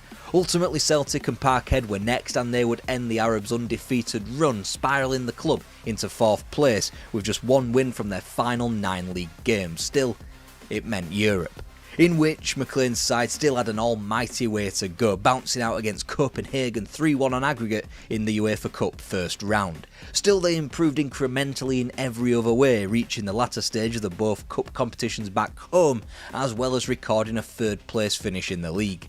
This was a team built off the backs of young and cheap recruitment. Paul Hegarty, at a cost of £27,500 from Hamilton 4 years prior, represented a Tannadice splurge. In truth though, whenever McLean did break the bank to sign players, Tom McAdam and John Borg, who turned up for a combined 100k, they never did quite fit in. But this was a club that needed to take the leap to the next level, and that meant beating the Old Firm more regularly. In 7 years, McLean had stood toe-to-toe with the Old Firm on 38 separate occasions in league format and had won just 4, losing 27. 78-79 was different. In October, both Old Firm clubs met United and neither prevailed, Frank Coppell sinking Celtic. 2 months later, the same story, a win against one giant, a draw against the other. This time, it was Rangers' turn to fall to the Tangerines in a 3-0 rout. On Christmas Day, McLean's men sat top of the table, with Partick Thistle as their nearest rivals apparently.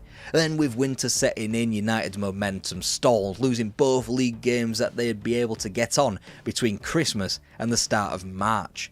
Ultimately, they'd finish 3rd again, only trailing the Celtic pace by 4 points, and whilst key defeats late on in the campaign to the Old Firm will resonate, it was just as much a trio of needless defeats to Morton, as well as at Love Street and Easter Road in the winter, that derailed United's title bid.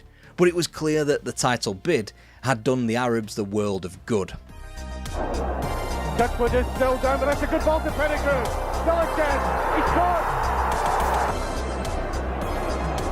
Fleming is inside. There's Pettigrew done it. He's on the clear. What he took off. A season that had apparently begun with the doom of a huge player departure in Ray Stewart at $400,000 to West Ham had reached its midpoint with the club's first ever trophy. McLean was relentless though. He already had his replacement in reserve by the name of 20-year-old Derek Stark, and still remained in the black when acquiring Motherwell frontman Willie Pettigrew and Chelsea's Eamon Bannon. And while United's other cup campaign didn't amount to much of anything, it's worth showing the first Dundee derby in the cup for 24 years nonetheless. A Pettigrew clear to score from 15 yards, spotted by George Fleming, saw Graham Kane chipping the ball neatly into the Dundee goalmouth. It struck Dundee's Ian Redford, and Paul Stark was there to score. The goal was a real beauty. A corner kick by Payne was knocked out of the Dundee goalmouth, and fullback Frank Coppell moved in smartly to send Pettigrew clear. The striker turned by the time United's 4th goal came along. It saw Pettigrew controlling a Stark cross to score. Box with this tackle, and Pettigrew accepted the opportunity of getting his 4th. Rangers would go on to eliminate United from the following round, but joke's on them. McLean's side would finish above the Gers for the first time in club history, despite a poor return of 37 points. It meant yet another campaign of UEFA Cup football, not that United knew how to manage it just yet, out at the 2nd round stage for the 2nd successive season. But Europe simply had to take a back seat because of what the Arabs were up to in the cups back home. There it is, a chance for Dodds. That's it, the opening goal, Davy Dodds. Payne with the corner kick. Hegarty's headed off the bar. The ball's in the net. Paul Sturrock scores the 2nd goal for United. There's Payne with the corner. Hegarty's in again. That's it. Sturrock.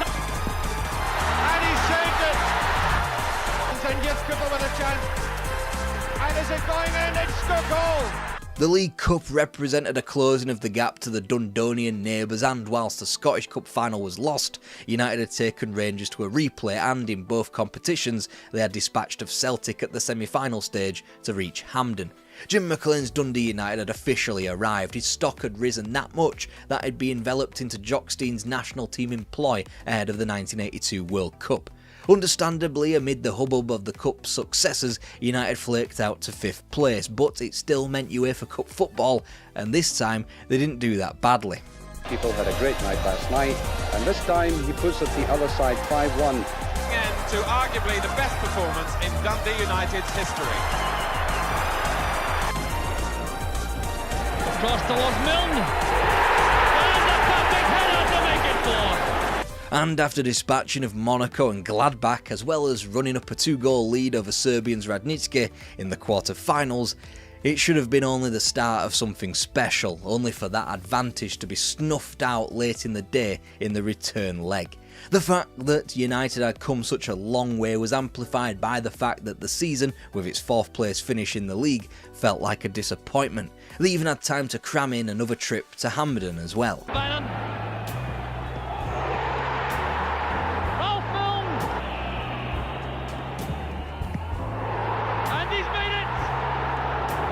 That Redford, Ian Redford surely wins the cup for Rangers. But now Hampden was starting to feel like a curse. Their 4th final in 3 seasons, and despite winning 2 trophies, United had claimed both their League Cups at Dens Park in replays. Somehow McLean would go his whole managerial career without lifting a trophy at Hampden. The 1982-83 season would continue that so close but so far mentality, as Celtic stopped United in the League Cup semis, St Mirren handed them their Scottish Cup elimination for the 4th time in 6 years, and the quarter-finals in the UEFA Cup proved the stumbling block once again, despite their beating of former UEFA Cup champions PSV as well as Werder Bremen. This time though they bowed out to Bohemians of Prague. All that was left was to break from the norm in the Premier Division to remedy the season. Milne, start up, he gets round the keeper, there's a great chance. David Lord makes it. Hammers it in, and God's trying to put it in, and has. Starling down well, Stevens trying to draw back, this must be, yes. 1-0. They were beaten just the once before Christmas on November the 6th against Aberdeen, and together they would be calling themselves the new firm. In 3 encounters with the old firm, the Tangerines remained unpeeled, as they kept pace with league leaders Celtic by Hogmanay. A double-barrelled defeat to firms old and new in January ought to have knocked McLean's men off course, but instead they battled through.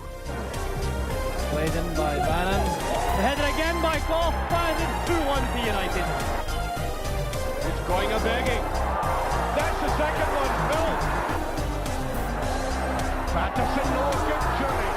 Yes, stop. Holding Celtic at home, they stuck another 5 beyond their neighbours before getting revenge over Aberdeen and defeating a lacklustre Rangers in advance of an enormous title showdown. Parkhead, April the 6th, and a win would take Dundee United to the top of the table with only 6 games to play. They held out for an hour, but Celtic proved too strong, winning 2-0, and that was supposed to be the end. The almighty Celtic with their 3-point lead, and even now Aberdeen viewed as more prominent title challengers thanks to their game in hand. Dundee United hadn't really been in a title race before, they still had another trip to Parkhead to come, and were now supposed to depart the scene until... Ball in. It's Bannon against them. 1-0 to United. Oh, Stunner, and that's it. Bannon to take it, lighting it in, off the post, and Dodds completes the task. Deadly in its accuracy and execution. And it is an absolute travesty that the game that changed the very fabric of the title race is lost to the sands of time. The match on April the 20th, where United were down to 10 men, where they were clawed back twice by the league leaders before Ralph Milne scored the late winning goal, not just for the match but for potentially the title race as well. McLean labelled it probably the best performance away from home since I became manager.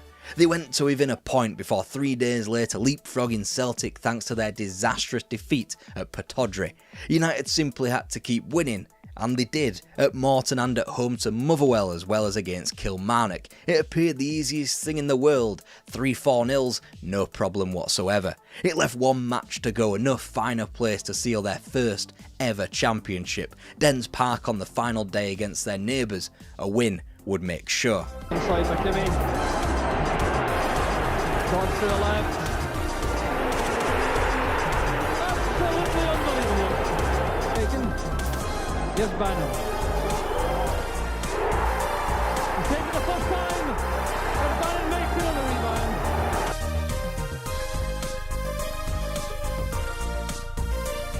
Dundee United were champions of Scotland, which in turn meant they were eligible to play in the European Cup.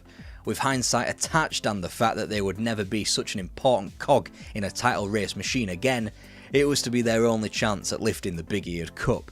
Not that Dundee United's domestic form fell off a cliff, they remained unmoved in third position in the next 4 years as a transference of power from the new ways of Dundee United and 2 more Aberdonian titles returned back to their old methods. First in 1986 via Celtic in McLean's last real chance at forcing United's way into a title race when the championship was ripped from Hearts on the final day. And then with the arrival of Graham Souness and Walter Smith to Ibrox, United would be shit out of luck for the foreseeable in league competition. And of the cups, well, same old story really. Good drifting ball, it's there in the derby. Great run by Ferguson here, can he put it away out? The 1984-85 campaign was cataclysmic in that United lost both domestic finals to old firm foes, whilst 2 years later the loss of the Scottish Cup after extra time to little old St Mirren was just downright annoying.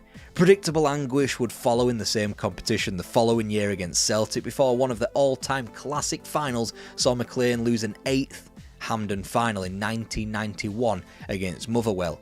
It was a curse that Jim McLean just simply wasn't made to break. But there were other frontiers. Dropped by Milne, and his shot was deflected into the net. By Ralph Milne, 26 minutes gone, and that's 1-0. Chance now for Stark. Whisper it from the rooftops, or whatever people say. Dundee United were 90 minutes away from the European Cup final.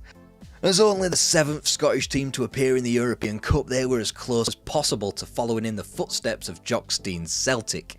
The first round meant a straightforward Maltese trip. The second round, what was now becoming a classic McLean 4-0 performance against a Standard Liège team who had appeared in a Cup Winners' Cup final the prior year. After the winter break, Rapid Vienna, a team who, like Dundee United, were destined for a European final in the mid-80s. They had to dig deep, restricting the Austrians to a 1-goal lead, returning home clutching onto the gift of an away goal via Derek Stark. Davy Dodds the hero as another astute European performance was achieved 2 weeks later in an away goals triumph.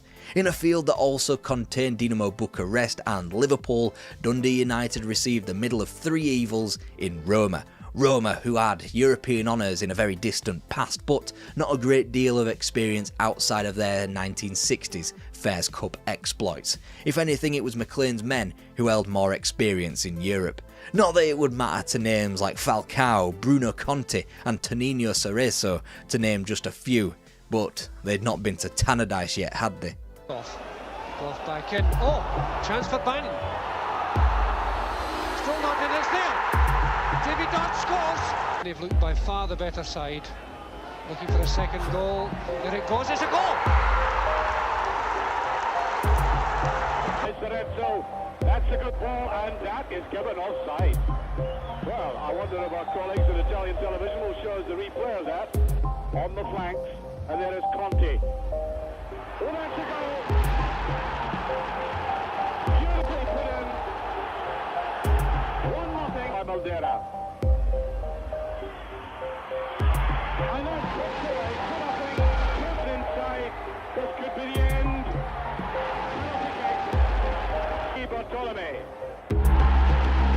A second leg that for Dundonians was heartbreaking with a pinch of controversy, but for the rest of Europe would set the wheels in motion for the devastation of Heysels' stadium disaster in 13 months' time.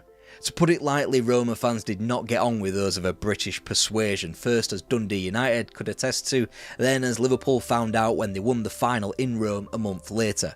From there, the Anglo-Italian sentiment had reached the point of no return ahead of Brussels in 1985. Dundee United and the European Cup would be just a fleeting flirtation, but the Tangerines were not done with Europe just yet. Free kick played towards Richard Goff. Header down, a first time shot! And another header. It's Elsner with the cross, Nielsen with a header, 3-2 on aggregate. Corner was nodded down by Clark, and Ian Redford was on the spot to turn the ball home. There's a cross, the keeper in trouble. A great chance, and it's a goal. After all, they'd gone toe-to-toe with Manchester United, a team whose star player, Brian Robson, had cost more than the entire Dundee United team. Far from embarrassed, humiliated or even dejected, the Tangerines lost by the odd goal in 9 over 3 hours. And whilst the following campaign drew the same mode of elimination, a slender third-round defeat, this time after extra time, the level of opponent, Switzerland's Neuchâtel Xamax, was the true reason for the disappointment. That summer could have been the end of an era. Assistant manager Walter Smith was being groomed for a promotion until he was poached by Graham Souness at Rangers. Then Derek Stark's career was ended due to injury before Davy Dodds and Billy Kirkwood also departed. In Dave Bowman and Jim McAnally, McLean found his replacement, but no replacement could be sourced for Richard Goff, who was sold to Spurs for $750,000. Despite all of that, the Arabs' subsequent UEFA Cup campaign, however, was improved. Stern opposition from Lens, Craiova and Split were beaten, and finally, United had returned to post-Christmas continental football, and there were a few reunions from the club's distant past. Finding out now about the Tannadice roar. The goal! A complete freak. Exactly 5 minutes to half time.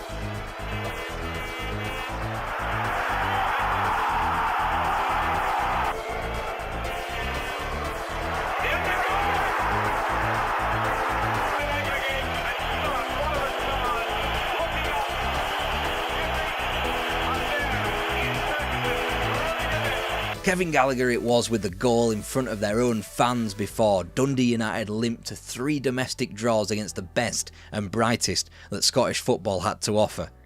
Alright, it was Clydebank, Dundee and Forfar Athletic, but still, McLean's side managed to pull something out from the back pocket against Barcelona.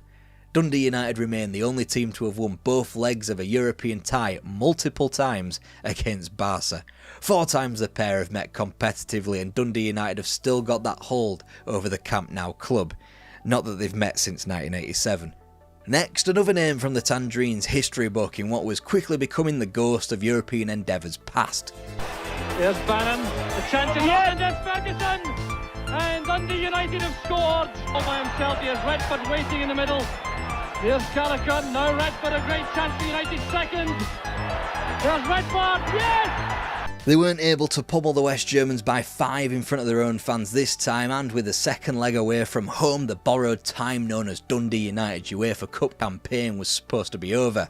Then up stepped Ian Ferguson and Ian Redford with the away goals. If there was any argument about who the biggest football team from Dundee was, that had been ruined now. They had surpassed their neighbours by reaching a European final. Now they look to match the efforts of Celtic 67, Rangers 72 and Aberdeen 83. Meeting them across 2 legs were the Swedes, IFK Gothenburg. Anderson with it. On Clark. And that's the goal which United were dreading. Mixed in with the loss of the Scottish Cup final 4 days prior, 87 proved double devastation for the Dundonian club. It should go without saying that they never got so close again. Scottish football wouldn't have another representative in a European final until 2003.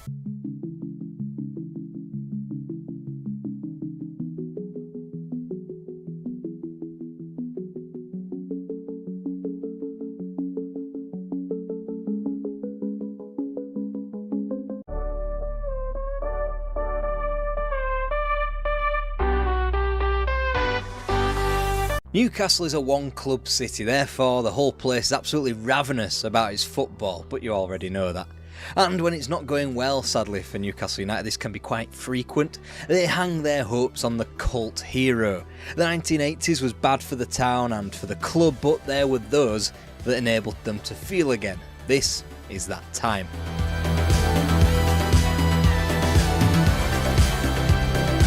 There was a new man in charge of Newcastle United as the 1980s began, and he went by the name of Arthur Cox.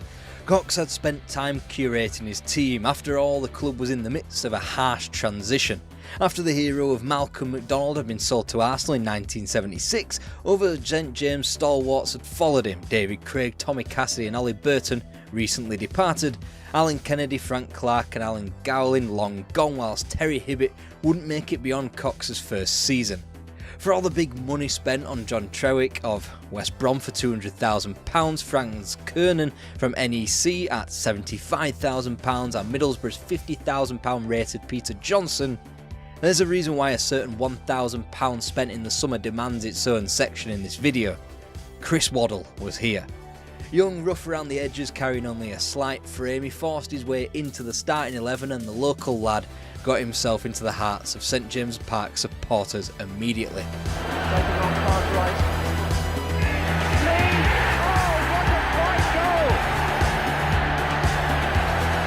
ground, this is a good run, good stop by the goalkeeper Carr.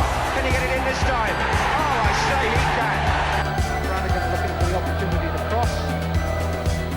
Instead to Stonehouse. Stonehouse crosses.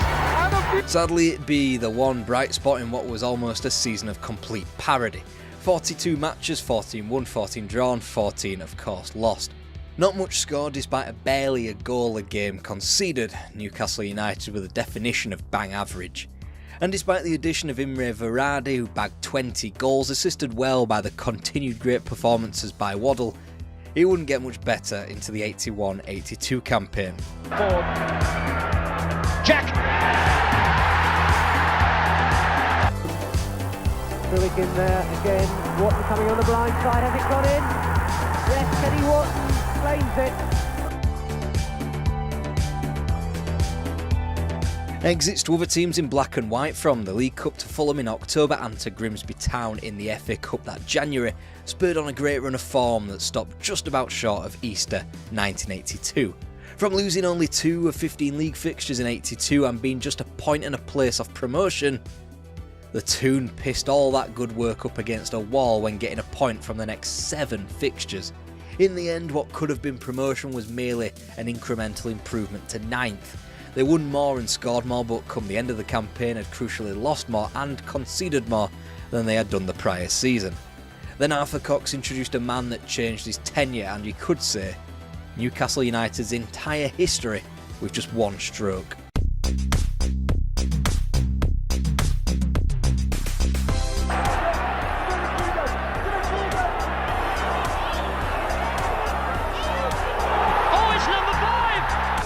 Support. Still Dean Coney, and it's gone through the goalkeeper and Davis! 4-1. Getting it away as far as Hazelwood. Hales. There for number 10, and then for the canister! Now Dermot. Good save by the keeper. And has it gone in? Kevin Keegan's belated homecoming after his career had taken him to Scunthorpe, Liverpool, Hamburg and Southampton came in a 1-0 win over Queen's Park Rangers. The addition of Terry McDermott, also returning after what had been 8 years away from Tyneside, didn't hinder the club either. The club had struggled to be beaten but also struggled to win in a 6-game spell either side of Christmas, which registered a win and 5 draws. Them gobshites were languishing in about as mid-table a position as you could get, 12th with 30 points from 23 games with equal amounts of victories and defeats. But after being put out of the cup by eventual finalist Brighton, Newcastle were being steered towards an unlikely promotion spot by Terry Mack, Keegan, Waddle and co.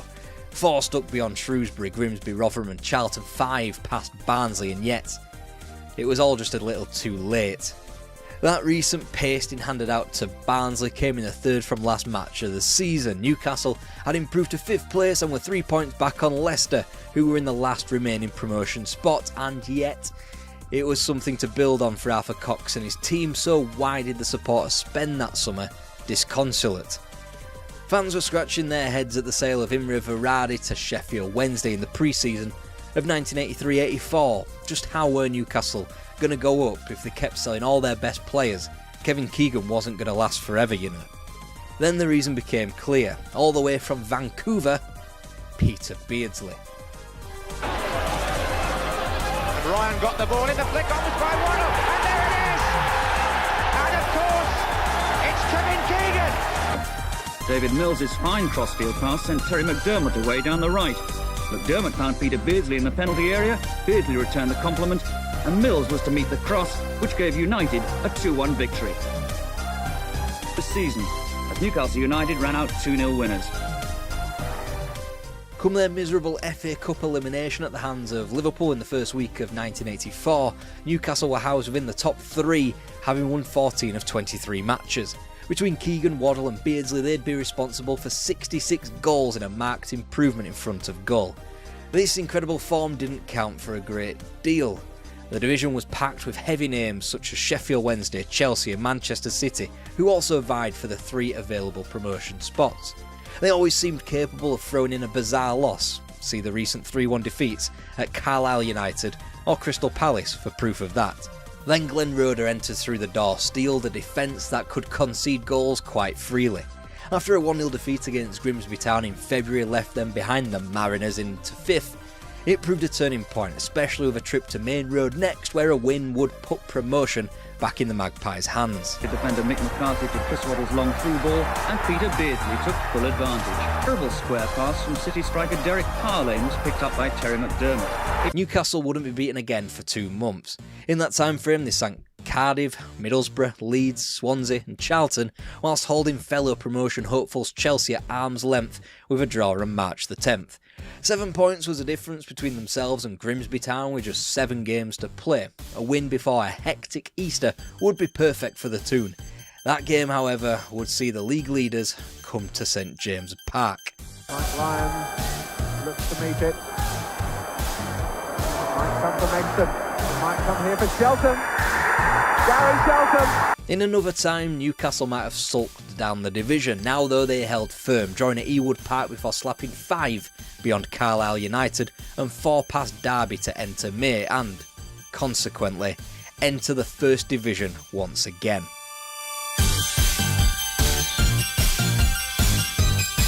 The light of Kevin Keegan had been extinguished at St James Park for the time being, and when you factor in the names replacing him, George Riley, Gary Megson, Tony Cunningham, you start to wonder just why Arthur Cox had had enough.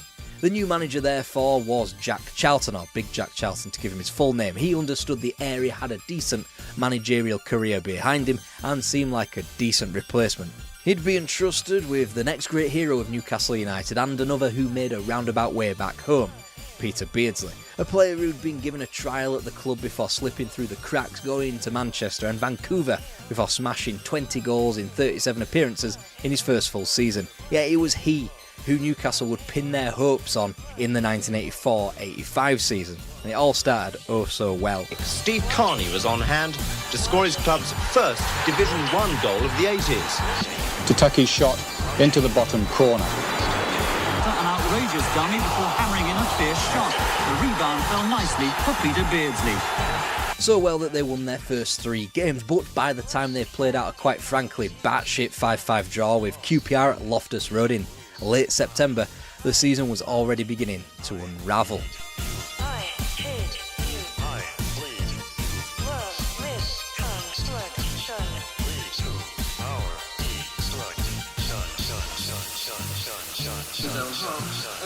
Producing the lethal finish. The Ipswich won 2-1 and are now home to Oxford in the next round.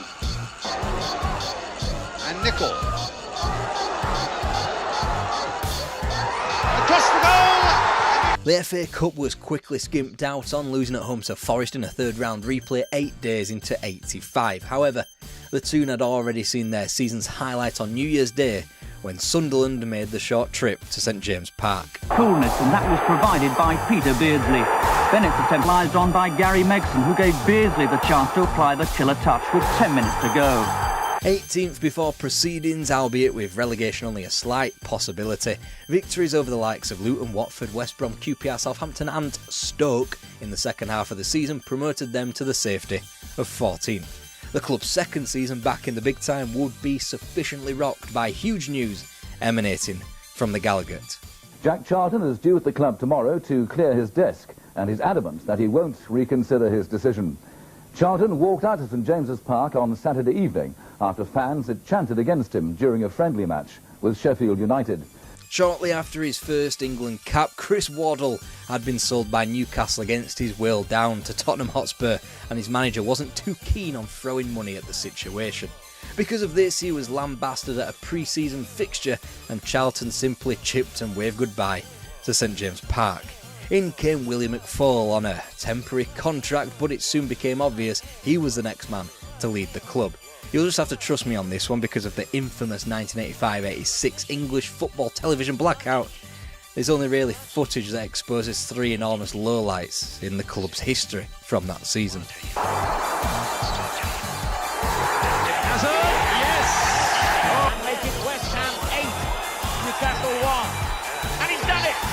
Sorry about that. Word of mouth and trust will simply just have to do when an unspectacular yet solid Newcastle team got a 1-0 win out of Liverpool in late August when they went on a 5-game winning streak in February and March that took in triumphs of teams as lofty as Forest and Arsenal, and when they recoiled from that disaster of an 8-1 loss at West Ham to stick 3 beyond Manchester City in front of the Gallowgate end. St James Park hadn't even had time to mourn the loss of Chris Waddle because another genius had graced the club.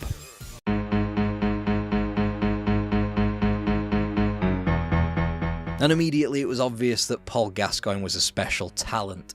A member of the 1985 FA Youth Cup side that defeated Watford in the final, in his first full season as a senior pro, the midfielder pitched in with 9 goals across all competitions in the 1985-86 campaign, a feat only dwarfed by Peter Beardsley's 19. Even though the record books will state the Toon only improved their position by 3, the memories of supporters on the Gallowgate end will remember a departure from the functional Newcastle to one of excitement once again. Yes, they improved by 3 places, but netted 12 more goals and bagged themselves 11 more points. And what's more, they survived the entire summer without having to sell a key asset. Surely now, the 1986-87 season will be one to cherish. Blackout gone, we can actually provide evidence now. Newcastle were beaten. Dale Gordon receives from Williams. Thomas blocks, but the rebound falls to Drinkle, and Newcastle, with their 5th defeat of the season, finished the day 3rd from bottom of the table. The ball inside to Gwyn. On the overlap is Williams, and he gets it. Williams has a left foot drive, and it's there. And on the burst. Not a bad ball in either, and he... Alright, maybe it wasn't too great. It took until September for the Toon to chalk up a league victory, Gazaneting the only goal against Wimbledon on September the 20th. Nope, not the match that produced this iconic photo.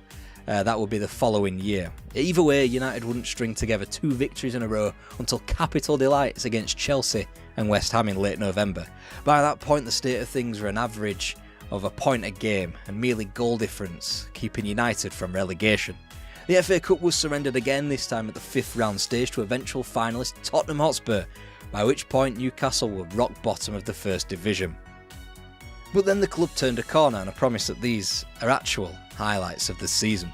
Delightful through ball from John Anderson finds Tony Cunningham perfectly placed to confound the Villa offside trap. On the south coast. Beardsley in the area. A lovely chip and Goddard has scored. 5 minutes before the interval, couldn't have been better timed. Kenny Wharton kept his balance, and his cross was perfectly weighted for Paul Goddard.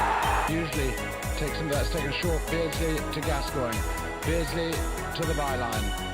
And the cross is good, and Rogers Henry is good too. It's in the back of the net anyway. 9 unbeaten and a run that would stretch to just 1 defeat in 12, and even that was inflicted on Newcastle by the rampant eventual champions Everton. Therefore, the Toon was safe for another season. The scoring slack had been picked up by Paul Goddard's 13 after his transfer from West Ham. Meanwhile, Beardsley and Gaz are only able to manage 10 between them, and Neil McDonald's 5 penalties attributed to his place as the club's joint second best scorer that campaign. Whilst McFall struggled to juggle the man management of Paul Gascoigne, he wouldn't have that problem with Peter Beardsley for much longer. After impressing at the 1986 World Cup, it was clear that Beardsley couldn't let his career stew in the mid-table of the First Division. Come the end of the summer of '87, he'd be plying his trade for Liverpool. Whilst they would romp to one of the all-time great First Division campaigns and a title-winning 90 points, Newcastle United weren't that bad either. Scoring. Cornwall again winning that Raider, and Raider slams it home.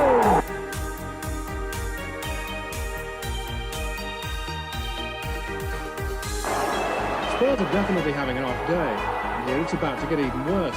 Jackson's cross, and Gascoigne is there to make sure. O'Neill. Out of back pass. O'Neill with the cross. Excitement was retained by the Toon, and they were finally matched with results as the club would coalesce in the summer of 1988.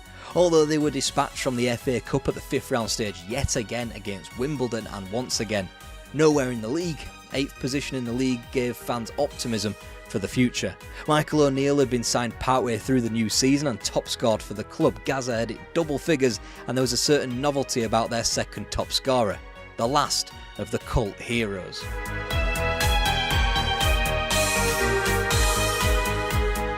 His English may not be up to much just yet, but the smile told the dozens of waiting fans he was glad to be here. Jet-lagged he may have been, but he still managed a gentle run-out with the first-team squad, in front of a crowd most non-league sides can only dream about. Mirandinha's official unveiling, though, came at a special midday press conference in a Newcastle hotel. Through interpreter Umberto Silva, the 28-year-old South American passed the diplomatic test with flying colours. The first Brazilian to play in the Football League did so for Newcastle, and he was called Mirandinha. Everything about the pomp and arrogance of English football and the London-centric media said that he would struggle. The English game's too rough for him. The Newcastle weather's not great, didn't you know? 12 goals in 29 matches in his first campaign proved that was utter bollocks. He effectively matched that, bagging 11 in 26 this subsequent season, proving he wasn't a one-season wonder. But by that point, Newcastle United had drastically gone awry. Jointed Newcastle. Crook splitting the defence once more for Fleck to finish the job. And Gary Crosby was the principal architect. Lee Chapman didn't even hit it cleanly. Callahan made it 4-0 to Millwall. Paul Gascoigne had been lured away, another star Newcastle player going to Spurs. McFall was gone, Arthur Cox refused to return, Howard Kendall pied them off before Jim Smith took on the poisoned chalice. John Robertson was the biggest outlay, and he represented nearly £100,000 a game before he could quickly find solace back at Hearts of Midlothian. Then there was Andy Fawn, Dave Besant, John Hendry, Frank Pingle and Kenny Sampson. Not one of them lasted beyond the season. Results on the pitch were drastic the more the season wore on.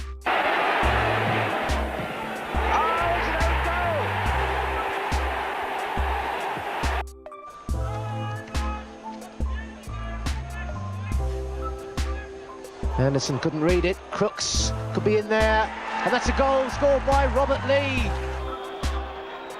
Gray waiting, and Clark takes it. And Colin Clark has kept his run going against Newcastle United. A goal on his debut for Rangers. Pace, just have a quick check to see who was in the middle. And it's Barrett! And Pearson! 2-0. Brock. And that's a magnificent left foot from Hurst. Newcastle United would end the 1980s as they found it, relegated to the second division with relatively little to shout about in terms of material success. But the supporters made sure they enjoyed it. They had the names, the performances, the memories they could hang their hat on for forever and a day during the decade. The problem was that the club just could not get their timing right. Kevin Keegan was never going to be at the club for the long haul, but he was the catalyst for the feel-good factor and the rise to the top flight. Even then, the club were never blessed with three exciting peak-age players at the same time. If Gaza was entering his prime, Waddle was about to leave. Just when Gaza and Beardsley struck up a partnership, the latter departed, and before we could see the midfielder forge the same kind of relationship with Mirandinha, he was sold as well. The flicker of promise had evaporated. It would take a long old time in the second division for things to get better. After the reigns of Jim Smith and Ozzy Ardiles, it was clear that Newcastle United were on their deathbed.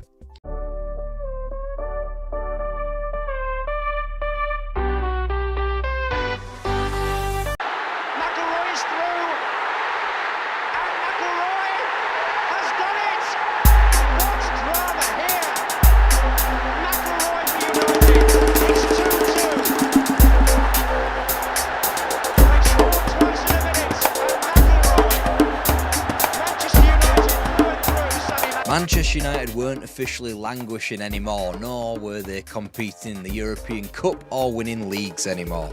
They were just existing. But was the Dave Sexton era at Old Trafford all that boring?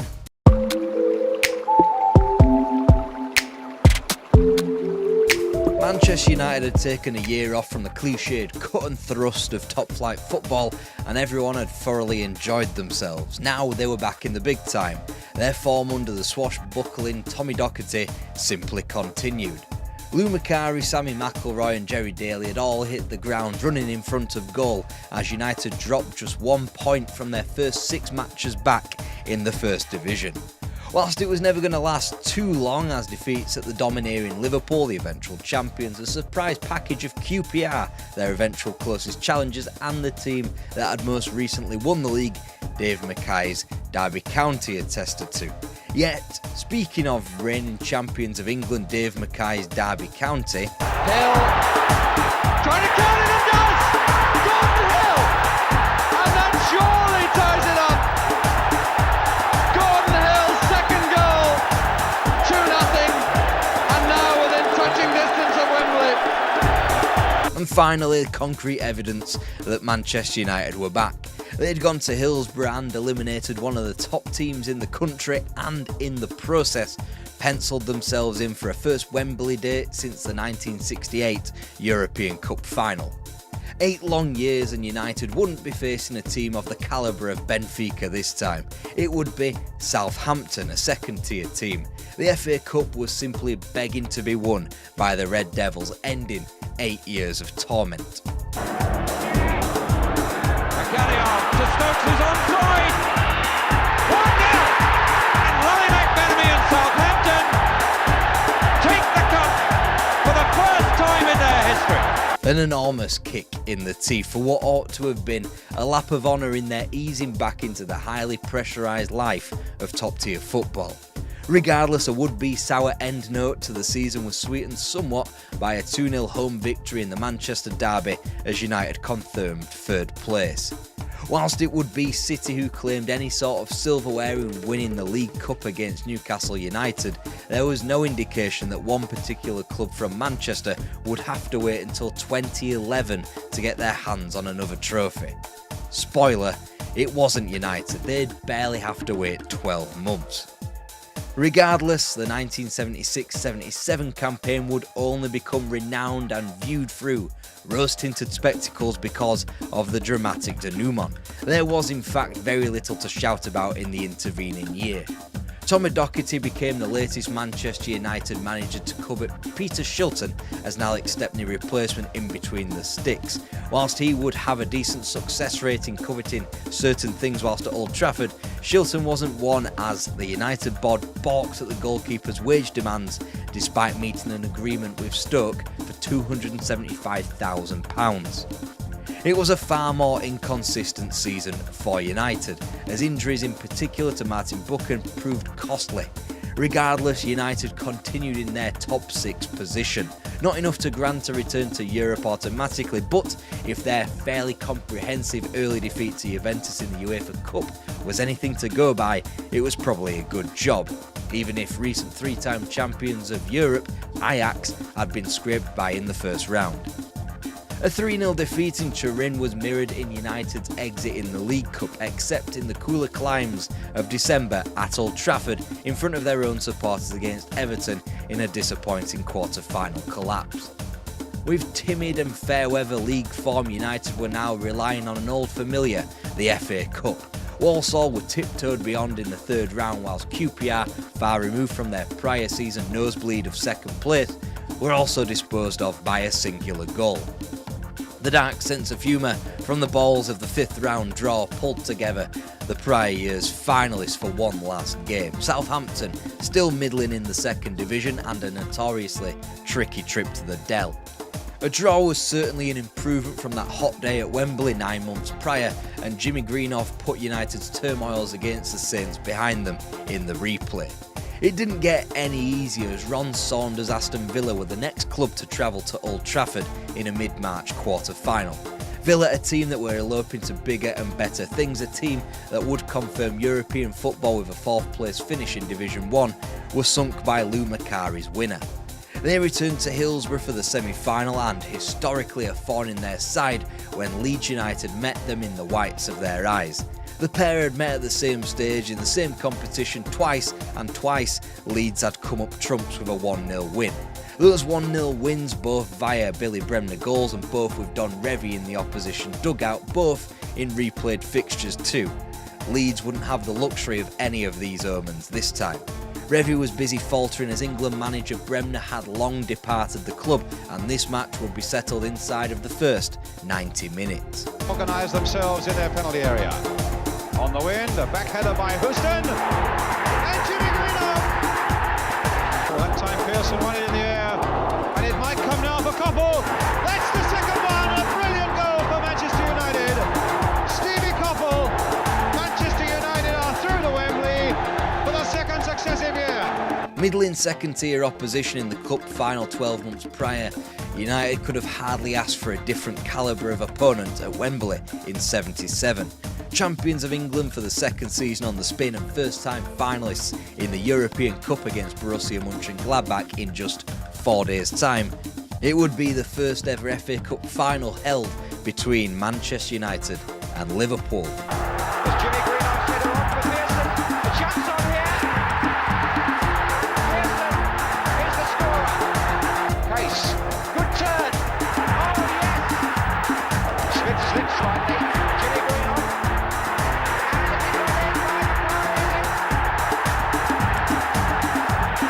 there it is.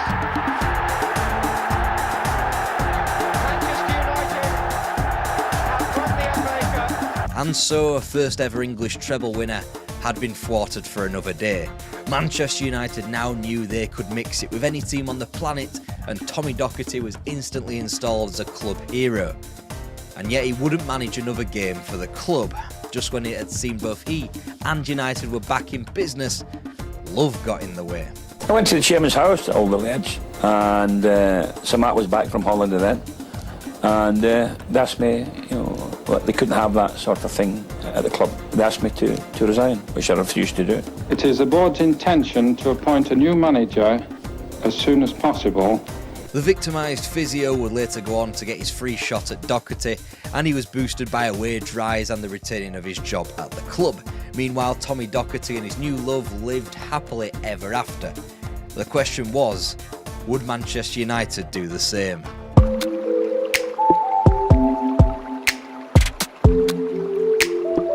Manchester United couldn't be seen to have had an adulterer managing the club. This was still 1977, remember.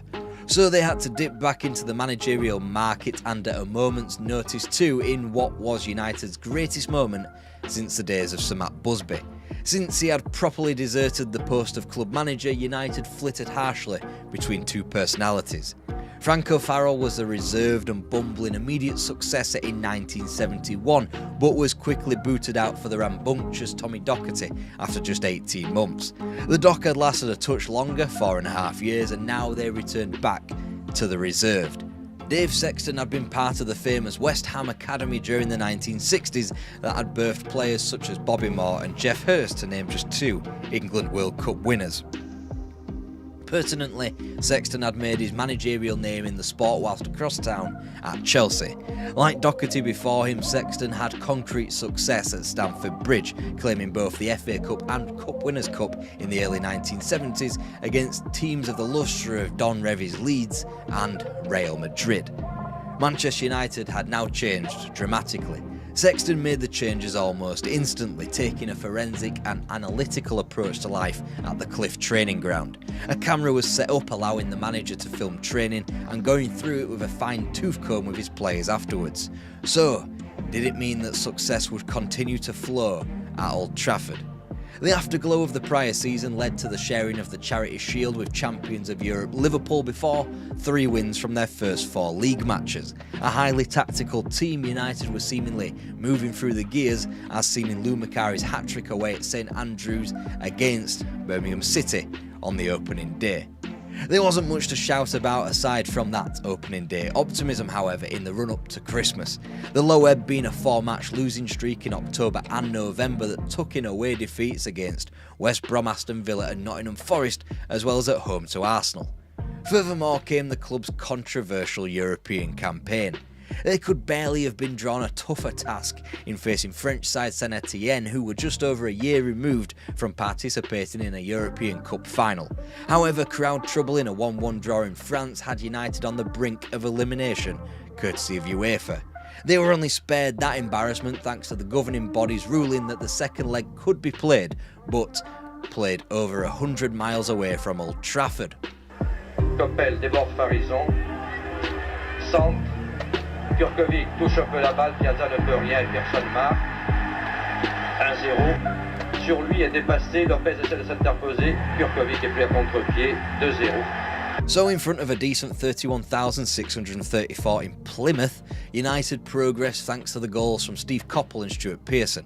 They'd be back at home a month later in the second leg of the last 16 against Porto, but were faced with an insurmountable task. 4 goals down from the first leg in Portugal, United managed to grab 5 goals back at home, but shipped too many goals to find themselves in the latter stages of the competition. An inconsistent team anyway at the best of times under Tommy Docherty, with the bravado stripped away, United lurched from pairs of defeats against West Ham and Nottingham Forest, Coventry and Birmingham before form fell off a cliff come the spring of '78 when both Liverpool and Leeds took both points off United. Reeling, they ended 6 winless weeks with 5 wins from their final 9 matches to add a minuscule amount of gloss to what had been a dour season.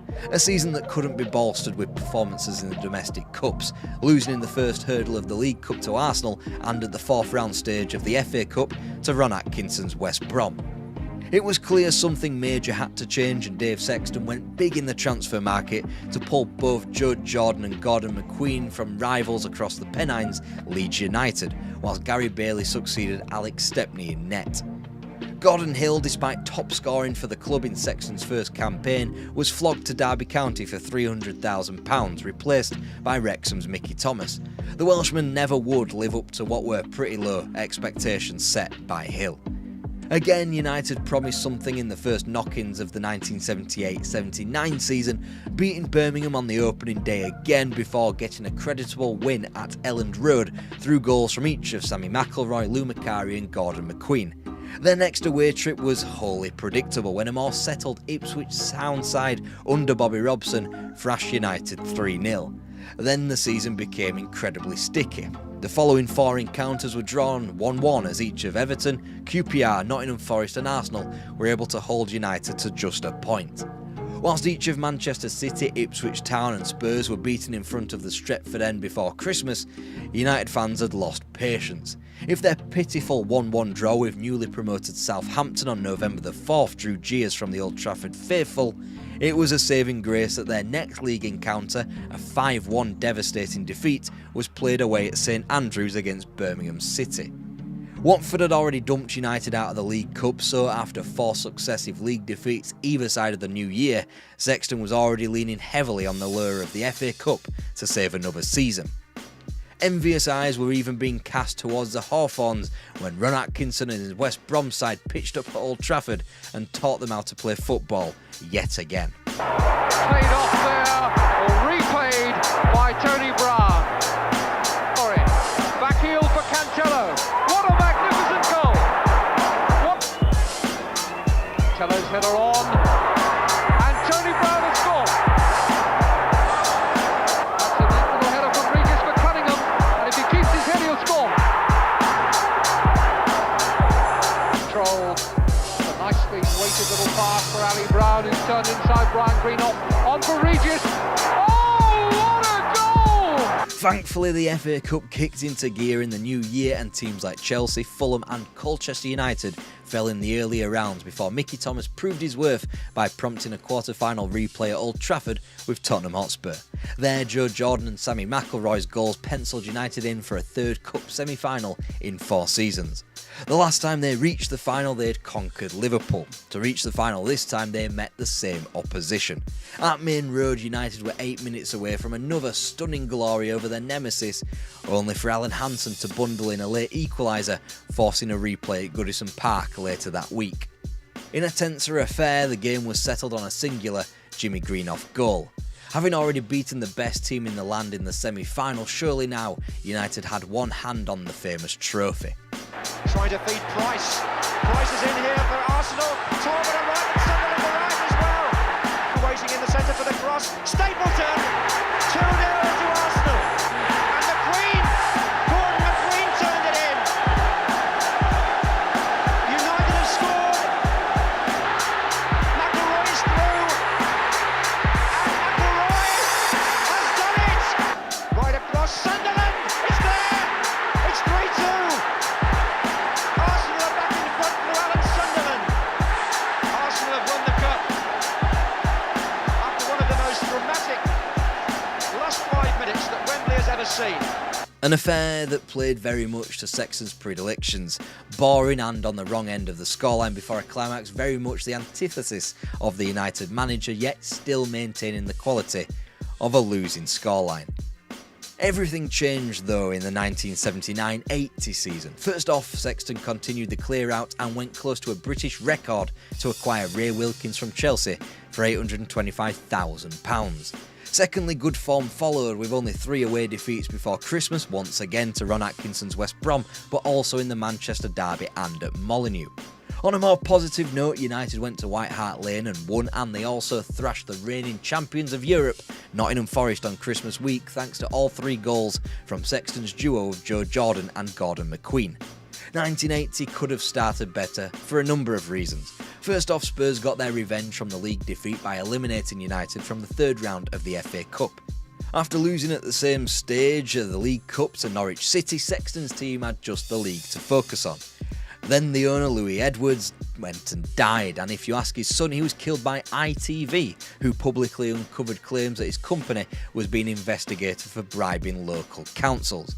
If you ask the coroners, he had a heart attack in the bath, probably admittedly brought on by stress. If you ask Manchester United, his son Martin was now their new owner and chairman, aged only 34.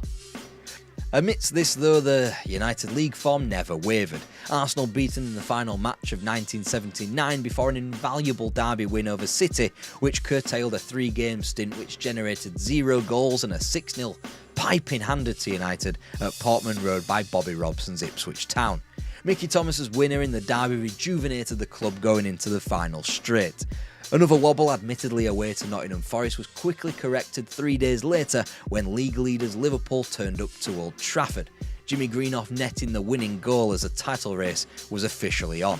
Even more so when United rattled off more victories: Bolton, Spurs, Norwich, Villa, Coventry, all beaten.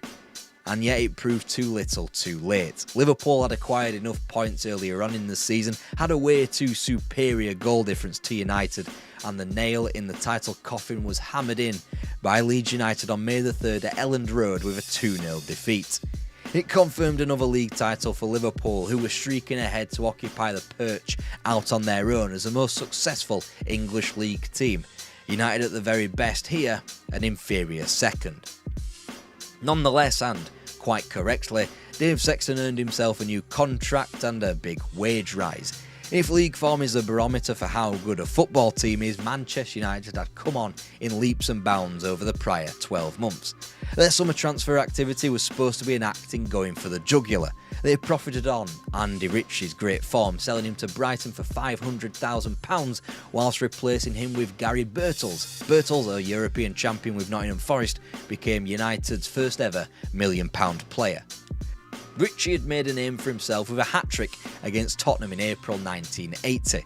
It took Birtles until November 1981 to score more than 3 league goals for the club, and that was the story of what became a disastrous 1980-81 season. As in the prior campaign, United lost just 3 league matches before Christmas.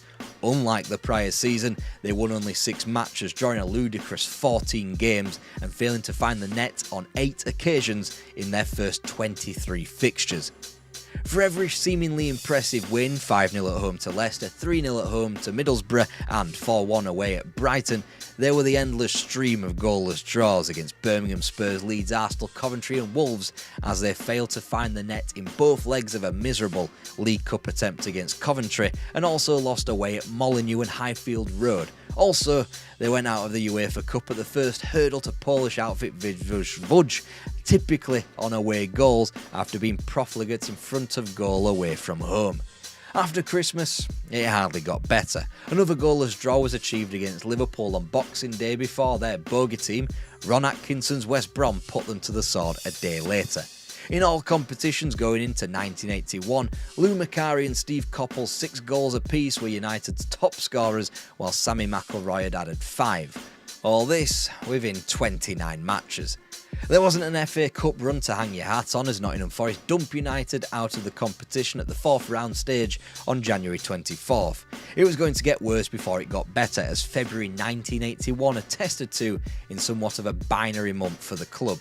United went to Filbert Street and lost 1-0. No goals were ever going to be scored when Spurs pitched up at Old Trafford, and it turned out to be that goalless draw that was utter solace when compared to 2 more 1-0 defeats to their nearest and dearest rivals, Man City and Leeds, before March appeared and Southampton heaped more misery onto the club. Of course, with another 1-0 defeat. After a goal of the month competition was reduced to just static on an old television, United were staring at harsh mediocrity before their trip to Villa Park on March the 14th. Although United found the net in their next 2 fixtures, they were typically drawn, although this time in creditable returns against the eventual league champions Aston Villa and recent 2-time European Cup winners Nottingham Forest. But United were officially in crisis, and you only knew this because crisis talks were being held by the directors and manager Dave Sexton.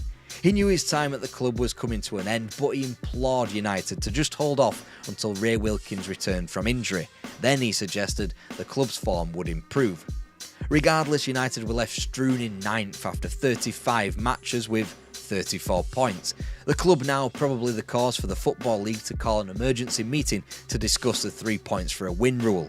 Only Crystal Palace had lost fewer games than United, and they sat rock bottom as the Red Devils were severely profiting off the back of the archaic 2 points for a win system.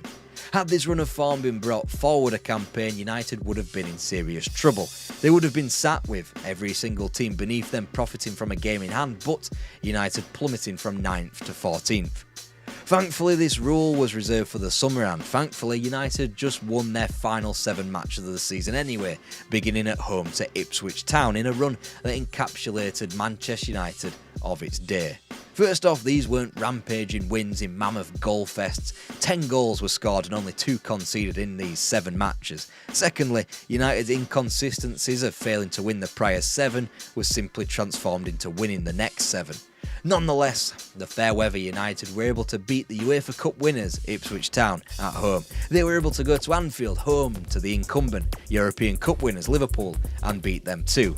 In a bizarre season, United ultimately finished in 8th place, only 3 points behind Liverpool as the history books note that United lost only 9 matches during the league season, the same amount as the brilliant title contenders Ipswich Town. In fact, of United's 15 victories in the First Division that season, 7 of them came, of course, in the last 7 matches.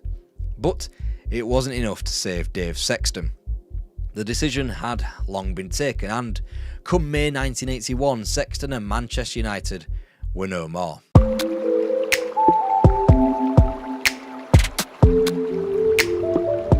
Boring Manchester United. Dave Sexton optimistically could be called the right man at the wrong club, almost definitely at the wrong time. The biggest and perhaps only positive is that in this period of time, Manchester United was stable. No, they didn't win a thing, but they did go as close as they had ever done in mounting a serious title push since Sir Matt Busby's retirement when they went up against Liverpool in 1980. In this respect, Sexton was walking into this job with one hand tied behind his back if he thought he could stop the boot room juggernaut that had been taken on and evolved by Bob Paisley. Another positive was the phasing out of Busby from the biggest decisions at the club. It is already notoriously hard to succeed a legendary manager. especially apparently so it seems at Old Trafford. Frank O'Farrell and Wilf McGuinness can attest to that. By the summer of 1981, however, Busby's voice had lowered and he was the only director to vote against the sacking of Dave Sexton, proving he had less and less clout as the chairman, and hierarchical shake-up had changed the club somewhat since Sexton was hired 4 years prior. Ultimately, he was the palate cleanser that Manchester United needed between two high-personality managers on the road to recovery. Crucially, Manchester United were in the hands of the same family as Martin Edwards took over from his father in 1980. Whilst that family could provide solidity, there was more than an eye on the commercial revenue and milking the club for what they believed it was worth, as opposed to prioritising on-field success. More money for them would ultimately mean more money to be spent on the club too, and high money, high profile signings probably was the beginning and the end of the excitement at Old Trafford in the years between 78 and 81. To sum things up, I'll go against my better judgment and quote the Daily Express when they had a line in an article that read, "Dave Sexton's idea of excitement is eating an after 8 mint at 7:45.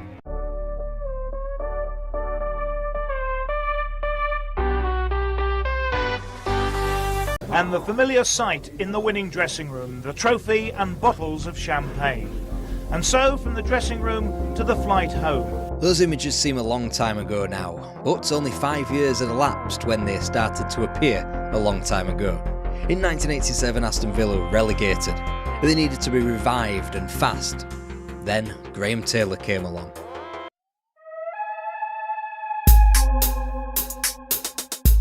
But 5 minutes from time, Evans missed his clearance, leaving Thompson to gallop home. 3 minutes later, Whitehead's superb cross was met by the head of Gary Thompson, and Spink was helpless. Oh, and a dreadful mistake has put Dalglish from Gibson, and Rash with the easiest goal he will ever score, and Colin Gibson. Ground, Oxford were always in control. Once John Aldridge had made it 4-2 on aggregate, Mark Walter's reply came too late. Vigil to Speedy. Hang round his marker, cross in, Dixon up, and that's number 4 for Chelsea. Ron Saunders had been creating a stink at the Hawthorns so much that he wouldn't get a chance to meet his former Aston Villa team in the second division. 2 weeks after he was sacked, Villa pitched up to West Brom and sunk them 2-0. Everything had changed drastically from that glamorous night in Rotterdam. Tony Barton was gone, he wasn't even the manager twice removed, just as a club rifled through managers, with the last of those being Billy McNeil, who masterminded relegation. They'd rattled through the players too. Ron Saunders had built a young and tight-knit squad. Both of those factors went against the Villa in the swift mass auctioning off of players thereafter. Jimmy Rimmer, Ken McNaught, David Geddes were gone within a year of the European Cup win. Tony Morley and Des Bremner followed the year after, whilst Gordon Cowans, Peter Wiv and Dennis Mortimer represented a depressing triple sale in 85. By the time the latest manager entered Villa Park in the summer of 1987, only Nigel Spink and Alan Evans remained to any pertinent extent. There was promise coming through, Tony DeRigo and Mark Walters, but they were sold on by 1987. Then there was Martin Keown in defence. It simply wasn't enough and they were just too young. The next cab off the rank, however, would change things, and he went by the name Graham Taylor. He had become the youngest manager in the Football League, aged only 28 when he took hold of Lincoln City in 1972. After securing them promotion out of the 4th Division and kept them safe in the 3rd tier by 77, he'd earned himself a move to Watford. He'd dropped down a division, but he'd also be hired by Elton John, so swings and roundabouts. Sometimes you have to take a step back to go forwards, and Taylor did go forwards, like a rocket man you might say. Out of the 4th in his first season, out of the 3rd the campaign after, and into the 3rd division by 1982. They'd finished 2nd in the first season in the top fucking flight in 1983 before reaching the cup final the following year. It seemed as though Graham Taylor could do nothing wrong. He was occupying the place where Aston Villa felt they ought to be, so they just hired him, Doug Ellis proving that even a broken clock worked twice a day. Taylor discovered a mess of a club and attempted to remedy that by surrounding himself with his own staff, Steve Harrison as coach, Jim Walker as physio, Bobby Downs as youth coach, and Dave Richardson also returned to the fold. It was more Taylor's reputation and less Aston Villa's standing in the game that allowed them to hire Steve Sims, a Watford defender under Taylor, Alan McInally, a Celtic forward who was in the process of joining Taylor's Watford until he moved clubs, as well as Blackburn's Chris Price, Wimbledon's Kevin Gage and Barnsley's Stuart Gray. The biggest casualty was Andy Gray, who had returned to the club but wasn't wanted by Taylor, an early but strong acid test by the new manager. And then on the pitch, Taylor had a bit of a baptism of fire when the fixture computer spat out Birmingham City as his first home game.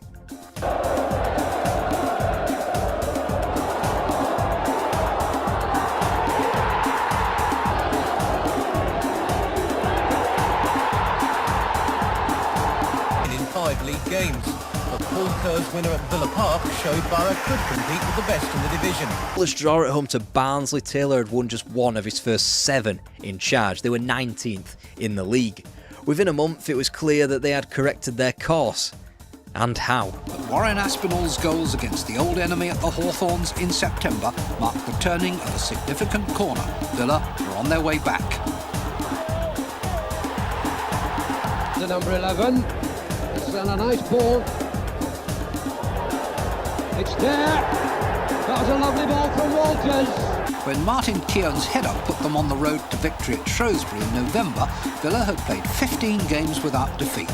The best goal of the match was still to come. Stuart Gray was again the hero, trading passes with Thompson, then clipping the ball home. A memorable debut to send Villa up to third and push Bradford off the... It's going to be great to take a free kick. It's a goal from Martin Keown.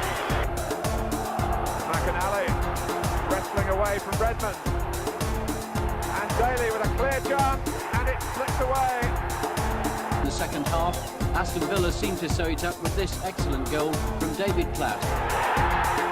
It didn't even matter much that Sheffield Wednesday had taken them out of the League Cup and Liverpool had eliminated them from the FA Cup. By the time February came around, they were top of the tree and with plenty of wriggle room.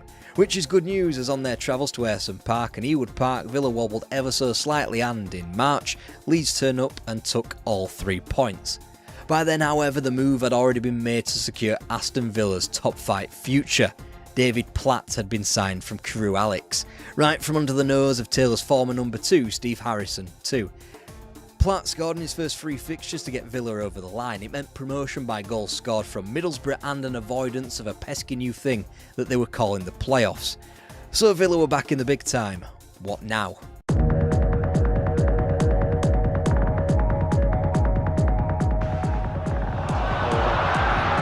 Dawes and Horn between them, getting into a right mess, and it's left McInally with the equaliser. It's Andy Gray, and Lukic hardly saw it. There are players arriving in the middle, McInally's amongst them. Here's Gray, and here is McInally, and Villa go in front. Andy Gray gets there first. On it's come for McInally. Gage well forward. Oh, disaster for the goalkeeper! And Villa go in front.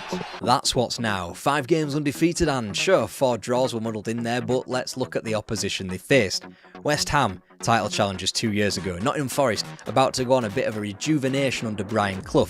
And whilst Millwall probably should have been beaten on the opening day of the season, both Arsenal and Liverpool's reputation spoke for themselves. They'd be contesting the title on the very last day of the season. And even better, a 2-legged tie in the opening stage of the League Cup against some pals from across the city. Howard into the middle. Mountfield is there. A great header by Derek Mountfield. Gage shoots and the ball is in. Gage again. Great effort by Gage. Back forward again. Still Birmingham. Troubled chance here. It's into the goal. It's Ian Olney who scored for Aston Villa. Once again rampant. That's a great shot by Tony Daly. One word, mauling, and Villa just kept going and going. The feel-good factor brought on by team bonding trips at a local Pontins holiday camp and bringing back stalwart Gordon Cowans, and that only continued through wins over Everton, Spurs and a handy point up at Old Trafford into November. Cowans wasn't the only one through the door. Derek Mountfield added some valuable experience from Everton at a cost of £400,000.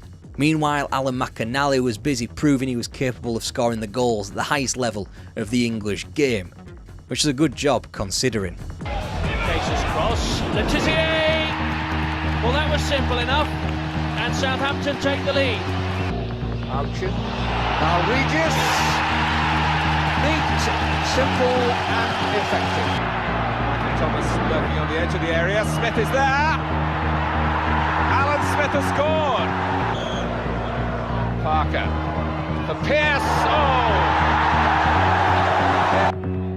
Villa have had their work cut out in this first half. Wise once more, Fashanu on the near post, and again! Come the end of the season, it was pretty hairy in retrospect. Successive wins to begin April, first at home to Luton Town and then away at St James Park. It was a big difference maker in keeping Villa afloat. It left them with only minuscule chances of being relegated on the final day when they welcomed Coventry City. Each of Middlesbrough and Luton stood between the Villa and the drop. Villa needed a win to be absolutely certain, especially with Sheffield Wednesday holding one game in hand and West Ham United holding two. Villa emerge into the sunshine for what is bound to be a pretty tense afternoon. They can't afford to lose. Now, what's on in the middle here? Oh, Platt! Two men to cover him and he's lost them both. Bannister, 1-1. With only a point gained, Luton scrambled clear, as did Sheffield Wednesday, with a game to spare. West Ham lost on Merseyside but would relegate Villa with 2 wins from their final 2 games. Then they went and won at Nottingham Forest. And at this point I'd usually try to build tension, but their final opponent this season was Liverpool, who needed to lay on a beating on West Ham to gain a goal differential advantage ahead of their title showdown with Arsenal. It wasn't going to be anything other than a battering dished out to the Hammers, and after a 5-1 scoreline up at Anfield, only then could Graham Taylor's Aston Villa breathe.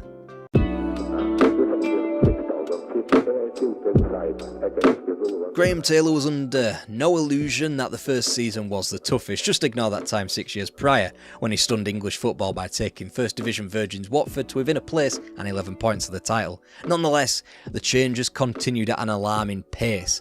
Alan Evans' 12-year association with Aston Villa was drawn to a close, whilst a less than ideal name followed him out of the door when Bayern Munich stumped up the cash to sign Alan McInally, yeah, that fella from Gillette Soccer Saturday, for £1.3 million. The top scorer had gone, and replacing him was a striker acquired from Bradford City in February for £650,000, Ian Ormondroyd. Meanwhile, Ian Olney was promoted from within to help fill the void, and it changed the way Villa played. With Olney banging in the goals and able to perform all the hold-up play that his attacking colleague could also do, Ormondroyd was shifted out to the flank and, to everybody's shock, worked. Not that people could see the wood for the trees just yet. So an early opportunity for Villa to make capital. Manfield wasn't picked up, and the centre-half puts Villa in front. An hour gone, corner to Villa. Nielsen's well in there. David Platt! It's all square, 1-1. Keeping it short at the moment. And Mountfield's cross, held up well by Heath. Platt is in there. And the final touch came from Ian Olney, 1-1. Cockerell's unmarked in the middle. Here he is! Oh, it's a lovely strike! Count them, 1, 2, 3, 4 matches and just 1 point as August became September. Aston Villa supporters could be forgiven for feeling slightly uneasy what with the prior season, and that form carried on into the next campaign. Also, the tandem of Ormondroyd and Olney hadn't clicked just yet, and the club had apparently traded in a defensive prodigy in Martin Keown for a Manchester United blow-in who was over the hill in Paul McGrath. Say that sentence in a pub in the summer of 1989, you'd be given a nod and an acceptance. Say that again in 2025 and I can already hear the Villa fans pissing themselves laughing with howls of derision in the comments. It cost Villa £400,000 to sign McGrath, who by all accounts struggled mentally, wasn't physically fit enough to train and was in the tight grips of alcoholism. To call the signing a gamble was an understatement. What turned a dud transfer into a prospective PFA Player of the Year within 5 years was a bout of honesty from all parties, a series of heart-to-heart conversations between player and manager, as well as a tireless work of physio Jim Walker to not only nurse him through each week's training but to stage manage his addiction. Hardly making a case for optimism was the next signing as well. 300 grand slapped down on Espanyol's Adrian Heath, a man who had had his injury woes the last time he played in England for Everton. The Villa sat 15th at the end of August. Apathy had set in that much that just 14,170 bothered to show up for the next home game against Spurs 2 weeks later. Little did anyone realise it was the beginning of something special. Wright's got to stretch, Platt's got the better of him, he's round Shilton, right on half-time! In a group around the penalty spot. Derek Mountfield's got free, and he's done it again! And a goal, it's Daly! Now Birch. Platt, David Platt can win it now! Surely he has done! Hans, free, he's got Platt up alongside him, it's a goal! Coincided with his return for the team, and there's a great shot, and only will was it home. Hans then with one of those tantalising free kicks. Platt there first, a brilliant goal by David Platt. Domination here as Gage takes it up this time, gets it through to Platt. He's got another one. There, Ormondroyd's weaving his own way, and a good shot, and only it's gone in. And whilst West Ham knocked them out of the League Cup immediately after Everton had been slapped for 6, everything suddenly looked brighter and better at Villa Park. Not only were they in a gaggle of teams contending for top spot in the First Division, but Paul McGrath had overcome his latest trough, and he was out of the other side for the better of it. He would not miss another game that season, and for that he was awarded the Supporters Player of the Year. And unlike in their first attempt at the First Division, Villa weren't about to slow down for anybody. Pick out Daly. Wimbledon were caught out by that, and they couldn't recover because David Platt has slipped Villa into the lead. McGrath, Olney, great start for Villa. Reasserting themselves. Daly, Platt, Kevin Gage comes onto it. Villa will score from it. Derek Mountfield, they have. Gage. And again. Oh, deflected, goal! Cowans with the corner. Nielsen and Derek Mountfield, the two centre-backs combining there. Inside Wallace, oh, it's found its way into the far corner. Still in the Cup after Blackburn, Port Vale and the Baggies fell, the latest win in the league had Aston Villa somewhere that they hadn't been for nearly 8 years. Top. Confidence had been gained from the 6-2 over Everton in November. Belief swelled through the Christmas-time dismantlings of Man United, Arsenal and Chelsea, and was only reinforced with the February triumph over Spurs. It was all formed off the back of a tactical tweak that saw a back three utilised. If it was good enough for the upcoming World Cup finalists, it was good enough for Graham Taylor. Stuart Gray, Kevin Gage and Chris Price were all trialled as wing-backs. David Platt was afforded more protection in a midfield three, and with 3 centre-halves all playing above and beyond their level, the changes made sense. But just as typical as the optimism became the overabundant emotion on Villa Park, so were the results that quickly followed. David Platt with a chance to give Villa the lead, but he hasn't taken it. And he's too strong for Cowans. He's slipped McGrath, Paul Miller completes a wonderful day for Wimbledon. Well, here's Coventry now with Gallagher playing it in. Ormondroyd missed the chance there, and it's there by Trinkle. Innocent, naive, inexperienced, call it what you will, Villa were knocked off top spot. But whilst they had played Liverpool twice, so fate wasn't in their own hands, they did only trail by a point. Alternatively, that horrific run of fixtures that drew mass celebrations from Christmas were all coming back around. Arsenal, Chelsea and Man United all in the space of 6 days. FA Cup finalist Crystal Palace beforehand, Everton to close out the season at Goodison. And yet, strikes from Tony Daly and David Platt against Luton reaffirmed Villa's status as league leaders on March the 10th. But just as quickly as the door was held slightly ajar for them in the league, a potential FA Cup semi-final was slammed in their faces. By Palmer, fine shot, up onto the crossbar, side him, played the ball back to the keeper, and past him. Scores Oldham's third goal. Spring couldn't hold it.